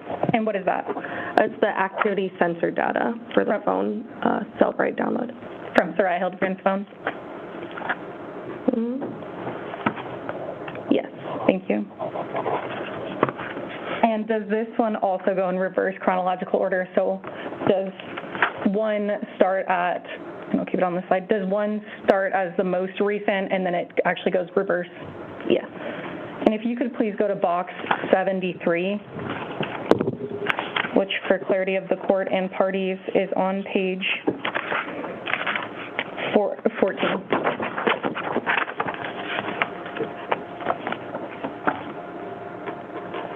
Did you want me to highlight those? Yes, please.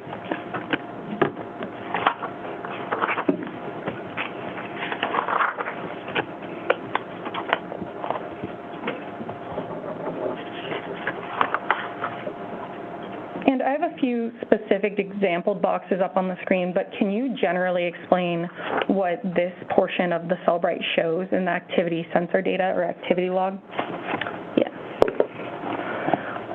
So these are the box numbers that she's referring to for highlighting, and these are the time, date, range. So it starts for this one particularly, box number 73. It starts 8/6/2023, 1 p.m. Alaska Standard Time, and then it goes to 8/6/2023, 2 p.m. Alaska Standard Time. There's nothing filled out in the device type or device name, and then it has the total samples count, max heart rate, distance traveled, flights climbed, max speed, and then energy burn, steps, distance traveled, and speed. From what I understand, the total samples count are the aggregate data that's counted. So there's been 20 aggregate data that's been counted to create the distant travel and max speed. And distant travel, when it has these decimal points, from what I understand, are in meters, and then there's the max speed. And so does the distance traveled and max speed mean at some point this phone was moving some way somehow? Yes. And does Saria's phone activity log detail multiple different times? Do they go in hour portions? Yes, those hour increments, 1 to 2, 12 to 1. Thank you. Does her phone continue to move after the morning of August 6, 2023? Yes. Okay. So through the entirety of Saria's phone dump, was there ample in the 48,000 pages, different data points or boxes that could be read? Yes. And do you have portions in front of you there that we just went through? Yes. Thank you. Did you also go through the defendant's phone? Yes. Looking at page, I apologize, Exhibit 316, is that a portion of the defendant's timeline?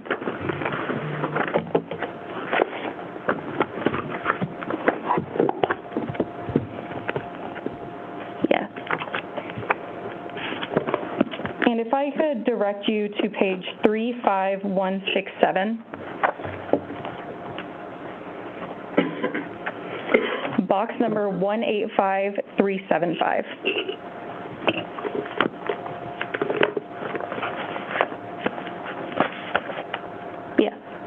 And what is that box of? Would you like me to highlight it? Yes, please.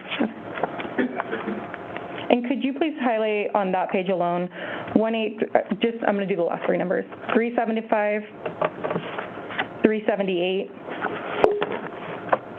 381, 383, 385, and then on the following page, if you could highlight the second box. 387 is what I highlighted. I apologize. Which exhibit are we looking at now? We are on exhibit 316, Your Honor. The largest packet. Okay, yes. thank you. And I believe I have it up on the screen, but could you please read those highlighted boxes? Could you explain what those highlighted boxes are that you just highlighted? Yeah, so on the form that I'm looking at, kind of the same format that we've been seeing, it has the numbers that she just read out that I highlighted for you guys. And then it has pretty much like the name or category. So for these, they're categorized as instant messages. And then they say incoming and outgoing, like a phone call. So like incoming is someone's texting them, outgoing is that person's phone is texting someone else. And then the next box would be, or I guess two more boxes, the two in between are blank. The next one after that, it's going to be the timestamp. So for the very first one, the 375 that she has me reading to you guys corresponds to the 4:38:07 p.m. text message, and that's Alaska Standard Time. And the from is from, the contact name is Dad, and the phone number is 270-272-2411. And then two, the contact name is Zarrius Hildabrand with the phone number 270-471-9695.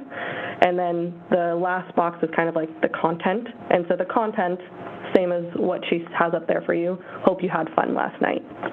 And what we're seeing on the screen, is that different than how it looks in the Cellbrite report? Yes. But does it correlate to what you're seeing in those specific boxes? Yeah, so like the hope you had fun last night corresponds to the 375 box on the Cellbrite report. Is the left column the incoming data from the contact name Dad?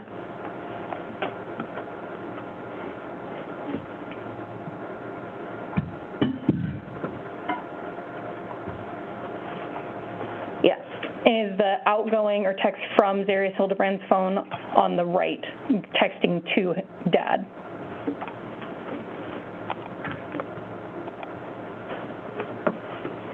Yes. And can you please read that conversation? Yeah, so I'm just going to read it like as a conversation, if that's okay. That's fine. Okay. So the first one is from Dad. Hope you had fun last night. And then the next one is from Zarrius's phone.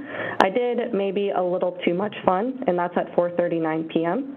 And then at 4:40 p.m., Dad responds, well, that's okay, as long as no one got hurt or went to jail. And then at 4:40 p.m., Zarrius responds, neither of those happened. And then at 4:40 p.m., Zarrius said, I ended up getting the small batch 4 roses. And then his dad responds at 4:41 p.m., sweet, that's a good one. And after the small batch 4 roses text, does the defendant send a photograph?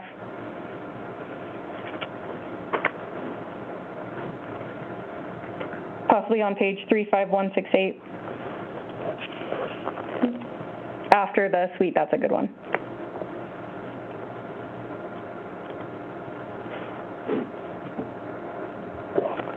Don't see. In box number 185397. Oh, way down there. Okay. Yes, thank you. No, sorry, I was looking right above. Okay. Yes, instant message. And then it says, so at 5:11 p.m. from Zarrius to Dad, it has kind of like the hyperlinks I told you about. It's actually in the column here, and it actually even has like a little thumbnail of the image that he sent to. Okay. And just above that on that page, does it show image number 8116 being created? Possibly in box 185391. Yeah. So sorry, there's multiple that had 8116. So actually in 185391, 185392, 185393 and 185394 all include like image 8116. 2 of them are listed as videos and 2 of them are listed as images. And do iPhones do live photos? Yes. And could that be listed as a video in your training and experience? Yes. And what is a live photo? So a live photo, pretty much like I take a picture and it like captures like multiple seconds. And so then if you press down on the photo, it actually is kind of like a little mini movie of the actual snapshot photo that you created. Thank you. Did you go to that image 8119? Yes. And is this that image? And it states Exhibit 344? Yes. Thank you. Moving forward, beginning at box 185482, does the timeline also include search history, web history, or access data? Yes, it tries to include like everything that I mentioned before, text messages, call logs, so forth. And up on the screen, beginning in that box highlighted to you, did you see a lot of web data apparent to the defendant's phone? Yes. And up on the screen, I can zoom in a bit. It's pretty small. Beginning at that first box, what's the date and time that we're seeing? So it's kind of cut off, but you can see these are the numbers that she's referring to again. And then searched items, and this first one, it's 8/7/2023, 12:20 a.m. And then just scrolling over, what were some of the searches or websites that we see here? So you can see Patagonia and Safari. That's the internet provider that he used. Patagonia, Google search, Patagonia. And then you can see later on 8/7/2023, 12:20 a.m. Also another shop all outdoor clothing by Patagonia, a men's technical fleece at the 12:20 time still. And is the entirety of this page many outdoor searches for outdoor clothing, it appears? Yes. Thank you. Did you review multiple items of search history during the days after August 6, 2023 by the defendant? Yes. Up on the screen here, beginning at box 185529, and if you could find that and highlight it, please.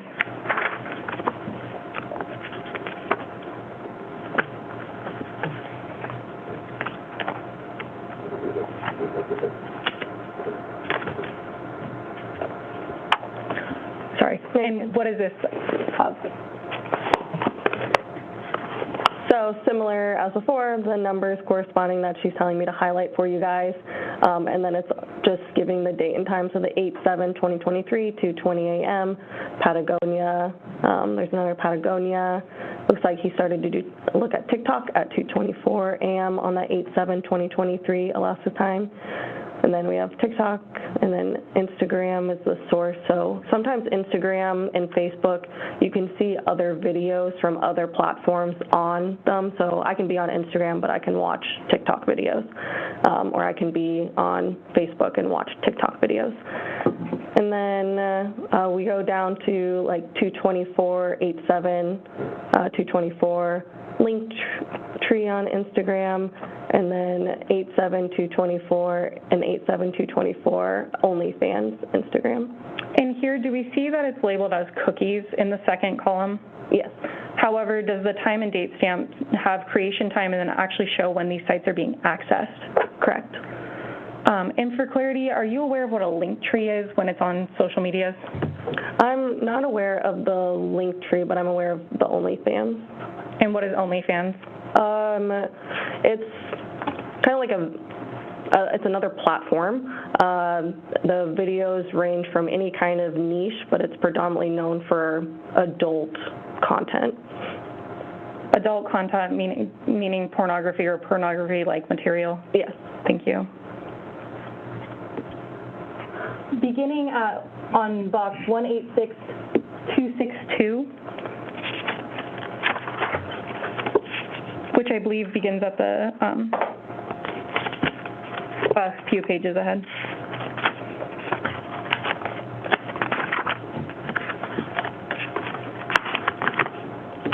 or actually a few pages behind, possibly. Did you find it? Yeah. Okay, can you highlight the box, please? Yeah. And here, are we seeing more online shopping? Yes. Are we seeing that same level of seeing cookies in the second column, but showing that it's being accessed and then being searched directly after that?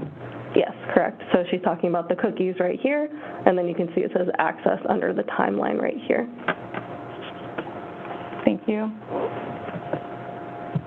And then beginning on box 186543. I apologize, I think this one's a little out of order.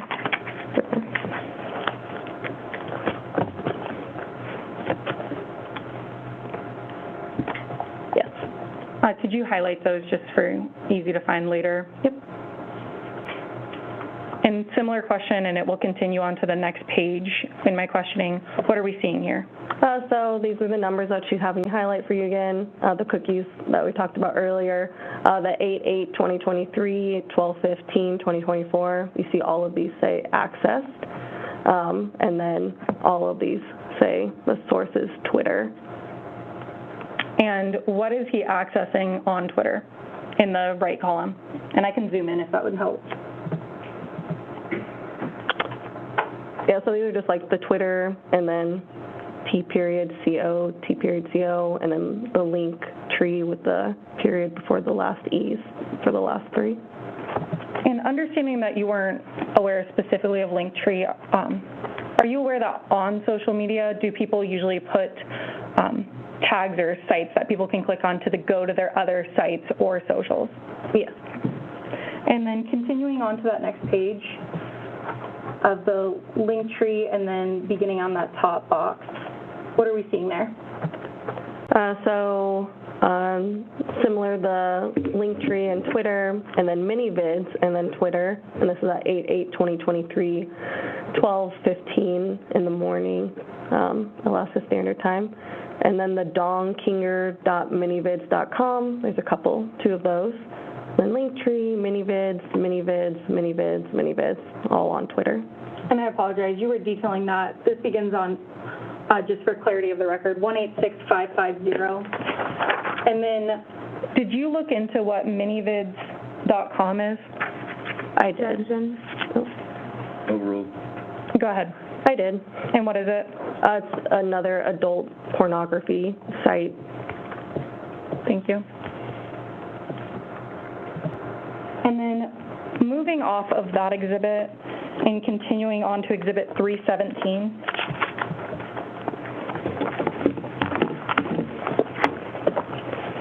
What is that exhibit a copy of?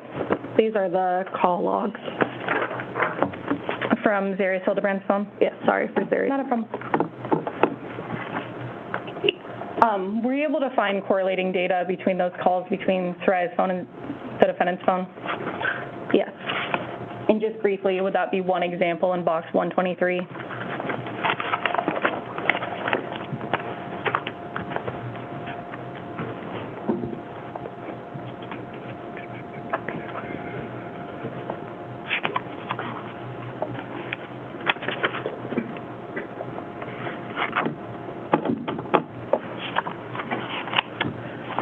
Yeah, so 120 and 129 also.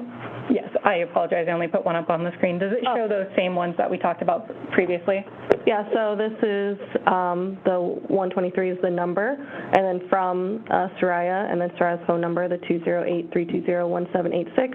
You can say it's saying incoming, so now we're in Zarrius's phone, so this is incoming to Zarrius, meaning the call is coming from Saria's phone to Zarrius's, and the time is 8/7/2023, 7:58 hours in the morning, Alaska time. You can see the zero, so zero time elapsed, and then it was missed.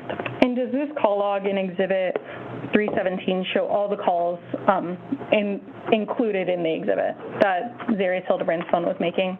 No. From the portion where it begins?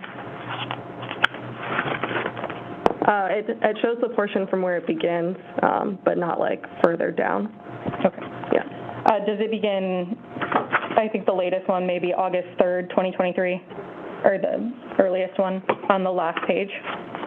Yes. Thank you. And it's in descending order, so the very first one is from August 9th. So the oldest one is in box 1, and then the earlier ones are further down. Correct. Thank you. And if we could continue on, please, to searched item, States Exhibit 319. Let me just check in with the jury. How are you folks doing? Doing okay? Okay, I'm getting thumbs up. All right. Sorry, go ahead. Not a problem. States Exhibit 319, searched items. Yes. Could you please go to box 72? Yes. And what does that box show? And if you could highlight that as well. Yes. So this is number 72 that she was talking about, and then the time, 8/6/2023, 8:32 hours in the morning, Alaska Standard Time. Safari, that's the browser that he's using, and then this is the search, so Alaska Bush Company. And what is the Alaska Bush Company? It's a local adult entertainment. There's strippers and other types of entertainment within the facility. Thank you. And that was searched on Zarrius Hildabrand's phone on August 6, 2023 at 8:32 in the morning? Yes. Next, could you please go up to boxes 68 and 69? Yes. And what does that show? So 68 is right here, 8/7/2023, 12:20 in the morning. The browser is Safari, and then the search is Patagonia.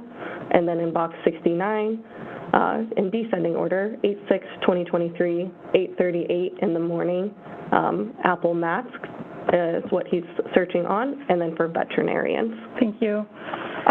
Does the Patagonia search correlate, or at least is it consistent with what you were seeing in the timeline and other exhibits that have been admitted of what he was searching on his phone?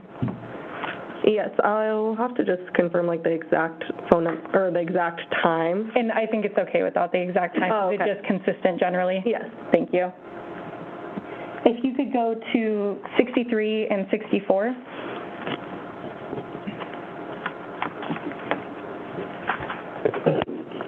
And in this, what are we seeing? So we're in the same like data points, the 63 and 64. So 63 is 8/7/2023, 5:07 p.m., and that's Alaska Standard Time. He's using Safari, and he's searching Anchorage missing person report. In box number 64, 8/7/2023, 5:02 p.m., Apple Maps, and he's searching hospitals. And in your review of States Exhibit 319, or generally the defendant's search items, is that the first time he ever looked up anything of that nature between August 5th and August 7th of missing person or hospital or something like that? Correct. Thank you. Box number, and we're going to start at 20 to go in the correct time. What does that show? And I believe it's on the first page. So in box 20, right here, and this is the time, 8/8/2023, 11:11 p.m. The Safari is the search engine, and searched was shortcuts for texting on iPhone. Thank you. And in box 11? And then box 11 right here is 8/8/2023, 11:38 p.m., Alaska Standard Time, search engine Safari, and what he searched is pray to say to accept God. Thank you.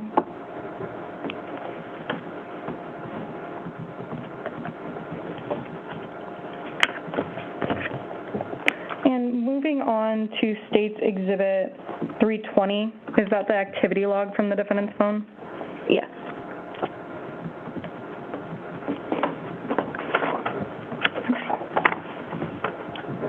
It's the activity sensor data. Activity sensor data, I apologize. Does it log the activity on the phone? Yeah, like how we talked about in Saria's phone, the movement of the phone. Thank you. And for clarity, does that exhibit begin on page 5? In the bottom right corner? Yes. And does the next page go to page 1135? Yes. Does the first page show the headings of the columns, though? Yes. Thank you. If I could direct you to box number 8316.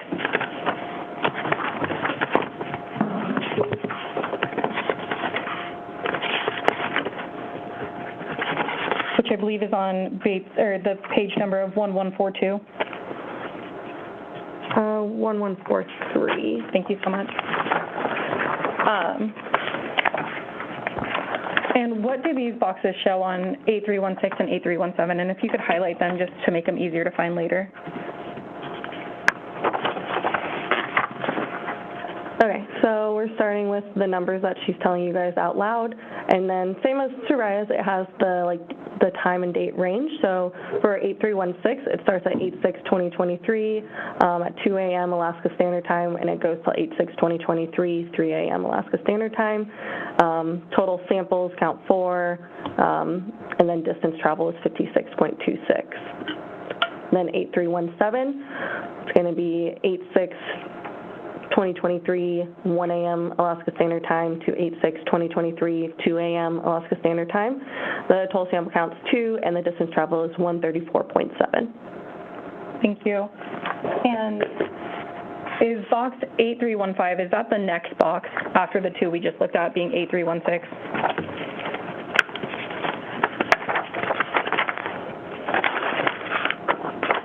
It's before 8316. Would it be the next box chronologically? Oh, yes. Thank you. So the next box that we see is between 8 a.m. and 9 a.m. on August 6th on the bottom, correct? Because it's in descending order? Correct. Or reverse order? Yeah, 8315 starts at 8 a.m. and then goes to 9 a.m. So in the Cellbrite dump, you did not review or find anything between the hours of 3 a.m. to 8 a.m. on August 6th, is that correct? Correct, yeah, it's continual 1 to 2, 2 to 3, and then it jumps straight to 8 to 9. Understood. And if someone doesn't have their phone or isn't touching their phone, would this still record things if the phone's not moving? Right, so these are supposed to be recordings of the phone-like activity, like your Apple Watches or something like that. So when the phone is in like your pocket or something and you're moving, that's what this distant travel is supposed to be recording. So ideally, if your phone is just sitting flat on a surface and not like moving at all, like going up and down or side to side, it shouldn't be recording any of that distance traveled. Understood. And you said based on your training experience and understanding the distance traveled, what metric or measurement would that be in? Right. So when it has this decimal point here, it's supposed to be in meters. Thank you. And then the next box I would ask you to look at is 8296.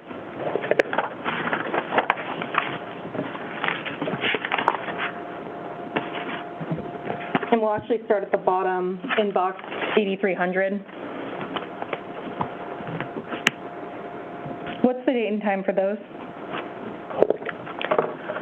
So at 8300, if we're going to go backwards, so from 8/6/2023, 11 p.m. Alaska Standard Time to 8/7/2023, midnight Alaska Standard Time, or 0000 hours. The sample count is 21, the distance traveled is 1,012.15, and the max speed is 1.25. And here in your review of this exhibit, does it continue throughout the night between 12 to 1, 2 to 3, 3 to 4, as well as 4 to 5, that there's continued measurements of movement? Yes. And it has multiple sample counts and distance traveled? Yes. Thank you. And does the exhibit in front of you have more boxes, again, than what I asked you to articulate on the screen? Yes. Thank you. Looking at States Exhibit 318, the defendant's web history.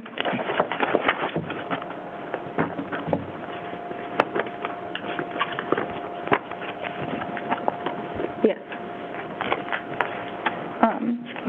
I would ask you to go to box 290 through 293.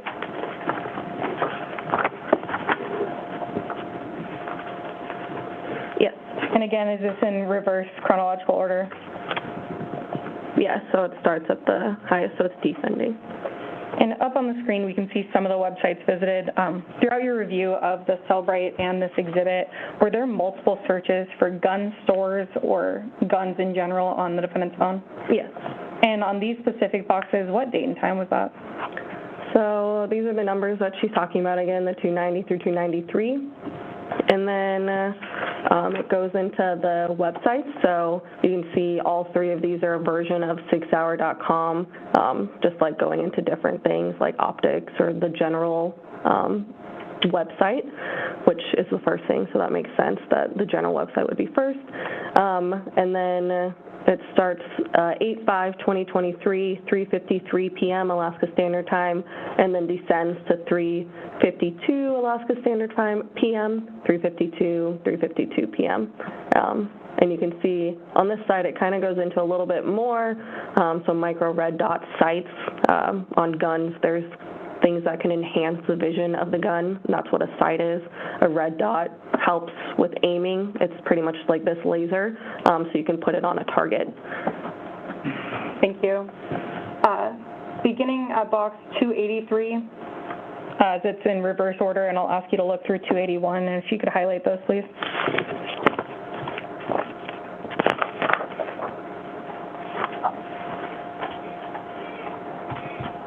Yes. What are those? So those are more web page history. So 281, or I guess I can start down here. Yeah, 283. It's Alaska Bush Company. It's a Google search. This is just the URL. So, you know, when you type something in www.com, that's what this is right here. It's just a full URL. The time is 8/6/2023, 8:32 hours, Alaska Standard Time. 282 is also the Alaska Bush Company. This is the URL again. And then 8/6/2023, 8:32 hours. And 281 is Home Alaska Bush Company, so it's the main website, 8:32 Alaska Standard Time. So to be clear, does that mean on August 6, 2023 at 8:32 a.m., the defendant not only Googled Alaska Bush Company, but actually went to their website and homepage? Correct. That's why it starts with Google searches, and then it ends up actually going to the www.akbushcompany.com. Thank you. And I don't have a slide for this. However, if you could highlight box 285, what search does that show? So 285, it's listed as Alaska's list classifieds, and then it goes into the URL, and within the URL it talks about guns, hunting, Sig Sauer. And can you read that last line of Sig Sauer? What model type was that? It's after Sig Sauer, it says P320 M18 9mm. So what do you know 9mm to mean? Yeah, 9mm in gun terms is a 9mm gun, and that's the size of the bullet. So you have like 40, 45 like caliber. Thank you. And what was the date and time of that search? So that was at 8/5/2023, 8:37 p.m. Thank you. And then box 19, I believe we're on the second page. Is that same search that we talked about of a search for shortcuts for texting on iPhone? Yes, correct. And what was the date and time of that? So this is the box 19 that she's talking about that I highlighted for you guys. This is like generalized what it was searched for, shortcuts for texting on iPhone. It was a Google search. This is the URL where it kind of just highlights the shortcuts for texting on iPhone. It was at 8/8/2023, 11:11 p.m. Thank you. And then up on the screen I have boxes 10 and 11. Is that same search that we previously talked about on a prior exhibit of pray to say except God in box 11? Yes. And was that on 8/8 at 11:38 p.m.? Yes. What was the next search we see in box 10? So in box 10, which was at 8/8/11:49 p.m., it's Saria Hildabrand, and it was a Google search. You can see right there on Safari. Thank you. Counsel, we've been going for an hour and a half. I don't know how much longer you have here, but... I'm almost done, Your Honor. I'm also happy to break now, though. This could be a good stopping point. Good stop. Yes, Your Honor. Take a break. Let's take a break here. And I really don't anticipate anything more than 10 or 15 minutes. All right? Thank you. Please don't discuss the cases.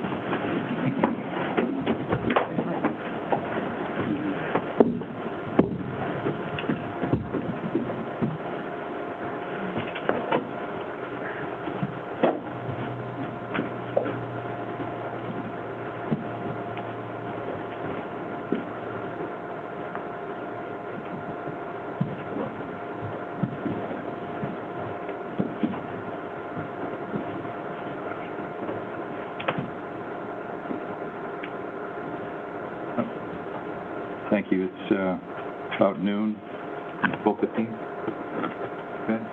Okay. Does that work? Thank you. Off record.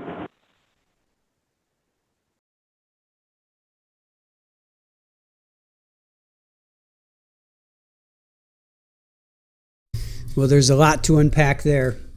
Debbie, thank you for the 5 Child TV Live gifted memberships. Appreciate that. Honey Badger as well. Thank you. Welcome in new members. I see some people there that I recognize. You've been in our chat before, so I hope that you come in and say hello. And if you can hear my voice, we are at 182 likes so far. So let's see if we can get up to 190. We'll try 190 by the time they come back. Try to get to 190. We are at 182. Let's see if we can get up to 190 before they come back in 15 minutes. Wow, so there's a lot to unpack. This was probably, I'm thinking this might be the last witness, because this was the one we've all been waiting for. This is the witness we've been waiting for. They teased this in the opening, and they said 224 was the last screenshot or image. Basically, well, no, it wasn't the last activity, because she called Marie. Hold on, let me go back to that openings. 224, the last photo was on Saria's phone, and then 240, that's when she makes a phone call to Marie. Oh, I wish Marie had picked up. I'm sure, yeah. Well, I'm not going to go there. Anyway, so 212 to 224, Saria found evidence of Zarrius cheating on her, and now they're bringing the receipts. So apparently he's talking to some female named Cheyenne, who I'm not sure if has kids. I heard something about kids, but I was doing something else, and I wasn't able to take that note. So I did hear something about 2 kids maybe, but Cheyenne apparently lives with her parents, and her parents won't let her use Snapchat because it distracts her from her studies. So I'm hoping Cheyenne is over 18, because if she's not, then we're talking about some illegal stuff there. We need to, I don't know if they're going to, I'm not sure if they'll talk more about that or not. The last text, let's see. So she kind of starts off with tattoos. Marie sent her photos of Saria when they're going out searching. They're canvassing the neighborhood. Saria has wings on her back. She calls Zarrius hubby. So whenever there's a call or text, it comes into hubby. There's a lot of there's deleted text on Saria's phone. Basically, what's your snap? I'll believe you. Whatever will I do? You're being so sus, bro, and rude. Drop the snap if you're legit, and I'll believe you.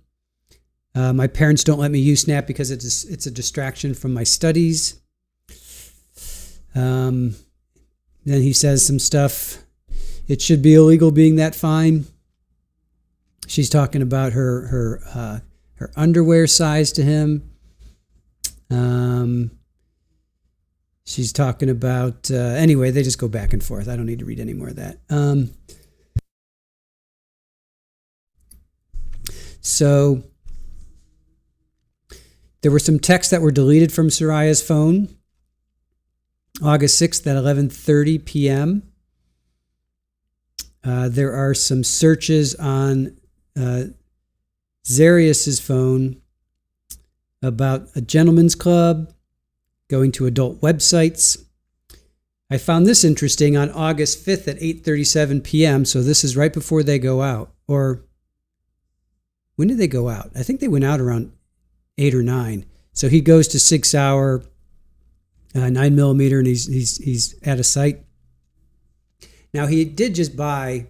It was his birthday. I think he bought himself that weapon. So that to me that's not too big of a deal, because he did just buy that.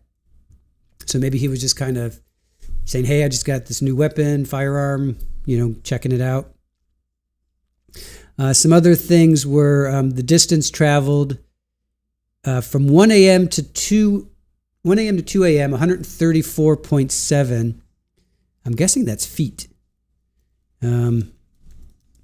Distance traveled. And then midnight, so 11 to midnight, there was 1,012. So Saria definitely was being very active, right? I mean, we know that. She was dancing. She was at Dave & Buster's. They went to Willowa. They were going out. So that makes sense that there was a lot. But then there was no movement. What was it? From 3 until 8. No movement from 3 until 8. 3 in the morning until 8. So August 6th, no activity on her phone. And then 8 a.m., that's when he starts making phone calls. I think he called her mom. Oh, the other thing was his dad. Text from dad, hope you had fun last night. I did, maybe a little too much fun. And then dad replies, well, that's okay as long as no one got hurt or went to jail. Ouch. And he said neither of those happened. Oy, oy, oy, oy. So, all right. All right, Ben, have a good night or a good rest of your afternoon. Thank you for joining us. Thank you for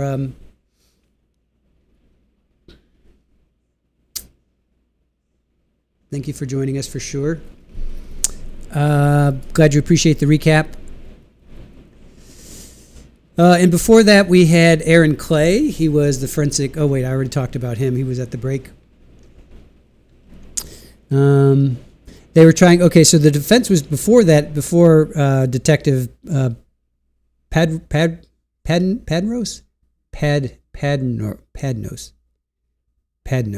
There's an R in there. Padrnos. Padnos. Wow, that's. I'm having trouble saying that. I'm just gonna say Detective Morgan. Detective Morgan. They were trying to. Defense was saying, hey, it's almost 100,000 pages of Cellbrite info. Basically, I didn't have time to review all of it. And then you talk about cookies, website. All websites use cookies. It's just a way that you can backtrack. If you go to the homepage and you click in, and it's just a way to track your. For you, it truly is a benefit. Some sites, well, most sites don't keep it. There are some sites that do, but this is when we heard about the adult websites. So, and then it was confirmed that he did access some adult websites. So, Catskills, they are coming back in. He said 15 minutes, so about 13 minutes. He said about quarter after. He said about quarter after local time. So right now it's 7 after, so about another 7 minutes or so, 8 minutes.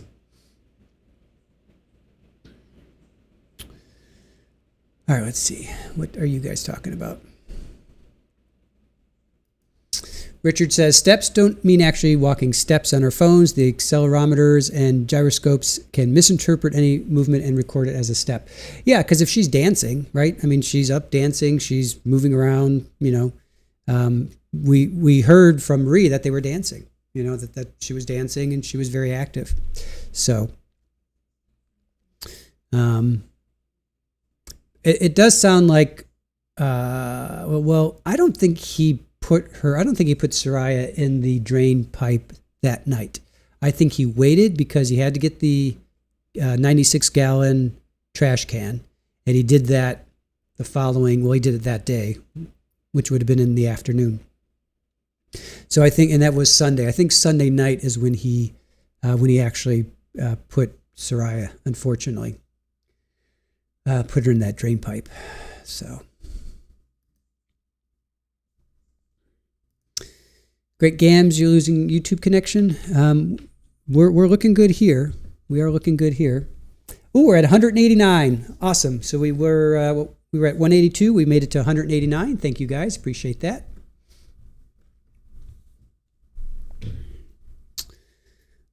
All right.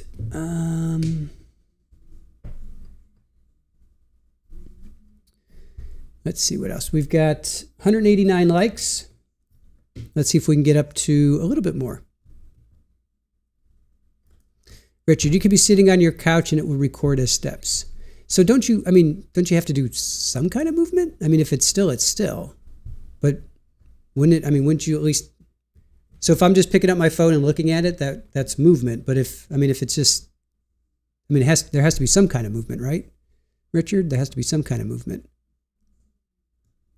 Even if you're just sitting, I'm assuming, right? So if you're out at a bar like they were, and then she's texting and doing that, that's considered a movement.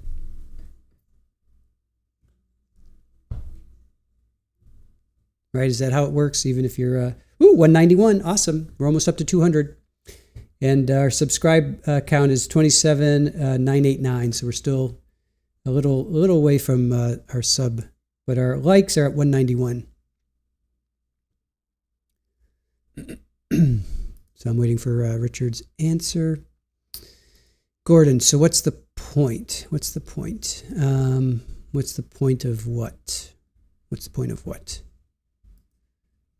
Brat, I'm amazed that they can track steps as well as they do, but yeah, it can misinterpret movement of the phone.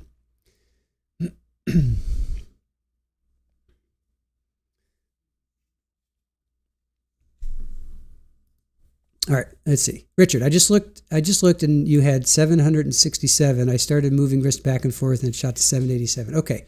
All right, so that makes sense. So any kind of movement, if you have your phone and you're just doing this, like I'm sitting and I'm just moving my phone around, that makes sense.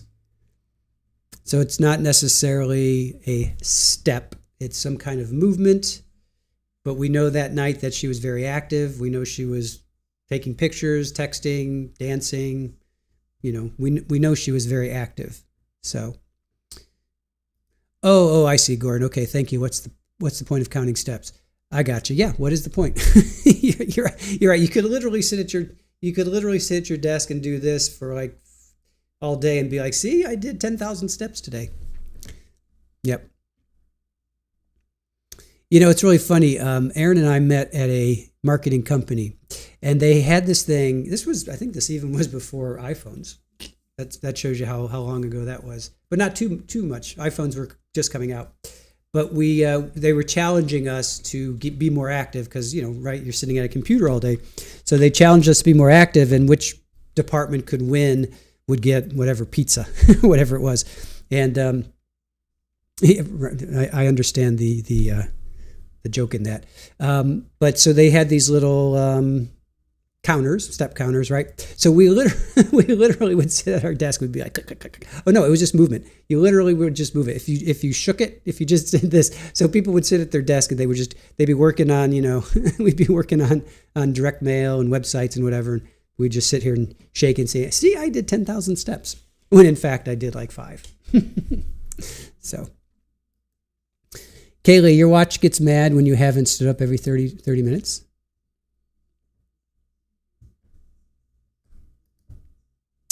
JPC, the Daybell kid said that's what their mother did, swung her phone while sitting down. Yeah, I guess you could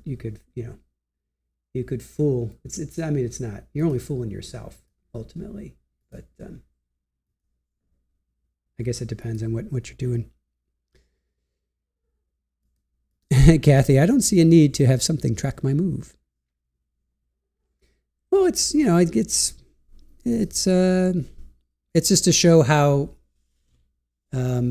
active you are if you're interested in that. 193. All right, we're 7 away. 7 away. Or 6 or 7 away. We're almost at 200. If you can hear my voice, please take a moment and hit the like button. Let's see if we can. We have 2 minutes. Can we get up to 195? 193. I see 193. As my voice cracks. I got 193 likes. Can we get up to 195 before they come back? They're coming back in 2 minutes. All right, Jenny Lynn, closing up shop at the office. Hope to see you all when you get home. Sounds good. Travel safely. I know there's a lot of bad weather out there. Wherever you are, be safe. A lot of nasty weather out there. 193 still. Can we get up to 195? Don't count steps, count likes. Oh, 194. All right, we need one more. If you can hear my voice asking, can we get up to 195 before they come back? 195, 195. Can we get to 195? We got one more minute before they come back. 195. Can we get up to 195? Who's going to be our 195th like? Who is going to be 195? Who will it be? There we are, 195. Please come into the chat. Let us know who you are. Who just hit the like button? Who just hit the like button? Come into our chat if you can and let us know who you are. Because you just got us to 195. We just hit 195 likes. Jenny Lynn, weather is good for now. Just want to make it out of the city before any bad news comes blowing through. Gotcha. Totally understand. Brett says, your watch congratulates you when you stand up and walk away from the computer after a while of being stationary.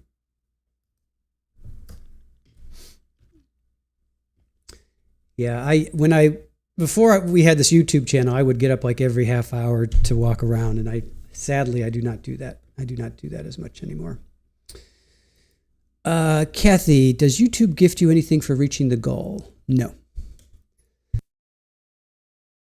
No, we do not. Well, I mean, likes, it shows, yeah, let me rephrase that. Yes, they do. It shows interaction. It shows that we're not buying likes. We're not buying views. There are channels that do that. So we don't buy likes. We don't buy views. We don't buy subscribers. Everything is organic. And YouTube awards you. Yes, YouTube awards you both financially and otherwise. If you are organic and you have real people interacting with you, yes, you are rewarded. You are rewarded. I should say that. So 197. We're at 197.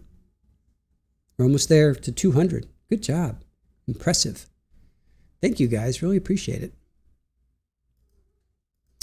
Virginia says it's actual steps, not movement. At least Verizon says so.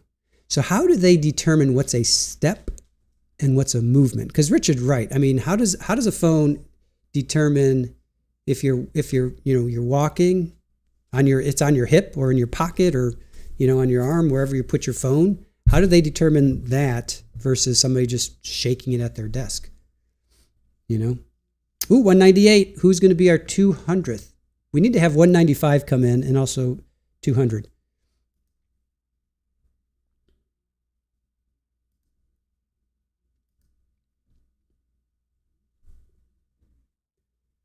$198. We're stuck on 198. Judge still hasn't come back in. Can we get to 200? Who is going to be 199 and 200? We're still at 198. Who has three friends to hit the like button? We just need two more. We're at 198. Kelsey, wasn't this an issue we talked about at Karen Reed? Yes, absolutely. Absolutely. Yeah, that was huge. That was huge. Because it showed John's phone traveled up, traveled down. Yeah, it showed his phone traveled all over the place, which would show that he went into some sort of building, which of course we all know what happened, with all of that. All right, we're at 199. Who is going to be our 200th? 200th. There we go, 200. We hit 200. Thank you guys. Really, really appreciate it. Thank you. We hit 200 likes. You guys are awesome. Thank you. And especially this trial is now really starting to get interesting. All right, here we go. Just in time. Perfect. Good job, guys. Thank you so much.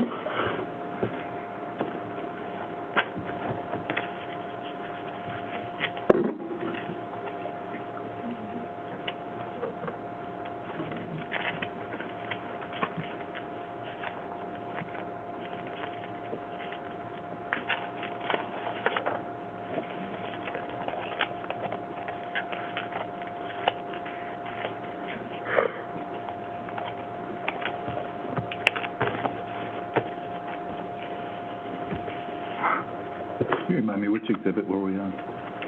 Yes, Your Honor, I only have 2 left that I'm going to be referencing, exhibits 242 and 241, and then I'm done. Okay. Thank you.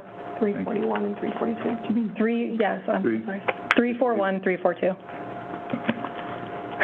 Thank you. I apologize, the numbers are starting to get to me.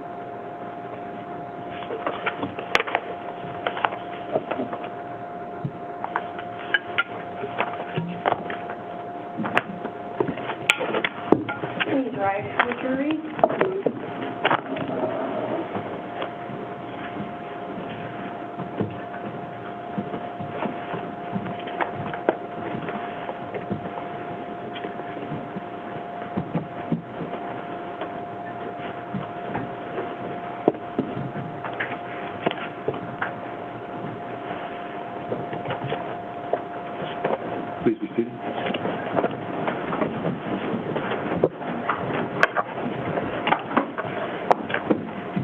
Thank you, Your Honor. And Madam Clerk, if we could turn the lights back down, I only have a few more slides.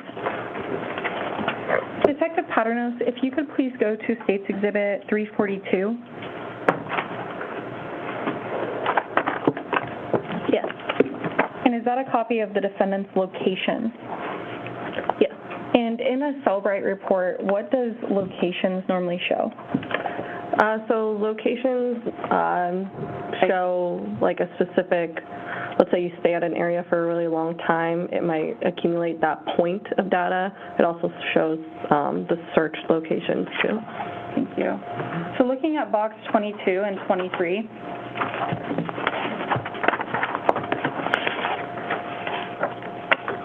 and we can begin with 23, as does this also go in reverse order? Yes. Thank you. What does 23 show? So 23 right here is the number, and then this is the location point, like the lat long, and then this is all the information on it. So looking for an animal hospital, the type was searched, the hospital was pet emergency treatment, the time was 8/6/2023, 8:38 a.m. Alaska Standard Time, and then this is the address of the pet emergency treatment, 2320 East Dowling Road, and the source was Apple Maps. Thank you. And what do we see in Exhibit 22? So 22, the number's right here. This is the latitude and longitude. The description was adult store. It was a searched.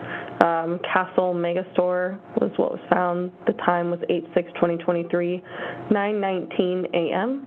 The address is 1851 East 5th Avenue in Anchorage, Alaska, and the source was Apple Maps. And it says adult store. Are you familiar with Castle Mega Store? Yes. What kind of store is it? It's like an adult. And I can be more specific. Does it sell items that could be used in sexual acts, such as lingerie, sex toys, and things of that nature? Yes. Thank you. And that was searched on Sunday, August 6, 2023 at 9:19 a.m. Is that correct? Yes. Thank you. And if we could go to boxes 21 and 20 and 19. Can you just detail what those searches are and the times? Yeah, so I can go in this descending order again, or ascending. 21, so this is again the Latin lawn. The description is hair salon, searched. Ronnie's Barbershop is what was found, 8/6/2023, 1:46 p.m. The address is 5955 Old Seward Highway, Anchorage, Alaska. It's kind of cut off, but the source is Apple Maps down here. Thank you. And then for box number 20, Latin long again, the description is park. Searched, this one, Bancroft Park, 8/6/2023, 2:04 p.m. The address is 1497 Alpenhorn Avenue, and the source is Apple Maps. And then box number 19, lat and long again on this box. The description is park, type is searched, the name is Waldron Pond Park. Time is 8/6/2023, 2:05 p.m. The address, it looks like it's generalized, just Anchorage, Alaska, and then the source is Apple Maps. Thank you. And are you familiar with Bancroft Park on Alpenhorn? Yes. Is that the park directly next to where Saria Hildabrand's body was eventually recovered? Yes. And is that just yards, 100 yards away from the defendant's apartment? Yes, it's very close. Thank you. And finally, boxes 18 and 17.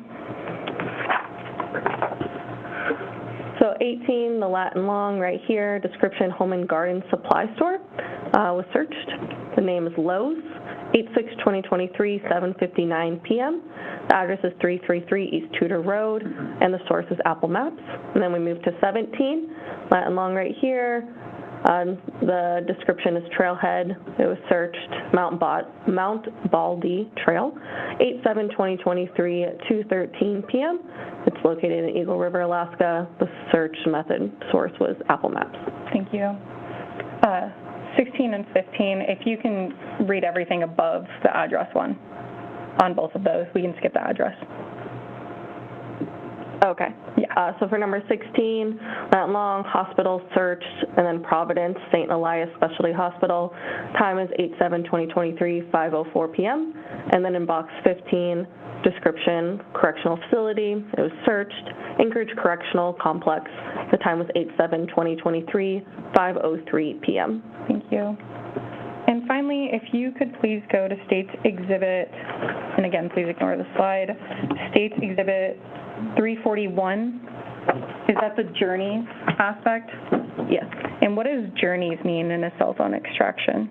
So journeys are, so whereas locations are kind of like a precise locations, journeys are a journey, like from point to point that the phone captures.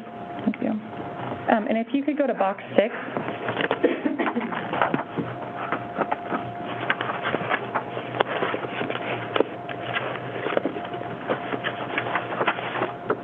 Yes.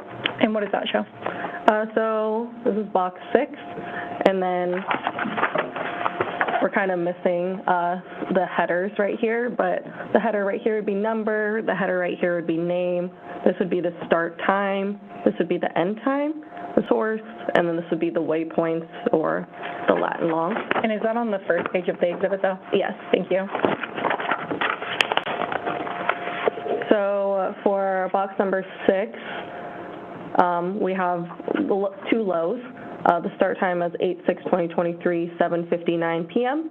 The source was Apple Maps, and so it has the from, lat and long, and the time, and then to, and then the lat and long, and then the time, and then it gives the address and everything.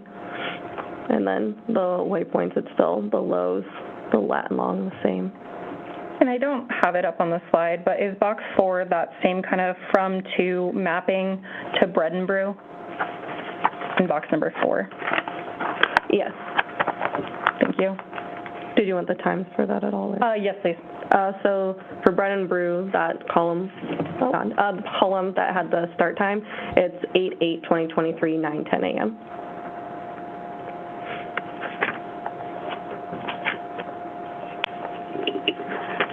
Detective Patterson, are you aware, this shows a mapping or a from to, does it mean he actually went there, or does it mean that it was at least mapped? I can go back to that, sorry. Go ahead. So from like my training and experience, the location is searched, and so that's like you saw that it said search for those ones, so that would have been something that he searched on here. And then the journeys are something like the phone actually travels from what we've been trained on, and so those would be like his starting point to his ending point. Thank you. Those are all my questions at this time. Thank you.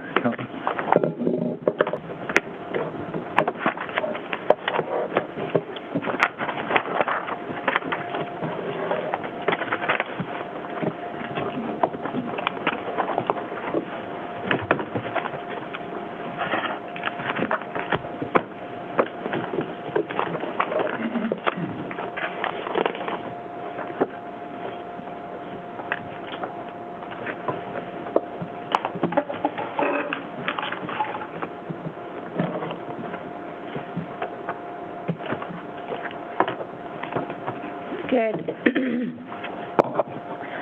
afternoon, Detective Pedranos, correct? Patternist, but yeah. Patternist, yeah. Thank you. My name is Lacey Jane Brewster. I'm Mr. Hildebrand's attorney. To get started, I had some questions as far as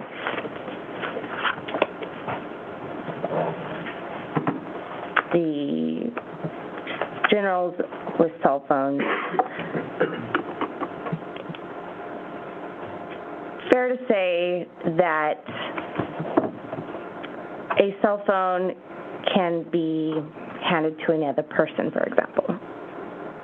Yeah, that's fair to say. Okay. So we don't necessarily know who at what time was using a cell phone. We just know that from these reports that this is information the cell phone has collected, correct? Correct. And I want to be clear, we have, on the Celebrite, we have journeys and we have locations, correct?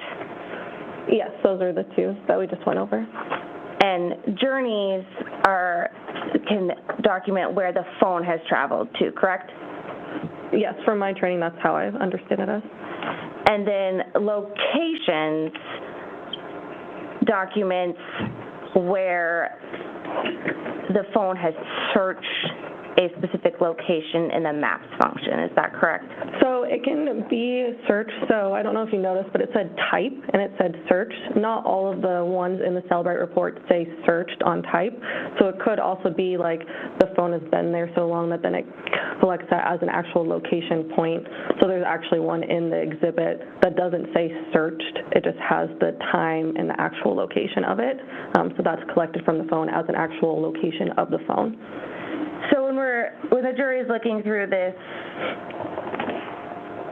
Celebrite report and the exhibits that have been presented, there's a difference between when the Celebrite report says searched versus when it doesn't say anything, correct?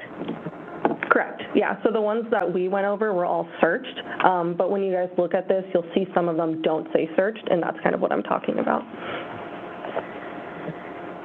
Thank you.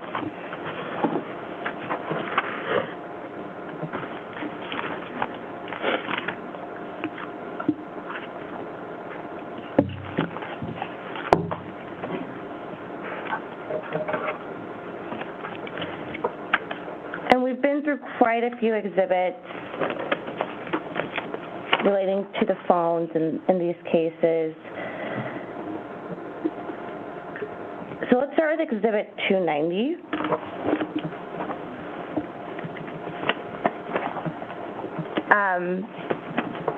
Can you please tell the jury again what 290 is?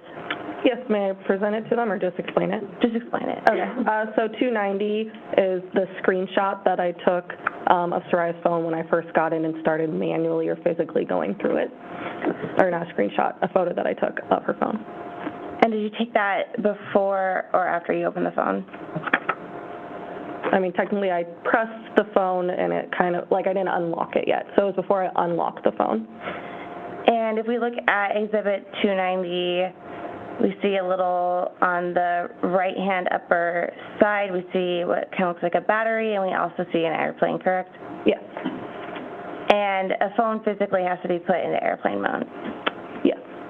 And you did not put this phone into airplane mode. It came to you that way, correct? I don't recall putting it into airplane mode. CID actually had the phone before us, so they may have put it in, but I don't recall myself putting it into airplane mode. Okay. And what time did you receive the phone? I am not sure the time that, I went through it. I know it was on the 9th that I went through it, but I don't know the exact time that I started going through it. My, pictures and Axon would have timestamps on them. Okay. So when you received the phone, it was already in airplane mode? I believe so, because I don't recall putting it into airplane mode myself. Okay.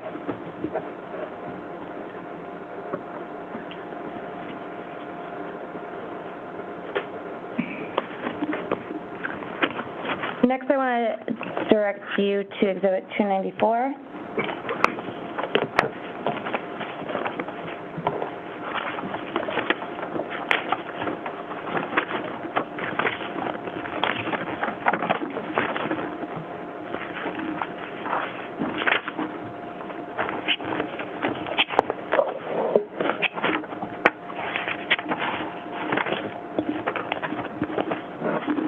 And this is a note that you took a picture of on Mrs. Hildabrand's phone, correct? Correct. The date associated with that photo is what? 7/12/2023. 7/12/2023. And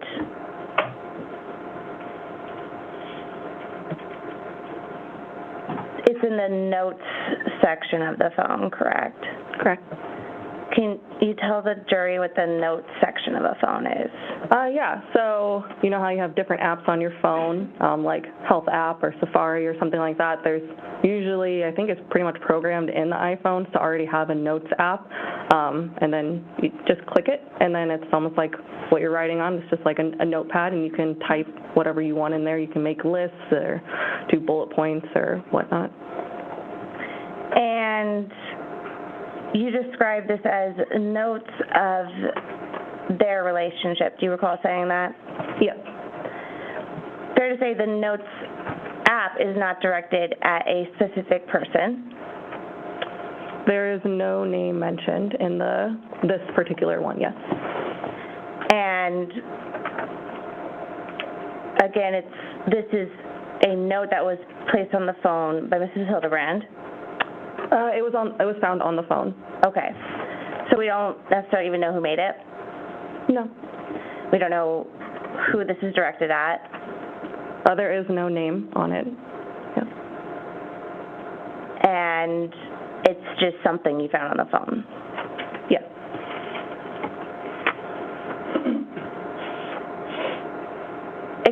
Exhibits 296 and 295. Which one would you like to start with? The first page, the 295? Yes. These were created on April 3rd, 2023, correct? Correct. That's the timestamp on the top of it. And again, you don't know necessarily who wrote it? Correct. You don't know why they wrote it? No, I guess I don't know their reasonings for writing the notes. And it's from April? Yeah, April 3rd, 2023. And how many months are between April and August? Oof, I think 4. 4 and 8, yeah.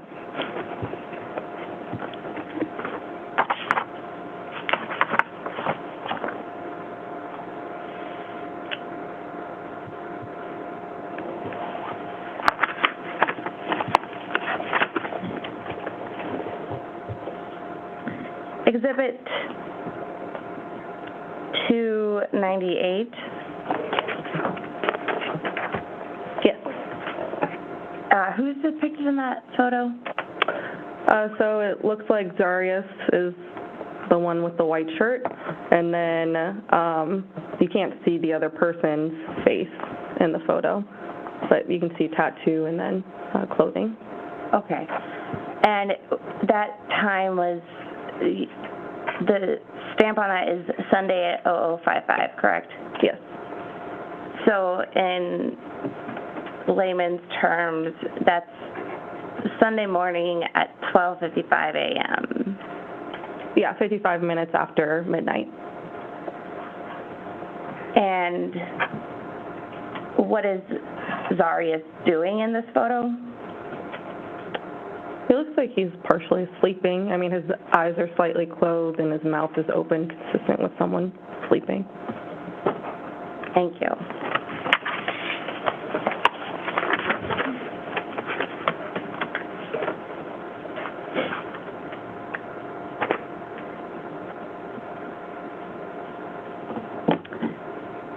I want to talk next about Exhibit 300.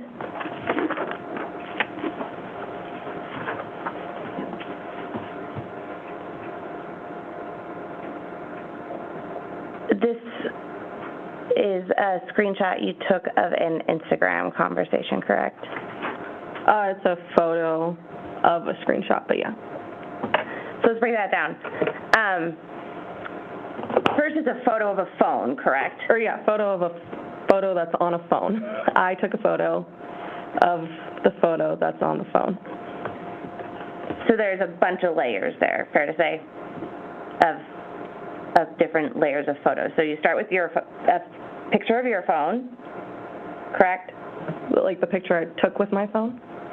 No, you're taking a picture of with your phone. Yes. And it's of another person's phone. Yes. And then on the phone is a picture, is another picture, correct? Yes. And did you get the metadata associated with the underlying picture? So that's what the Cellbrite has on it, and we kind of went through that earlier, where we can did the hyperlink to the photos that were found on the phone. Okay. Yeah. The conversation in the screenshot that's on the phone, you don't know what time that conversation took place, correct? No, I didn't have timestamps on it. This was all the available data. It's not like I could swipe it over to see the times or something because it was a picture. You don't know the month it took place? No, I don't. The year it took place? No, I don't.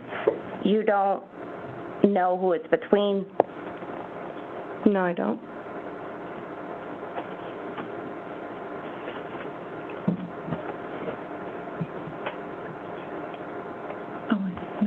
You just know that it's a screenshot that was taken at a certain time, correct?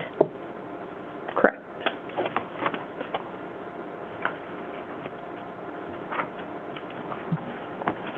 I want to talk a little bit more about Snapchat really quick.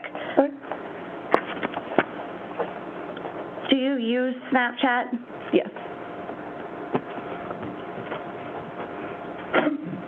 Snapchat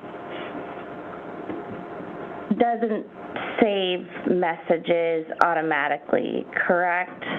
You can change settings, just like you can change Instagram and Facebook settings to disappear right away or save indefinitely. And then we kind of talked about before for the automatically portion, and then you can manually also save things like we talked about before, just tapping on it and it saves it. Okay. So generally with Snapchat, if someone sends a Snapchat, does it disappear after the person looks at it if you don't save it? It depends on the settings that you have. So for Instagram, I have some chats that have disappearing messages, and then some that are saved. So it depends on what settings you put for Snapchat.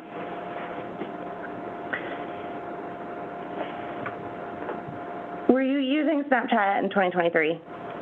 I'm sure I was. I've had it since 2017. And in 2023, what were the settings on Snapchat like? I'm not sure what they were. When Snapchat first started, was the idea behind Snapchat that the messages would disappear immediately unless the person saved them? I don't know the ideology of Snapchat when it first started. Okay. So I want to talk to you about these exhibits 301, and the other ones documenting what you've shown to be Snapchat photos, correct? Yes. And again, so starting with Exhibit 301, this is a picture of a phone, correct? Yes. And that phone has saved a picture on it.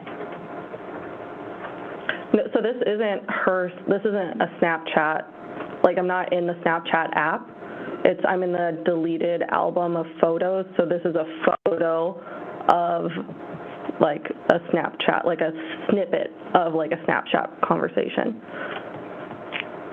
And to get to that underlying Snapchat conversation, would it be saved in Snapchat, or would someone have to take a picture of the Snapchat and that would save to their phone messages?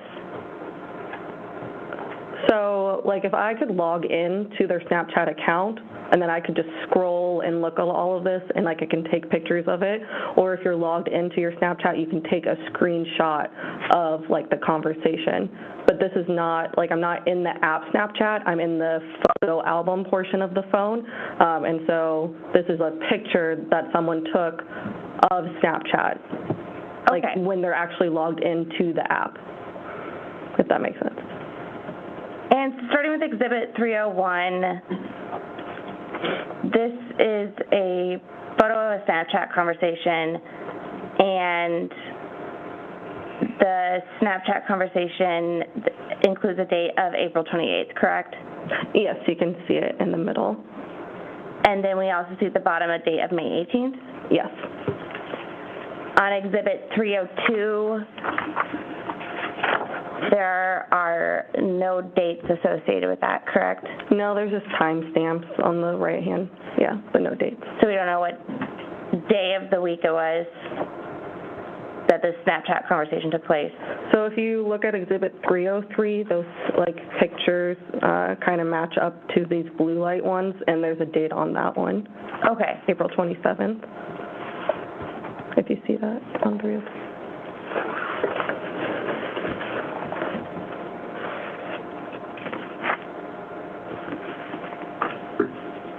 And so you're saying 302 and 303 kind of match up as would be a continued stream of Snapchat conversations. It looks similar to me. I can't, like, confirm because I can't actually scroll through it, but you can see there's 2 photos at the bottom and 4 at the top that have that blue light setting, and it has the same exact pictures as the 2 on the bottom that line up with the 303 where it starts with April 27th, and even the time is 14:09, and then on 302, the next one that was sent by me, the time is 15:10.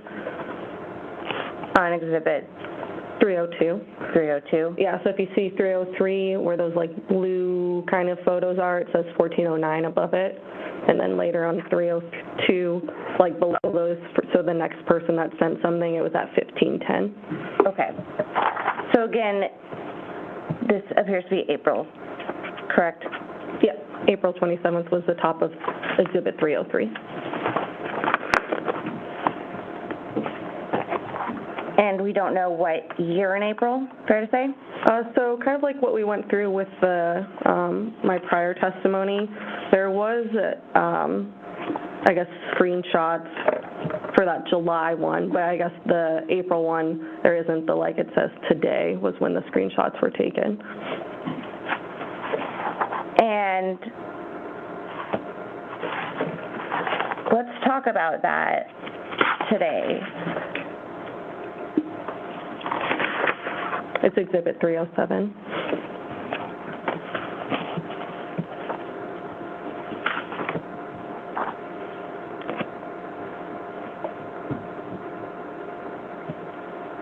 When it says today, again, Snapchat can delete depending on the settings, correct? Yes. And you don't know what the settings were on this Snapchat account? No, I never logged into the Snapchat account. So directly underneath today, it says you took 6 screenshots of chats. Correct.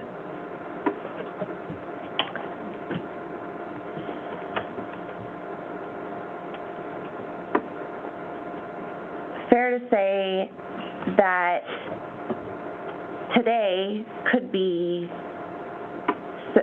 July 23rd.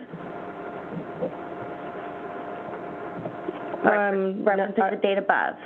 I would say it's when these photos were taken is the today. Okay.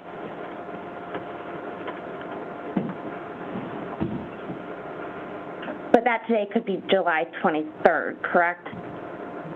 It could be July 24th, it could be July 25th, it could be July 26th, fair to say? The created dates on the Cellbrite had it as the August 6th. If you remember, these, like, corresponded to the Cellbrite report for creation dates. and they had them at like 2:18 and 2:24 on the 6th for creation dates for these photos being on the phone for Saria.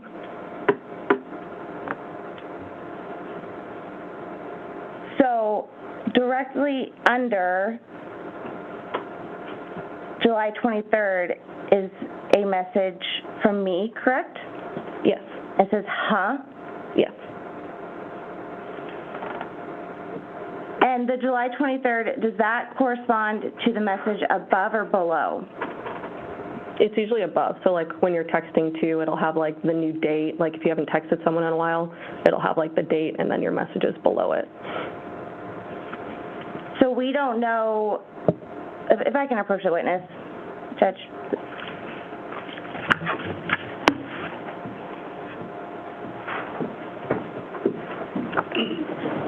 Yeah.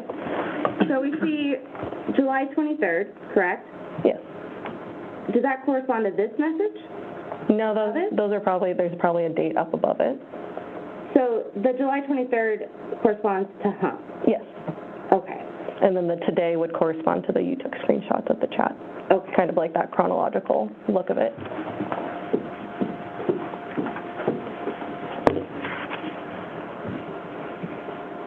So again, we don't know when the huh was sent. Fair to say? The huh looks like it was sent July 23rd. Okay.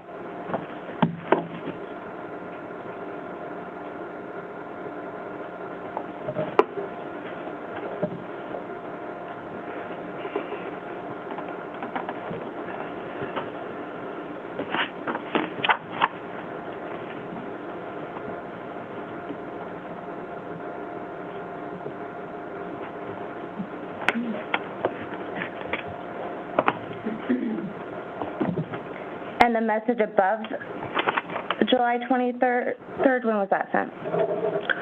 So I can't see it.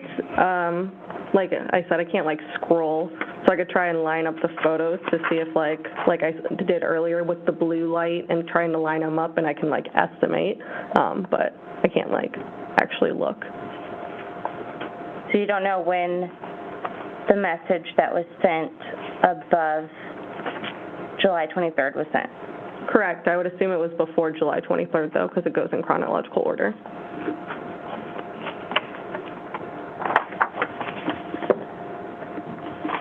So we see from Exhibit 301 messages in April, correct?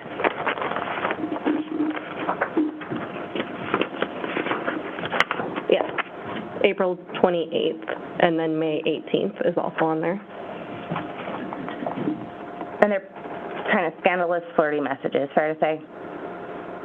They're partially nude, and it looks like fully nude for one of them, photos, and then kissy face pictures. And that's in Exhibit 301. In Exhibit 302, we don't know the month this was taken in. So 302 was kind of like we talked about before. It has that blue light images on it, and so I kind of lined them up, and then the date on Exhibit 303 was April 27th. That's just my like deductive reasoning that corresponds, because the photos are the same. The conversation is scrolling down. Sorry, I don't know which exhibits you are holding. 301 and 302. Oh, I thought you said 30. Oh, yeah. 303 would also be in there. So if you look at, it's 303 and 302. Okay. That I was talking about the blue light. You can see at the bottom of 303 are those photos that match the top of 302. And 303 is in April? So put that one above that middle one. Okay, so the bottom one should be in the middle. Okay. So 301 corresponds to 303, and then 303 corresponds to 302? Yeah, so 303 and 302, and 301 is probably underneath them because these are April 27th, and then 301 is April 28th and May 18th, which comes after April 27th. And then 304 Where would that correspond in this chain? Would it go above 303? So it's April 26th, so in between April 27th and April 28th. So with the exhibits, you would say in this chain of communication, 304 would have preceded 301. 301. Yeah, by the dates, yes. And then we have 305. What did you match that? Which exhibit did you match that one to? What do you mean, which of the these? timeline of these photos.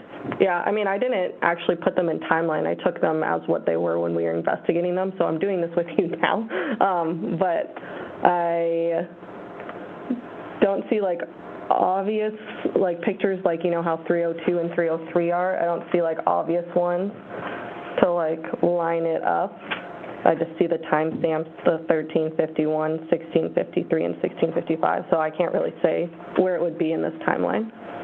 Fair to say it says, I'll fly you out in the summer. Yes. So it would probably not be in the summer when this message was sent. I don't know. Okay. Yeah, you could say, like, in the summer, also fly you out in the summer.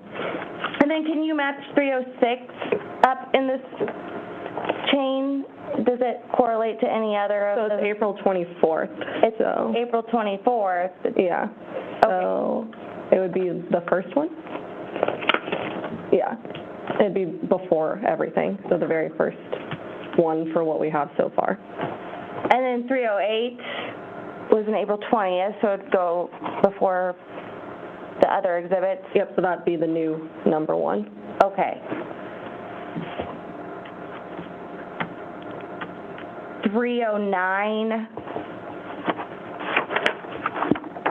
there's no date associated with that, correct? There's not a date on here. I can look to see if any of these images match, but I don't see one that matches. So yeah, this one I'm not sure where it would end up in the timeline. So it's a random one we can't really associate with other ones? I mean, like, they're all in the same chat. Like, it's all the same person, Cheyenne. It has the same profile and stuff like that. I just don't know where in this timeline we've created it would go. Okay. And then 310, what date is on that? April 24th. And can you correlate it to the chain of exhibits that we've established with the exhibits? Where would it go in there? So 306 is also April 24th. Okay. From like my opinion is that these are videos that are sent, and this is a screenshot of a different part of the videos that are sent. So you can see the wording is the same, literally obsessed. It has a cart under it. The photos, she looks to be wearing the same things, and it has the same angle. So it's almost like two shots of like different portions of video, if that makes sense. So it's like tied with 306. It's like the same shot, but just different versions of the video. Does that make sense? Yes, so it's about April 24th, yes. April 24th. Yeah. And then we have exhibit 307. That's July 23rd. That the was sent, correct? Yes.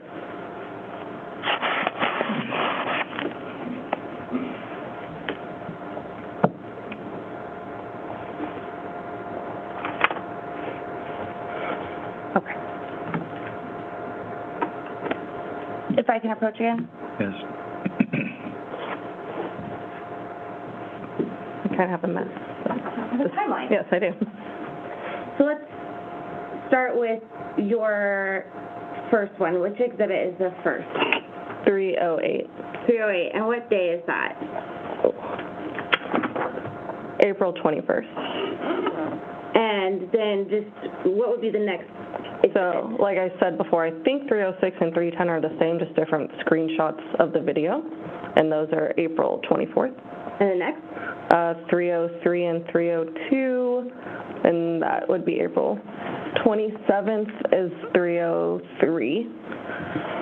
And then, do you want me just to continue? Yeah. Okay. 304 is going to be April 26th, 301 is April 28th, and 307 is July 23rd, and then these two are the ones that we couldn't figure out. Okay, and to be clear, July 23rd, the message is huh. Yes. We don't know what day the message above July 23rd was sent. Correct. Thank you.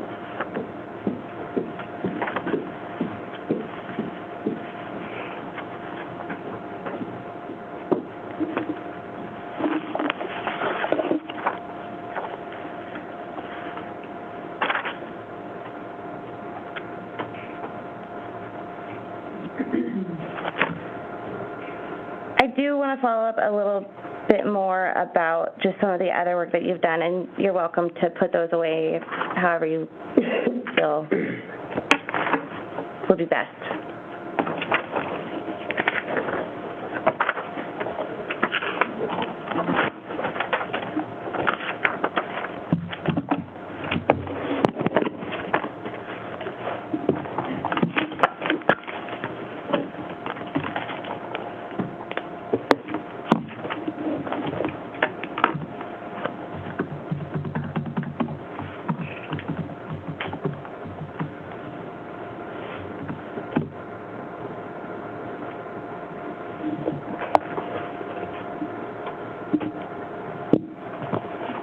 So you initially got involved in this case on August 9th, correct? Yes. Okay. And one of the things that you testified to previously was that you canvassed the apartment area of 5210 Mockingbird Drive. Is that correct? Yes. And you went to multiple apartments, correct? Yes. You went to apartment 110. Yes. And you left a card. Yes. And then the person at apartment 10 actually spoke to Detective Lee, correct? Yes. Okay. And then you went to apartment 111. Yes. And you knocked on the door, correct? Yes. No one answered. Yes. You left a card. Yes. Did you ever go back? I did not go back and recanvass. You went to apartment number 112. Yes. You knocked on the door. Yes. No one answered. Yes. You left a card. Yes. And you never went back. I did not recanvass. And you made contact, you went to apartment 113. Yes. And you contacted a gentleman at a gentleman at 113. Yes, Tyler. And you feel you didn't receive any relevant information from him? No. Okay. And fair to say you never went back after you spoke with him? I did not recanvass. You went to apartment 114? Yes. And you spoke to someone at 114? Yes. And you didn't feel you obtained any relevant information from apartment 114? No, he just noticed someone late at night, but yeah. Okay.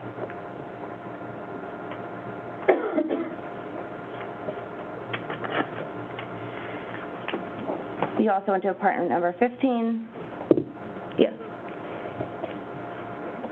And you didn't get any relevant information from apartment 15? After talking to them, no. I didn't think it was. So how many apartments in total did you knock on the door?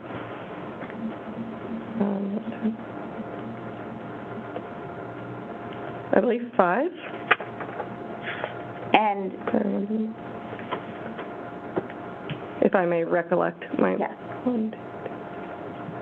6 of them. And 2 of those apartments, you just left a card. Yes, I was actually contacted by one person later on, Eva, that I mentioned later in my report, but yeah. Okay. And you don't feel you received any relevant information? No. Okay. Thank you. Yeah. 1 second. Okay.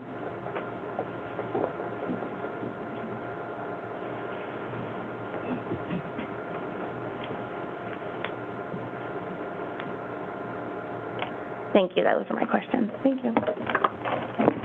Redirect. Yes, Your Honor, thank you. Hi, Detective Paternos. Hi. I have a few questions. I'm not going to ask you about the photos you took about her phone. So when I talk about the screenshots, I'm actually talking about the metadata from the Cellbrite report. Okay. So all of those photos that were questioned about, those arrived on Saria Hildabrand's phone at past 2 a.m. that morning, correct? Yes. Out of all those neighbors you talked to, you weren't the one that interviewed Taylor Engstrom, right? No. Are you aware that he called 911 on August 6th, 2023 at 2:46 in the morning and called in a gunshot across the courtyard? I did not know his name, but I knew about, we call him MIW, so misconduct involving a weapon. I did know about that. It was incident 83 that day. I did know about that incident, but I didn't know who called. Thank you. And then we talked about locations, about how some things were searched, and that's all outlined in the state's exhibit. Or if you spent a lot of time in one place, it could populate a location point. Yes. Would that have to be, would you get different location points if you were in the same cell tower? So from my training and experience, which I've been trained on CASAVIZ, it's a program by the FBI for cell towers. You pretty much can dump all the cell data records that you get when you apply for a warrant for AT&T or Verizon or something. They send you this huge packet of times and latitude, longitude, cell towers and everything, and you dump it into CASAVIZ. What I've learned that there's overlap, right? The companies don't want you to drive somewhere and then because a cell tower, if you think of it like a 360 degrees, because one cell tower doesn't overlap with another cell tower, they don't want you to lose that coverage. So there's overlap that if you're driving on the highway, you're going to constantly have that cell tower. So you can be in one place and hit off different towers because of that overlap, because it crisscrosses, and so sometimes a phone will hit off different towers, but they're in the same place.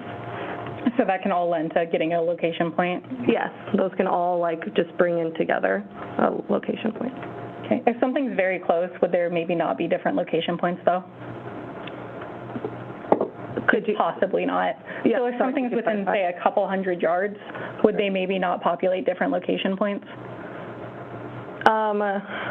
If you're talking about cell towers, like I kind of said, you can be in the same spot and hit off of different cell towers, if that's what you're talking about. Sorry. I think it was a poorly worded question. Oh, okay. I'm going to move on. Okay, sorry. No, not a problem. So you were asked about Snapchat's saved policy in 2023. Yes. However, were the photos here saved? Yes. You can see that the bar is thickened on the side, and that usually means saved, or it even says saved on them too, so they were saved. And then you were asked a lot about a timeline. When considering the motive for murder, would it matter when the photos were sent or taken, or would it matter when she found them? Objection. Overruled. So which would be more important, when the photos were taken or when someone discovered them? I would say when you're trying to figure out motive, if someone found them and then something happened soon after, that's definitely more indicative to something being taken. Objection, move to strike. Overruled. And then, again, you were asked a lot about the order. You didn't take these photos, correct? I took the photos of the photos on the phone, but I did not take the screenshots of the Snapchat. When looking at the Cellbrite in states exhibits past 300, you weren't able to pick the order to line it up chronologically. That was done by whoever took those photos? Correct. And those photos were taken and put on Saria Hildabrand's phone past 2 a.m. that day on, I think it was 2:14, 2:18, and 2:21, or something of that like? Yeah, they were mainly like 2:18 and 2:24. Yeah. Thank you. And just because you were asked about it, when looking at the phone in Exhibit 290, and you took a picture of the home screen, does it actually have a time? Yes, it does. I realized that after I said that. Okay, what time was it? It was, I believe, 22:21 or 22:16. Thank you. Yeah. So is that about 4:16 p.m.?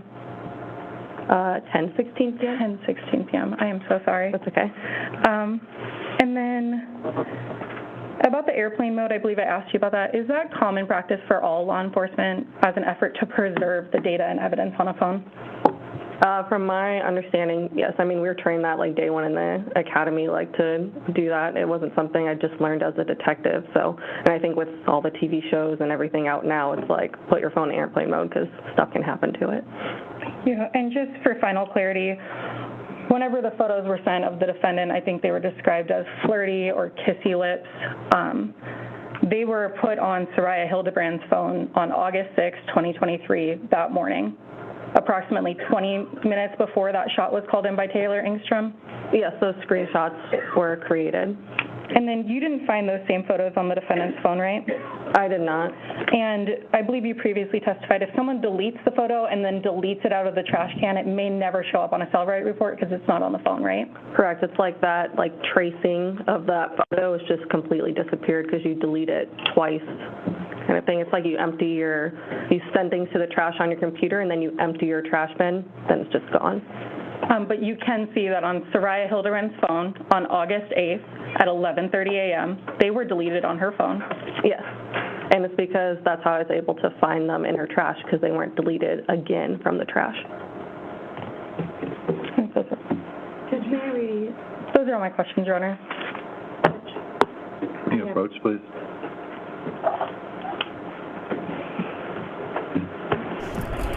I'm thinking this may be their last witness because they only have about 20 minutes left of today. I have a sneaking suspicion that will be their last witness. There's really nobody else, right? I mean, there's really nobody else they can call. I mean, they could always call more people, but I think we've heard from everybody at this point. We've heard from friends, law enforcement, first responders, crime scene investigators, medical examiner, digital experts. So I am going to go with that as their last witness. I think the state's going to rest. Now they're off tomorrow. Tomorrow is Juneteenth, so they are off tomorrow. It is a federal holiday and the court is closed. We've seen other courts open on federal holidays. We have seen that before. But okay, here they're coming back. Maybe not. So I'm guessing that they're going to. I'm guessing they're gonna rest after this. I'm gonna end our poll as of right now. Where do you stand with Zarrius? GAF 83%, not guilty. NG 0%. Excuse me. Undecided. Need to hear from defense 3%. Superball is appalled by the texts. Right? Are you appalled by those texts? Yes, she is appalled. Superball is appalled. Are you appalled by those texts? Yes, I think you are. Are you appalled? 14%. You got 14% are in your corner. All right. Leave Roger alone.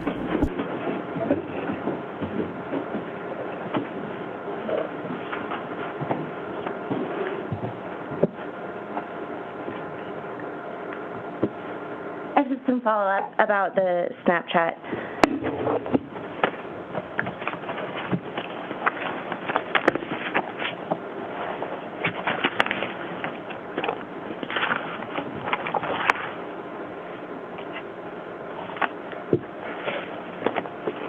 These Snapchat photos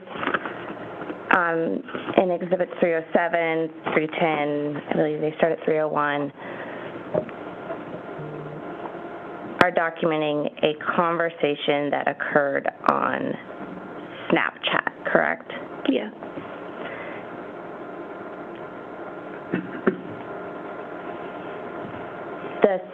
they're not screenshots.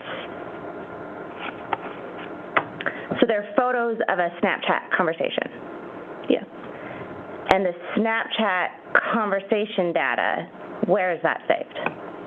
That would be on the phone. Where? Under the Snapchat app. Okay. And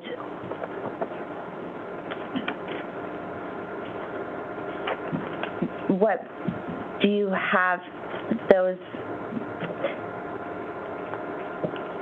So it would be in the Celebrate report. It may be, but some things aren't saved completely, like in Snapchat, or, I mean, there could be calls that weren't on there, or pictures that weren't saved on the Snapchat might not be in there. Okay. So the Snapchat data might not be in the Celebrate report.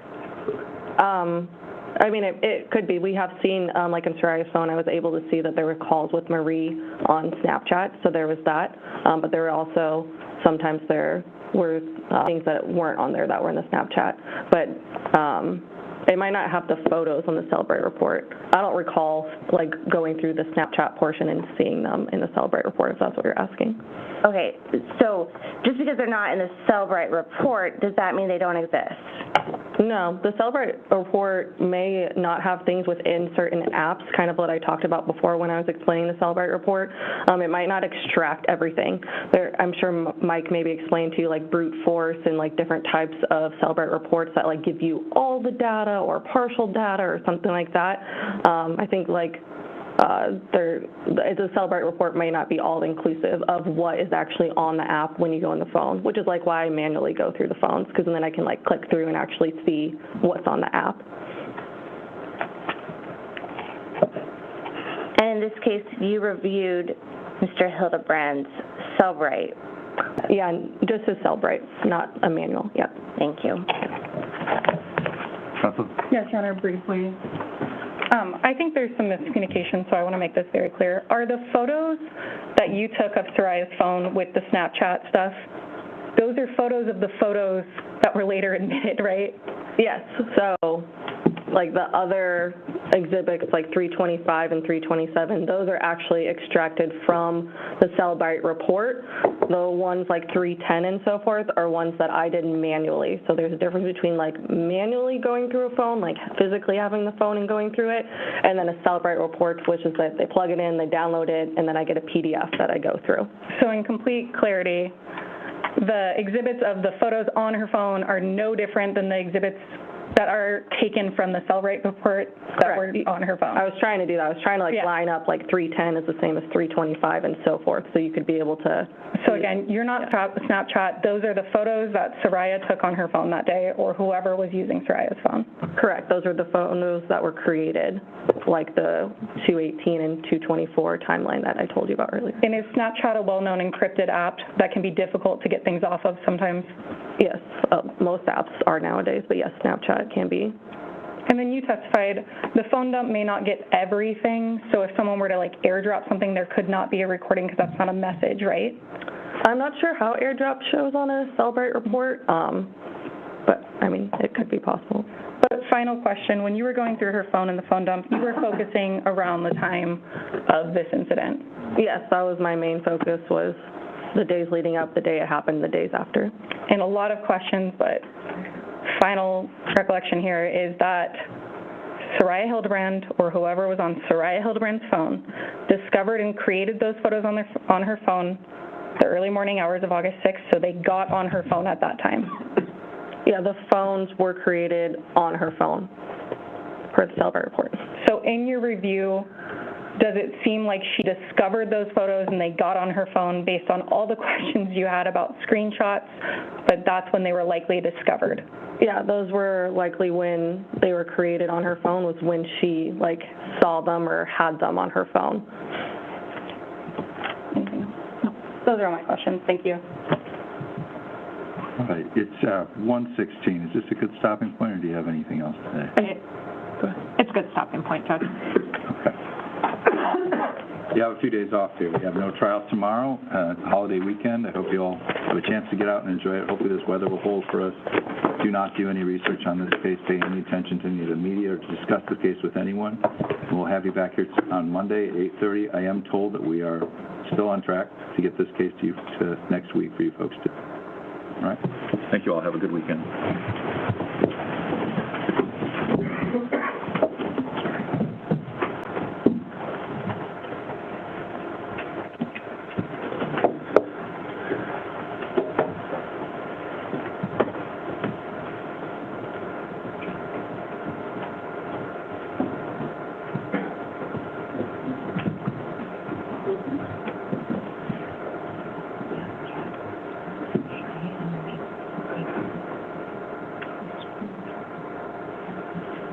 Thank you. Please be seated. Anything to take up?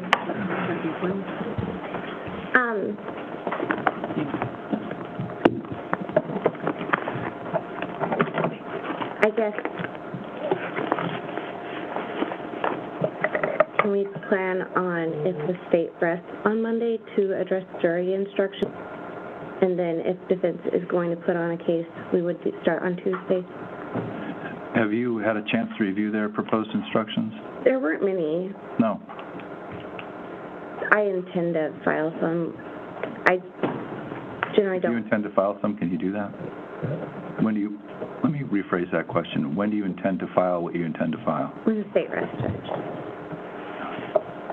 Can I ask, are you going to be asking for lesser included? I am not going to answer that question until the state rests. I'll prepare them if she's not. I just want to know if I need to prepare them. If you're willing to do that, so we have them, Of course. that would be helpful to move the process along. As you know, putting these together always takes more time than we anticipate, always. All right. I guess it doesn't matter what I understand or don't understand, but I do have a question about some of the presentation. And I don't know if I can ask this question or not. I'm going to ask it for my own clarification. What I'm confused about, the photographs that appear on her phone at 2 in the morning, whatever it was, are those photographs that the hypothesis is that she gets access to his phone, she then picks his phone up and takes a screenshot from his phone and sends those screenshots it takes from his phone to her phone? Or is it that she finds his phone, accesses his phone, takes her phone, and takes a screenshot of his screenshots and sends it? That was my confusion. She takes a screenshot from his phone, sends it to her phone. The layers got confusing to me, and so I thank you for that clarification. And then he deletes it at 11:30 the next day. Okay. That's why they're in the deleted photos. Anything else today, to take up? So Monday, your proposal is that when they rest, and we have who do we have Monday? We've got Ms. Matthews and Detective Clark. So that's going to take a good chunk of the day? We don't know. It'll take too long. It'll take half the day. Okay, and then so rather than moving in to defense's case, at that point you'll be in a position to know what it is you'll be asking for jury instructions. Let's take the rest of that day to work through the jury instructions, and then depending on where we're at, we'll pick up on Tuesday. Understood. Is that what you're asking? That's what I was asking, Judge. Does that work? It does. Okay. Thank you. Sex pattern is step down. Oh, I'm sorry. It's okay. Yes. Thank you. All right. Thank you all. Have a good weekend. Off record.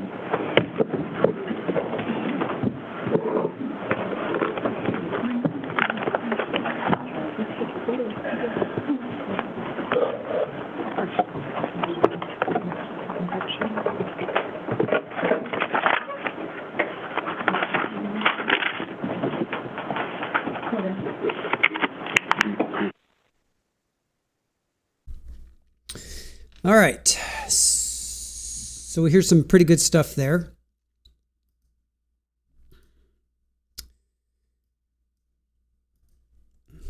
So if there was any confusion, so she sees his phone, Saria sees his phone, takes screenshots, sends those to her phone. He deletes them, but he doesn't delete them from his trash. That's why they're still there. So she's not physically taking her phone and taking a shot. She took screenshots of his phone and then sent those to her phone. All right, sounds like they're going to end. State is going to rest. So they have 2 more witnesses. And it sounds like they're going to rest on Monday. They're going to work through jury instructions. Not sure if they're going to.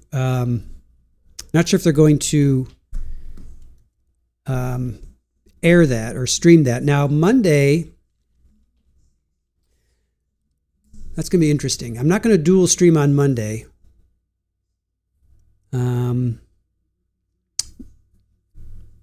We may pick up on this after Charles Jones. we may have to pick up afterwards. So, all right. So 123 votes as of right now. Where do you stand with Zarrius? GAF 83%. Superball is appalled by the texts. 14% undecided, need to hear from defense. 3% not guilty. 0%. 0% of you think that he is not guilty. That does not bode well. That does not bode well.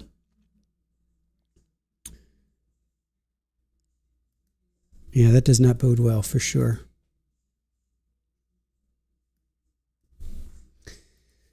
All right. And he doesn't know she took screenshots.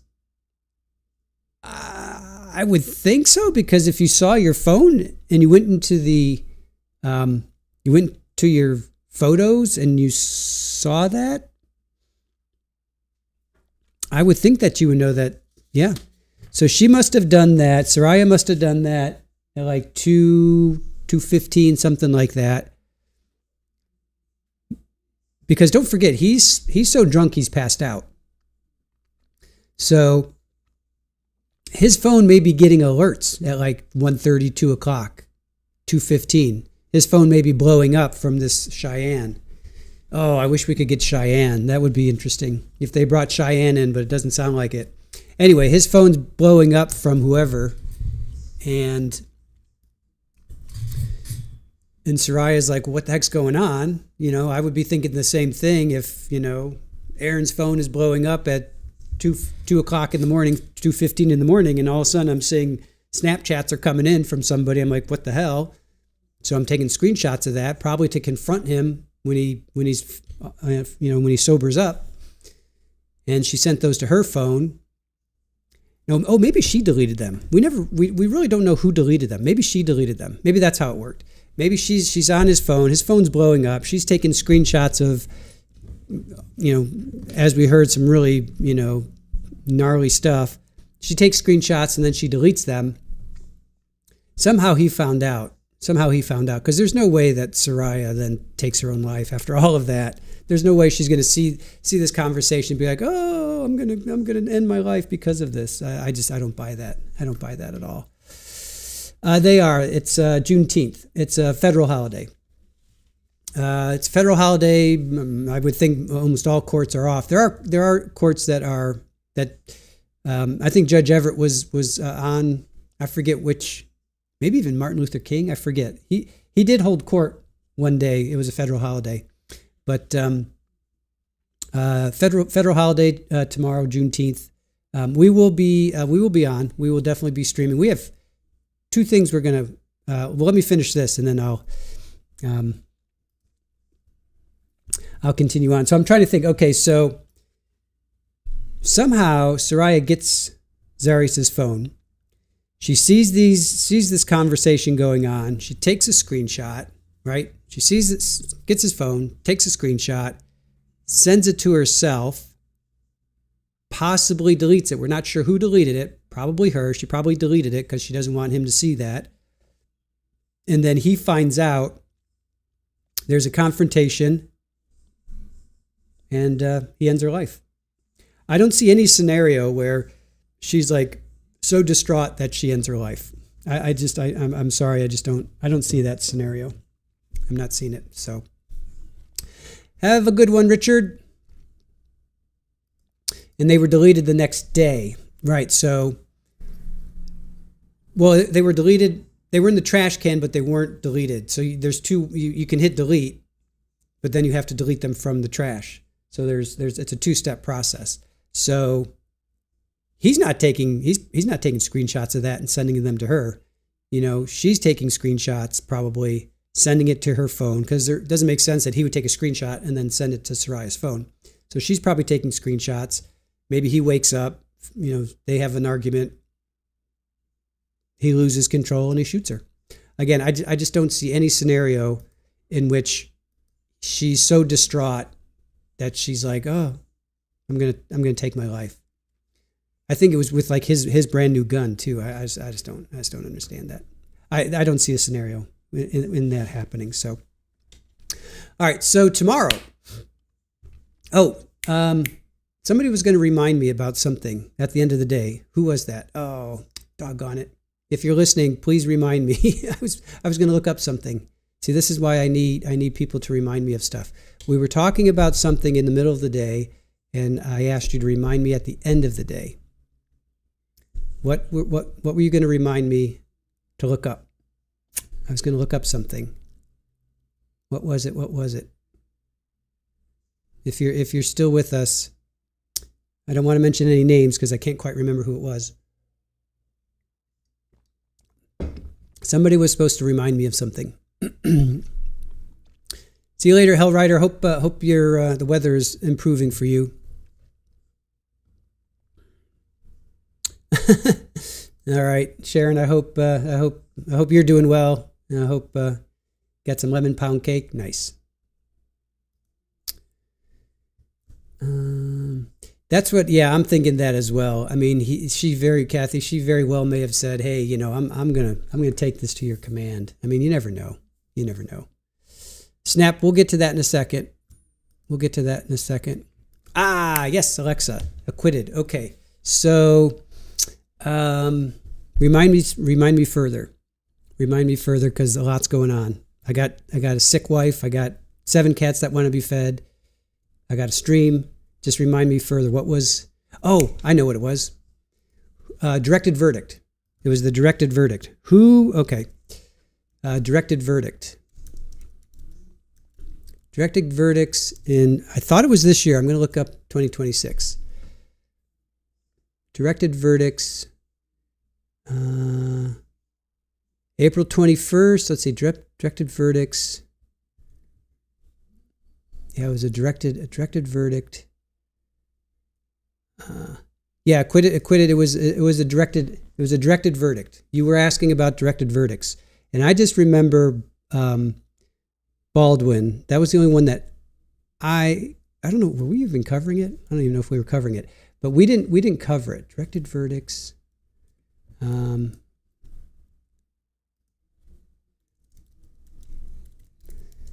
me see if I can find that.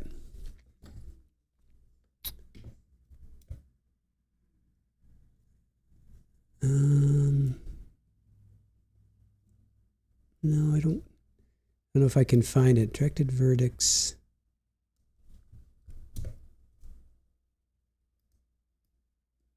We weren't covering the trial, but I remember that. All right, here's law.crime. Oh, I don't think this is it. Law.com. Walgreens, no. Let me try criminal. Directed verdicts in criminal trial. Let me try this.